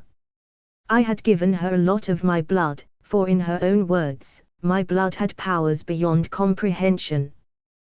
Though this power had downsides. For examples, every time she used my blood for something, I would lose some of my lifespan. But considering my lifespan was greater than any human around, it was a good exchange. Even if it meant only living a month after the war, I would be happy to leave my family safe. Besides, with my blood, she would be able to create shadow soldiers, set my enemies on fire from a distance, and bless my army with power. A good trade if you ask me. Why do I have to be with her if she already has that? Daenerys inquired. You need to give her permission every time she uses it. That was a lie, made to keep her out of the danger. You are his soulmate, only you can allow me to use his royal blood to do my magic. Melisandre lied. Thank God she was with me on this one. How long do we have? Ned asked me. A day. The Night King won't take this dance slowly anymore, I answered. Well, if I am to die, then. Oberyn said, kissing a random guard. There, better, I will go down like the horny snake I am. I don't care, Ned sighed, rolling his eyes at him. Ha. Ned is really growing neat. The final battle was near, life and death. John, I turned to my friend /nephew. Yes, my suicidal king. John smiled, getting a glare from Danny. Very funny. I chuckled as I tossed Longclaw to him. I already have 2 blades, use that one. I can't, this is the ancestral sword of House Mormont. John stammered, holding the sword like it was some kind of baby, fragile and unique. I already have Dawn and Lightbringer, wield Longclaw for me, I chuckled. Give it back after the battle, that's an order. As you wish, my king. John nodded with a smile. By the way, why are you so cool with me having Dawn? Oberyn? I asked my snake-like friend. If that over-glorified blade gives you an edge to win. I don't care, heck, if you need my brother's wheelchair to win, I will myself kick him out of it, and give it to you. Oberyn laughed. You really think at this point anyone cares about who owns what blade? Fuck that. I want to live to fuck another day. Well, that was a very Oberyn-like response. Comment. 10 comments. Vote. Chapter 155, The End of A Song of Ice and Fire, Part 2, Game of Thrones 152. If you wanna read other novels, like Avatar Cold Paths, or Twilight, We Are Venom, go to my Patreon, https://www.patreon.com/cornbringer. See ya soon. With our plan at hand, we marched towards the enemy horde. Neltarion, Crow and Rorigal would focus on the undead dragon, while we took care of the horde coming our way. Animals and humans alike would fight together. It took us 8 hours to get where I wanted the fight to break free, giving us around 6 hours to rest and wait. Waiting was a torture on its own, but it was one that we couldn't escape, and before we knew it, all the time we had left vanish in the cold winter winds of the north, meaning he was here. Took you long enough, I smiled as I saw the knight approaching, his horde of soldiers right behind, ready to attack at his unholy command. It's time to end this, once and for all, the Night King stated, hefting his spear up. I suppose we shall see. I rolled my eyes at him as I hoisted up Dawn and Lightbringer. You that look down upon humanity, should see that you show very human-like traits. Pathetic. In the end, my last challenge is a child throwing a tantrum. Taking a deep breath, I allowed the blue flames of my soul, covered both of my blades. Your numbers mean nothing to me. You'll learn the hard way. Perhaps you are right. I was human at one point, but I will not lose against you, child. For I am beyond anything you have ever faced, the Night King stated, as his body started to transform into an even more disfigured appearance, losing any resemblance to a human being. His eyes ignited in power. Beside him, Oak ignited his magic. Fire. The Night King called out to his dragon as he finished his transformation. My eyes drifted off of him to see the massive dragon open its mouth as it looked towards my army. Black flames erupted from its maw, threatening to kill my army, but Crow, Rorigal and Neltarion stopped the wild torrent of fire with their own, 3 against 1, resulting in a stalemate. My army took this as the call for battle, and rallied themselves towards the enemy, clashing with the horde, Dothrakis, Unsullied, and Westerosi all fighting together against the undead horde. Impressive, it seems. My dragon will have some fun. The Night King stated with a wicked smile, not really caring for the battle. Deal with the dragons. He ordered his dragon, before turning his attention back to me. Now, let's see who has the superior army, you or me. Our champion has. That voice. Melisandre, the hell is she doing here? Daenerys saw through your scheme, and decided to stay behind for now, and ordered me to come and help, Melisandre stated, as she slowly walked towards me. I hid between your soldiers, waiting for the battle to break free. Don't worry, your wife is safe. I made more than enough shadows to ensure that, to ensure I was able to stand by you during all this. I eyed her, and my generals, John, Ned, Oberyn, and with a sigh I said, "Grab your dance partners." I ordered them. Generals vs Generals. King vs King, truly poetic. The Night King laughed, as his general and him started to walk towards us. Melisandre was facing Oak, the children of the forest, while John was facing the young Griff. Ned and Oberyn were both facing an undead taller than Gregor Clegane himself. My sons were facing the undead dragon, and as for me, well, I was facing the unholy king. In the blink of an eye, the Night King rushed towards me, clashing his ice spear with my swords. As I blocked his attack, the Night King tried to push me back, but I didn't budge. The undead king looked at the battle pairings and smirked. "Looks like your generals will need help soon," he stated. "My dragon will take care of your so-called sons, and then how are you going to stop it from laying waste to your army?" the undead inquired with a smug smile. "You overestimated yourself. You are still the same idiot I killed last time." "Am I?" I questioned back, blocking his attacks with relative ease. As I continued to keep the undead king occupied, my attention drifted to my army. Seeing them facing the horde like warriors, I knew most of them were scared, but it didn't stop them from fighting. My sons were also fighting valiantly, against the massive, clashing against it. "Not to interrupt, but we will kick your ass," Oberyn shouted playfully as he and Ned struggled against the undead general. "What he said?" I chuckled. "Truly pathetic," the Night King growled, attacking me once more, only to fail as I jumped backwards.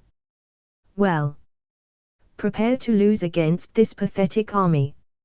I said, readying my blades once again. The Night King ignored my comment altogether, rushing to attack me, showing more speed and strength he had during our last encounter. The more power he poured into his attacks, the more monstrous his appearance would change. He already did not look like a human, and now he looked more like a mutated demon, about to burst like a water balloon. And yet even with his grotesque appearance he was fighting like a cat, agile and lethal with each strike. "You can't beat me," the Night King said, slamming his deformed fist into my stomach, sending me a few hundred yards again from him. "You're strong, I have to admit that, but..." I paused as I activated the glyph of the left hand of God. Before appearing before him, I saw his eyes widened in horror, as I pierced through his chest with Dawn, followed by a roundhouse kick to his head, slamming him into the ground, creating a small crater underneath it. "I'm stronger.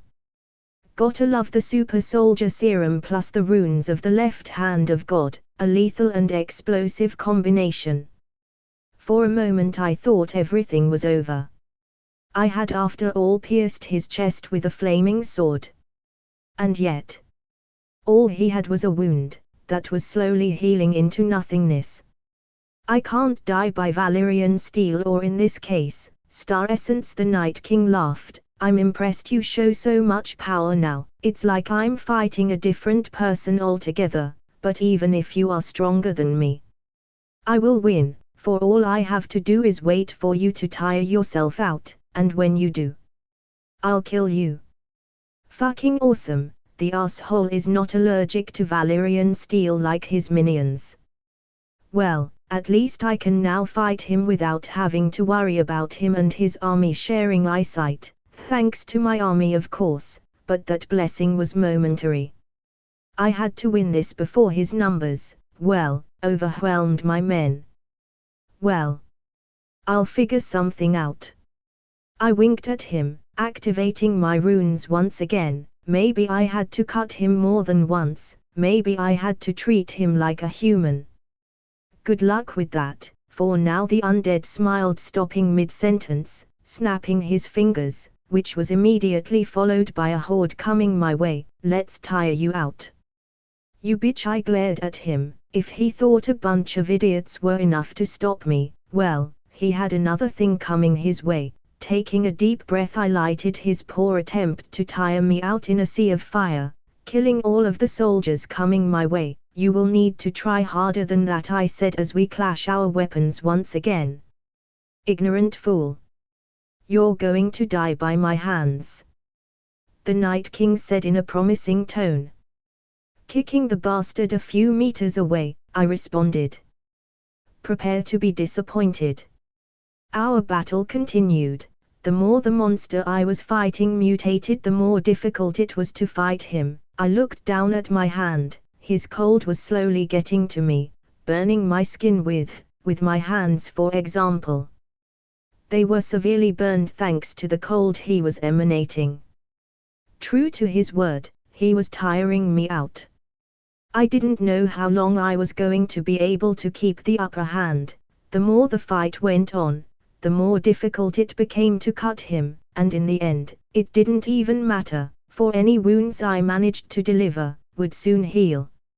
My clothes were burned off as I had several wounds around my body with frostbite. He was overwhelming my fire. I needed to find a way to end this. Something in my journey had to help me, but what? What can I do to save them all? I began to ask myself as I heard my people scream in pain and agony. A plan came to mind, and I felt my body shake as I made my decision. Perhaps it was time to think like a villain. Well, Vegeta is more of an anti-hero, but I will steal his thunder. I know what to do. Taking a deep breath, recreating my training sessions with Neltarion, I started building up as much fire as I could within myself, as I waited for the perfect moment, and it came. The Night King tried to attack me unaware of the plan. Dodging his attack, I nailed him to the ground with my blades, slamming my knees into his arms. I think I finally got it. I finally understand this game. None of us was truly meant to win this, I said as I kept the bastard under me. Are you crazy? The Night King roared, trying to escape my grasp. You have no idea if this is going to work. Stop this madness. I told you, hate the gods for this game, not me, I said with a pained laugh. If I am to die, my only regret is not seeing my children grow. A few sobs escaped my lips as I saw my body glowing. But, I'd rather die, forging them a future, than to have them live in fear. No. The Night King trashed under me. Closing my eyes, I took a deep breath and focused what little energy I had into screaming out my last battle cry as I let all the fire I had within myself set the world on fire around me, including me. Comment. 9 comments. Vote. Chapter 156, The End of A Song of Ice and Fire, Part 3, Game of Thrones 153. If you wanna read other novels, like Avatar Cold Paths or Twilight, We Are Venom, go to my Patreon, https://www.patreon.com/cornbringer. See ya soon. I slowly opened my eyes to see I was alive, but what really mattered was the monster I had set to kill dead. With hesitation, I looked down to see the Night King slowly reforming. Grabbing both Dawn and Lightbringer, I tried to cut the reforming body of the beast. Unfortunately, I had no chance to do so.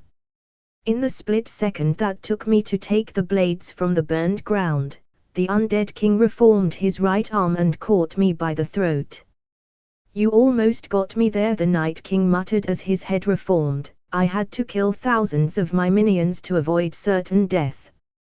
For 2 brief and agonizing seconds, I hung imprisoned by the powerful grip of the undead monster as he continued to reform before cutting the hand that had me prisoner. I share a life with every single one of my soldiers. You can't kill me, not until they are all dead, though I am surprised. That attack you just pulled out cost me around 200,000 minions in exchange for my life. the Night King stated, fully reformed by this point, so in a way, you even out the playing field for your people, I suppose. Well, now I'm glad I didn't die with my self-destruction fire. Otherwise, he would have won the war already. The monstrosity in front of me yelled, raising his fists above his head, mutating more and more. I don't like having to sacrifice my peons for power. But you proved to be a nuisance. Not only can he exchange them to avoid certain death, but he can also sacrifice them to get more power. I hate my life. Well, let's keep dancing, shall we? I tried to sound cool and collected, but that last suicidal attack had taken a toll on me. I was tired, really tired, but all of a sudden. I wasn't. What the hell? Melisandre. I could feel her with me right now. I could also feel my blood boil. She had probably used blood magic. I felt better, my wounds and burned skin was slowly getting better. That witch sure is a nuisance. Well, it matters not. Oak will kill her sooner or later, the abomination stated, noticing how I looked more energetic and how my wounds were slowly starting to disappear, faster than my body could heal them. I merely smiled at him. I was now glad I had given her my blood to do magic, it had come quite a hand. Now, let's dance once again. Very well, the Night King smiled, and immediately after, thousands of ice spears like icebergs started to protrude around him in every direction. I melted all of them with my fire, but for some reason, I noticed. The attacks seemed completely random, with the majority of them going towards other directions, instead of me. The undead king rushed towards me like a behemoth, trying to strike with all his strength using his spear. While he was faster and considerably stronger, I easily dodged by jumping over the giant who shattered the ground like glass. And I couldn't help but notice, he was lacking something, but what? The Night King turned as quickly as he could to give a violent backtrack elbow attack followed by a spear swing, but once again, I had been able to see through his attack, and since I was faster, I slipped under his arm and cut his leg, making him drop to a knee. The Night King had somehow forsaken technique for power. There was no other explanation. With the raw force and speed he currently had, he should be more than able to push me, or kill me. But his attacks were now, like those of an almost mindless animal. With a violent roar, the already enraged undead reformed his leg and stood up, trying to attack me once again with his massive spear. This time I ducked under the attack and cut his head in a singular motion, followed by a quick cut to his arms. However, before his limbs and head fell to the ground, he reformed once again, attaching what I had just cut. Unfortunately for him, he did this just to receive a storm of cuts that stopped him before he could even attack. There was no doubt now. The Night King basically traded intellectual prowess for physical prowess, giving him more power and me the lead on the battle. This was unfortunate for him, but I wasn't going to let this opportunity go to waste. I would keep on my assault until he stopped reforming. If you can't solve a problem with violence, it means you ain't using enough violence, to begin with. For today, that was my motto. I need more power. The Night King shouted, dropping his weapon to the ground, as he punched the ground with both arms like a gorilla, mutating once again, showing that even his cognitive abilities were starting to disappear. Suddenly, with a roar and blinding speed, the undead colossus managed to grab me by the wrists and delivered a terrible blow with his watermelon-sized knee to my guts, sending me a few hundred meters away, with a trail of blood on my blood. I had been thrown so hard that most of my army stopped for a second to give me a look, to see if I was still alive. Nothing like a concussion to get the blood flowing, I chuckled as I stood up, giving my men the thumbs up while I puked some blood. I will kill you. The Colossus rushed at me like a football player, this time a little bit more accustomed to his speed. I dodged the brute by jumping to the side, cutting the giant with Dawn and Lightbringer. The undead roared, throwing a deadly punch that promised me a painful death. Once again, I dodged, taking a step to the side, grabbing his arm and with all my strength using it as a lever to nail the giant to the ground. M-O-R-E, the giant shouted, struggling to even speak the most simplistic words, and once again he mutated, taking the form of a werewolf-like creature, though I had no hair, just rotting flesh and ice around his body, around 12 foot tall. Asterisk, he is losing thousands every time he does that. If he keeps doing that, we will outnumber him. Asterisk, Nick Fury caught, flying above me. Asterisk, do you think you can keep him mutating? Asterisk. Could I? While it was easier to read him, it was also becoming more and more troublesome. A single punch from before broke bones and damaged some organs. I will try, I sighed, it's not like I had another choice. Asterisk, I think he can't die while he has lived to exchange for his, so this way, we will lower the number to 1, asterisk, Nick offered. I kill you. The undead Colossus shouted as he rushed at me on a straight line. Blinking in realization, I kicked a spear I found on the ground, piercing his skull and stopping his once again. More. I need more. He roared once again, mutating once again, his body now sporting tendrils, and more than 1 month. I'm not gonna. I am scared. I muttered, talking to myself, this shit had gone from 1 to a million really quick. The undead monster lunged forward, quickly sprinting towards me, jumping midway in an attempt to smash me like a bug. But reflex kicked in. I moved the heck away from the impact before dashing forward, piercing his chest.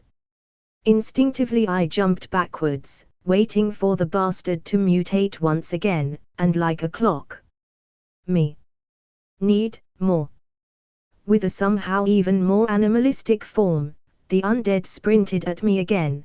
This I jumped out of the way at the last second, using the momentum to cut him head off. He was stronger, faster and scarier than me, that much was true. But now it was a battle of mights, or strategies. It was a battle of timing. One mistake on my part, 1 second of hesitation would end me. I knew that, so I had to time all my movements perfectly. Once again, I jumped backwards, waiting for the beast to mutate. And he did, but instead of asking for more power, he just roared, showing he didn't have any brains anymore, mutating his body once again with a simplistic yet terrifying roar. The undead king was now on all fours, looking at me, once again resembling a wolf, like the one I had seen in my visions a long time ago. Holy shit, I was cut short for the moment I blinked. The monster had blasted towards me, trying to attack me, barely dodging. I couldn't help but feel the cold embrace of fear as I saw the damage a single attack did. The monster didn't let me recover and attacked once again, this time biting my arm off like it was fucking cheese. Not resistance, nothing, he just ripped my left arm that was holding Dawn, like nothing, from the elbow down. He just bit my arm like a cake. Shit. I snarled, jumping back to recover. The undead spit my arm to the side and roared in victory. Well. Fuck you, buddy, I am right-handed anyway. I was not going to lose like this. Taking a deep breath, I burned the wound, sealing it, and grabbing Lightbringer, I smiled, taunting the beast as I dashed forward, dodging his maw and razor-sharp teeth as I thrusted my sword with just enough power to go through his head. Asterisk, do you need any help? Asterisk, I heard Fury inquired. I lost an arm, Sherlock. What do you think? I rolled my eyes as I took my distance, waiting for the fucking Pokemon to evolve once again. Asterisk, our forces are now outnumbering the undead. 1 or 2 more mutations, and we will win. Fury stated. Hooray, I chuckled. Once again, the wolf-looking monster mutated, from a normal wolf to a monstrously with 6 mouths, 2 heads, and 3 legs. God, that is disgusting, I muttered. With a powerful roar, the Lovecraftian abomination darted at me, faster than before because why not? With the utmost care, I proceeded to methodically dodge all the attacks he was throwing at me, not because I was able to see them. Ha! Not at all. His attacks were a blurry of motion now, almost impossible to see them for me, but, thanks to his animalistic minds, his attacks were so one-directional, that it was as easy to predict them, though unfortunately for me, not all of my predictions were accurate, for I failed to dodge newly acquired tail, which resulted on me being smacked with it, followed by me flying across the battlefield like a rag doll, landing close to Oberyn and Ned. Protect the king! Ned shouted, running towards me. Don't be an idiot, I stopped him, struggling to stand up. You lot won't buy me even a second. With a loud crash, the beast landed a few dozen meters away from me, growling like a feral beast. Holy shit, Oberyn muttered, taking a few steps back as the beast stared to walk towards us. However, a sword stopped the monster from moving, piercing his head. The sword was no other than Longclaw, meaning John had thrown the blade at it. We have to buy Melisandre time to heal him. John shouted, with Dawn on his hands. Now where the heck he got that? You know what, it doesn't matter, maybe the monster pooped the blade somewhere, and he got it. I need a few minutes to do so, Melisandre confirmed. Well, fuck it, this is a good way to die, Oberyn smirked. Ned smirked back. For the king! My army shouted as Melisandre dragged me out of the danger zone. Heh, fucking lunatics! I stared at Melisandre with a questioning look. How many undead remain? I asked, struggling to speak. God, that tail really messed me up. Only him. Melisandre answered, as she covered my body in the blood I gave her. Your sons managed to defeat the giant dragon, with the help of the Krakens, which means he couldn't exchange the dragon for power. When? I asked, feeling proud they managed to do so.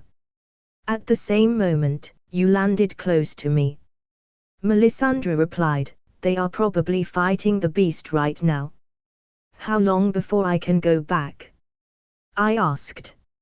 I don't know, we'll see, Melisandre answered, clearly unsure about if she could heal me. I already heal you, this time the damage is worse.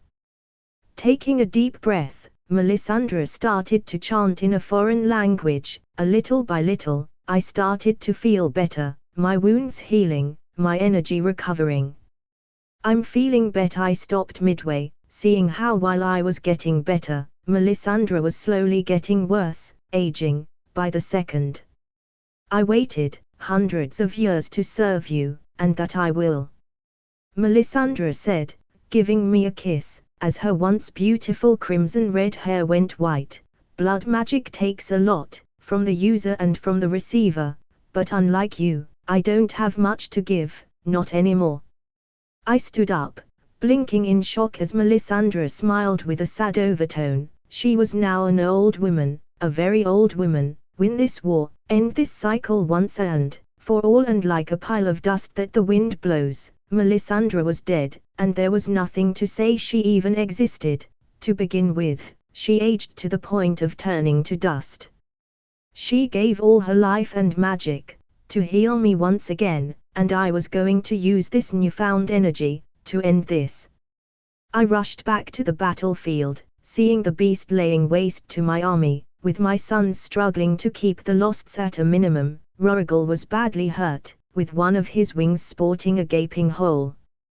Neltarion was missing his front right leg, and Crow had lost the tip of his tail, being the least damaged of the bunch. I'm back! I shouted at them. Asterisk, you were fighting this thing. Asterisk, Nelthayan hissed in disbelief. Yes. I shuddered as I remembered my fight.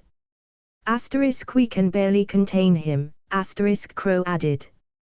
How do you guys feel? I asked as I focused on the monster, standing up. Asterisk, I don't know, it feels like there is a hole in me, asterisk, Rorigal chuckled, showing his injured wing. Asterisk, even now? Asterisk, Crow hissed. Asterisk, don't worry brother, now that we have father here, this will be a hole in one, asterisk, Rorigal laughed. Asterisk, I will kill you if that unholy abomination doesn't, asterisk, Crow muttered. Asterisk, do you mean the UNHOLE abomination, asterisk, Rorigal offered with a slight grin.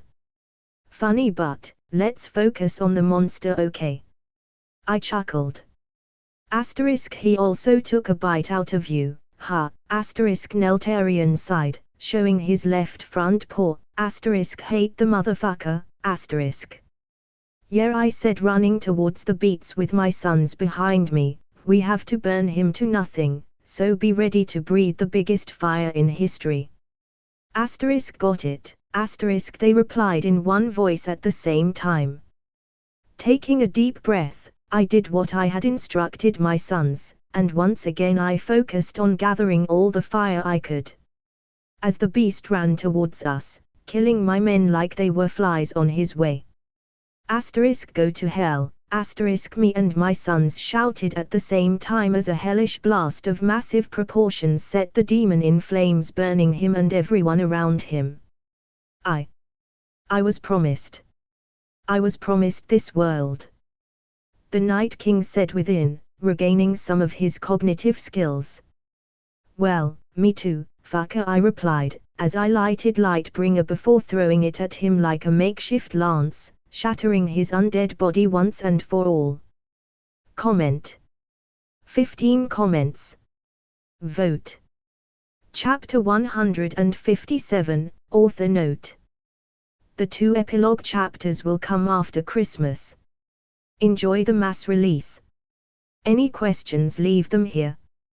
Comment. 64 comments. Vote. Chapter 158, Epilogue. I woke up feeling like crap, my body aching in parts they shouldn't be any aching, worn out, tired. Besides me, my wife laid sleeping, the dark circles in her eyes showed she had been worrying sick about me. I slowly stood up from stretching the one arm I had left, as I inwardly chuckled, this was going to make some stuff a living hell. As I stretched up, I noticed I felt different. For a moment I could really understand exactly what was different, but then I realized my fire was gone, the blessing the god of fire had given me was no longer with me, meaning everything was already over. Well, it was a bumpy ride. It has its ups and downs, and now, well, here I am. Alive but crippled in a way. But in reality I would have given my entire body if it meant saving my children. So losing an arm was a pretty good deal if you ask me. Black Friday shit. Renard Daenerys muttered as she woke up, hugging me immediately after.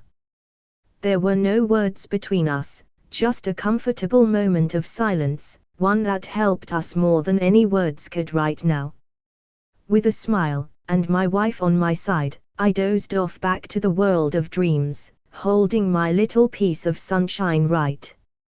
Today I was no king, just a man, wanting some peace. 6 months later. And so time passed. The first few months after the war were hard, especially since some important lords had died, the Tullys among them were wiped out.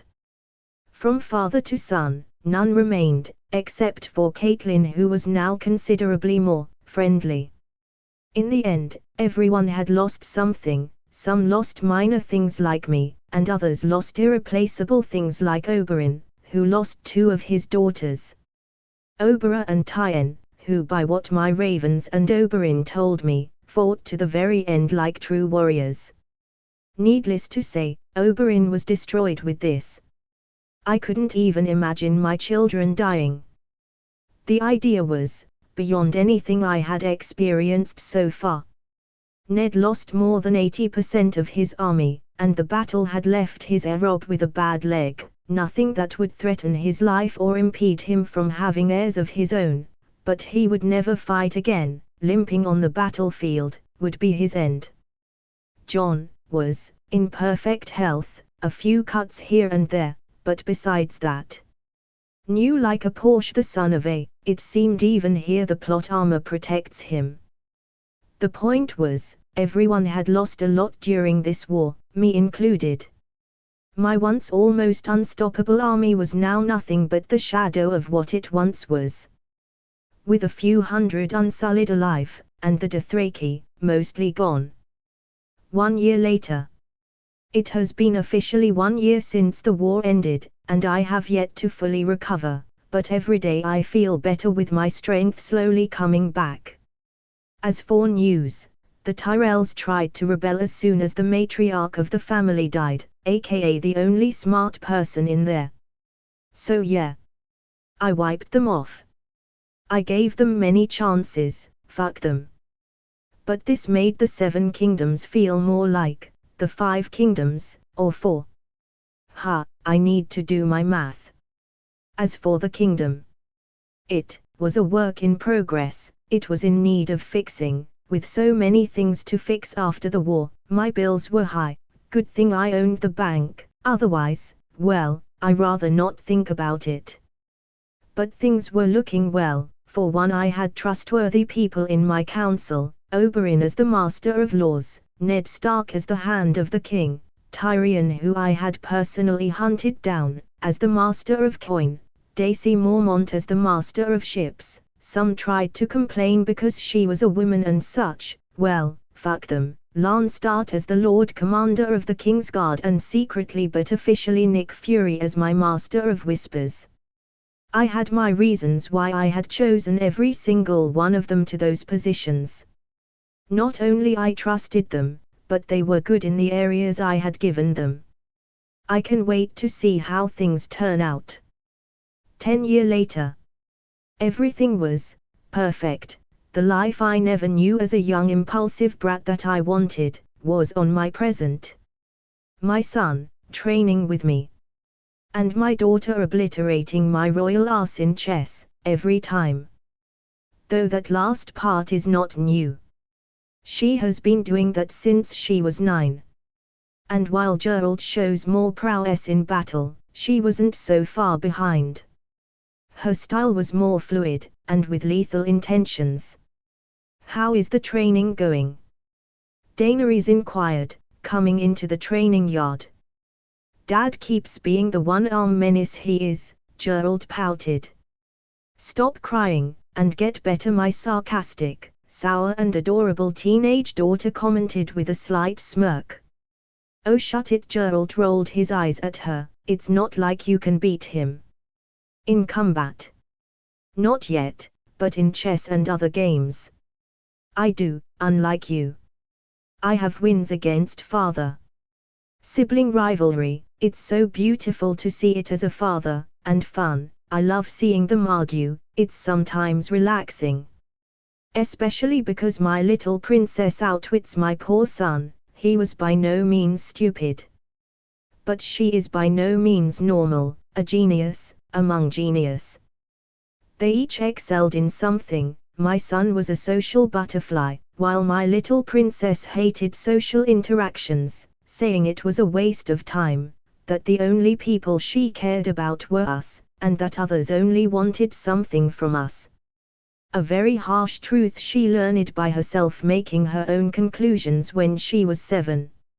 My son, on the other hand, wanted to see the good in others, though not in a blind and moronic way. He knew some people were bad and wanted to use us, but he believed everyone deserves a chance. But even with his carefree, friendly demeanor, he was no fool, seeing through plots better than most adults. Needless to say, I was proud of them beyond words.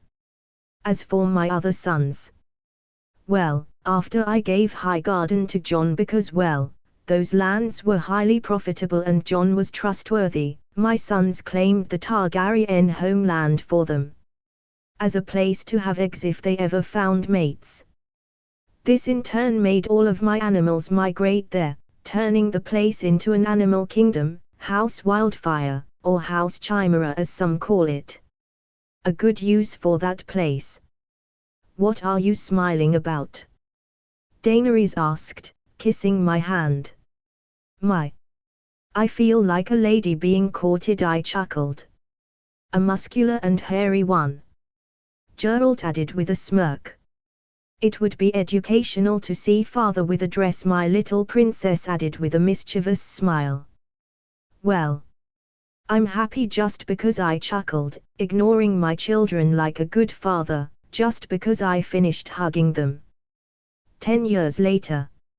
I had finally discovered what I had lost during my resurrection. I had lost a massive part of my lifespan. Instead of aging slowly like I would have done, I was aging faster than a normal person. What happened, Dad? Having troubles keeping up? My son smirked, as we continued to spar. Kiddo, you are still too green to best me, I chuckled, as I disarmed him with a single move, all while putting the training sword on his throat. I will eventually best you, Pops, my son smiled. I have doubts about that, my daughter said, rolling her eyes, as while grabbing a training sword, let's have a one-on-one, brother. I assure you, this time I will win. As if my son snorted, getting into position. In the meantime I sat, watching them fight with a smile on my face.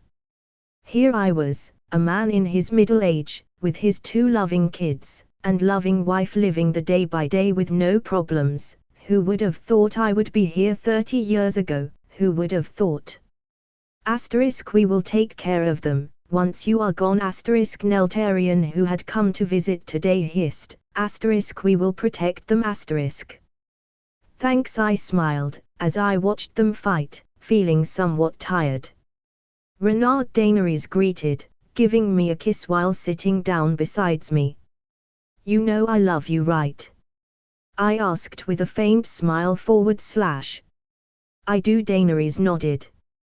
Good, I yawned, putting my head in her lap, as I slowly drifted into sleep, feeling my body getting heavier and heavier, all while thinking.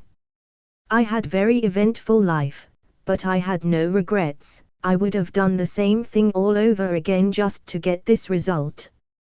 I used at one point think my existence here was a curse. What a stupid boy I used to be.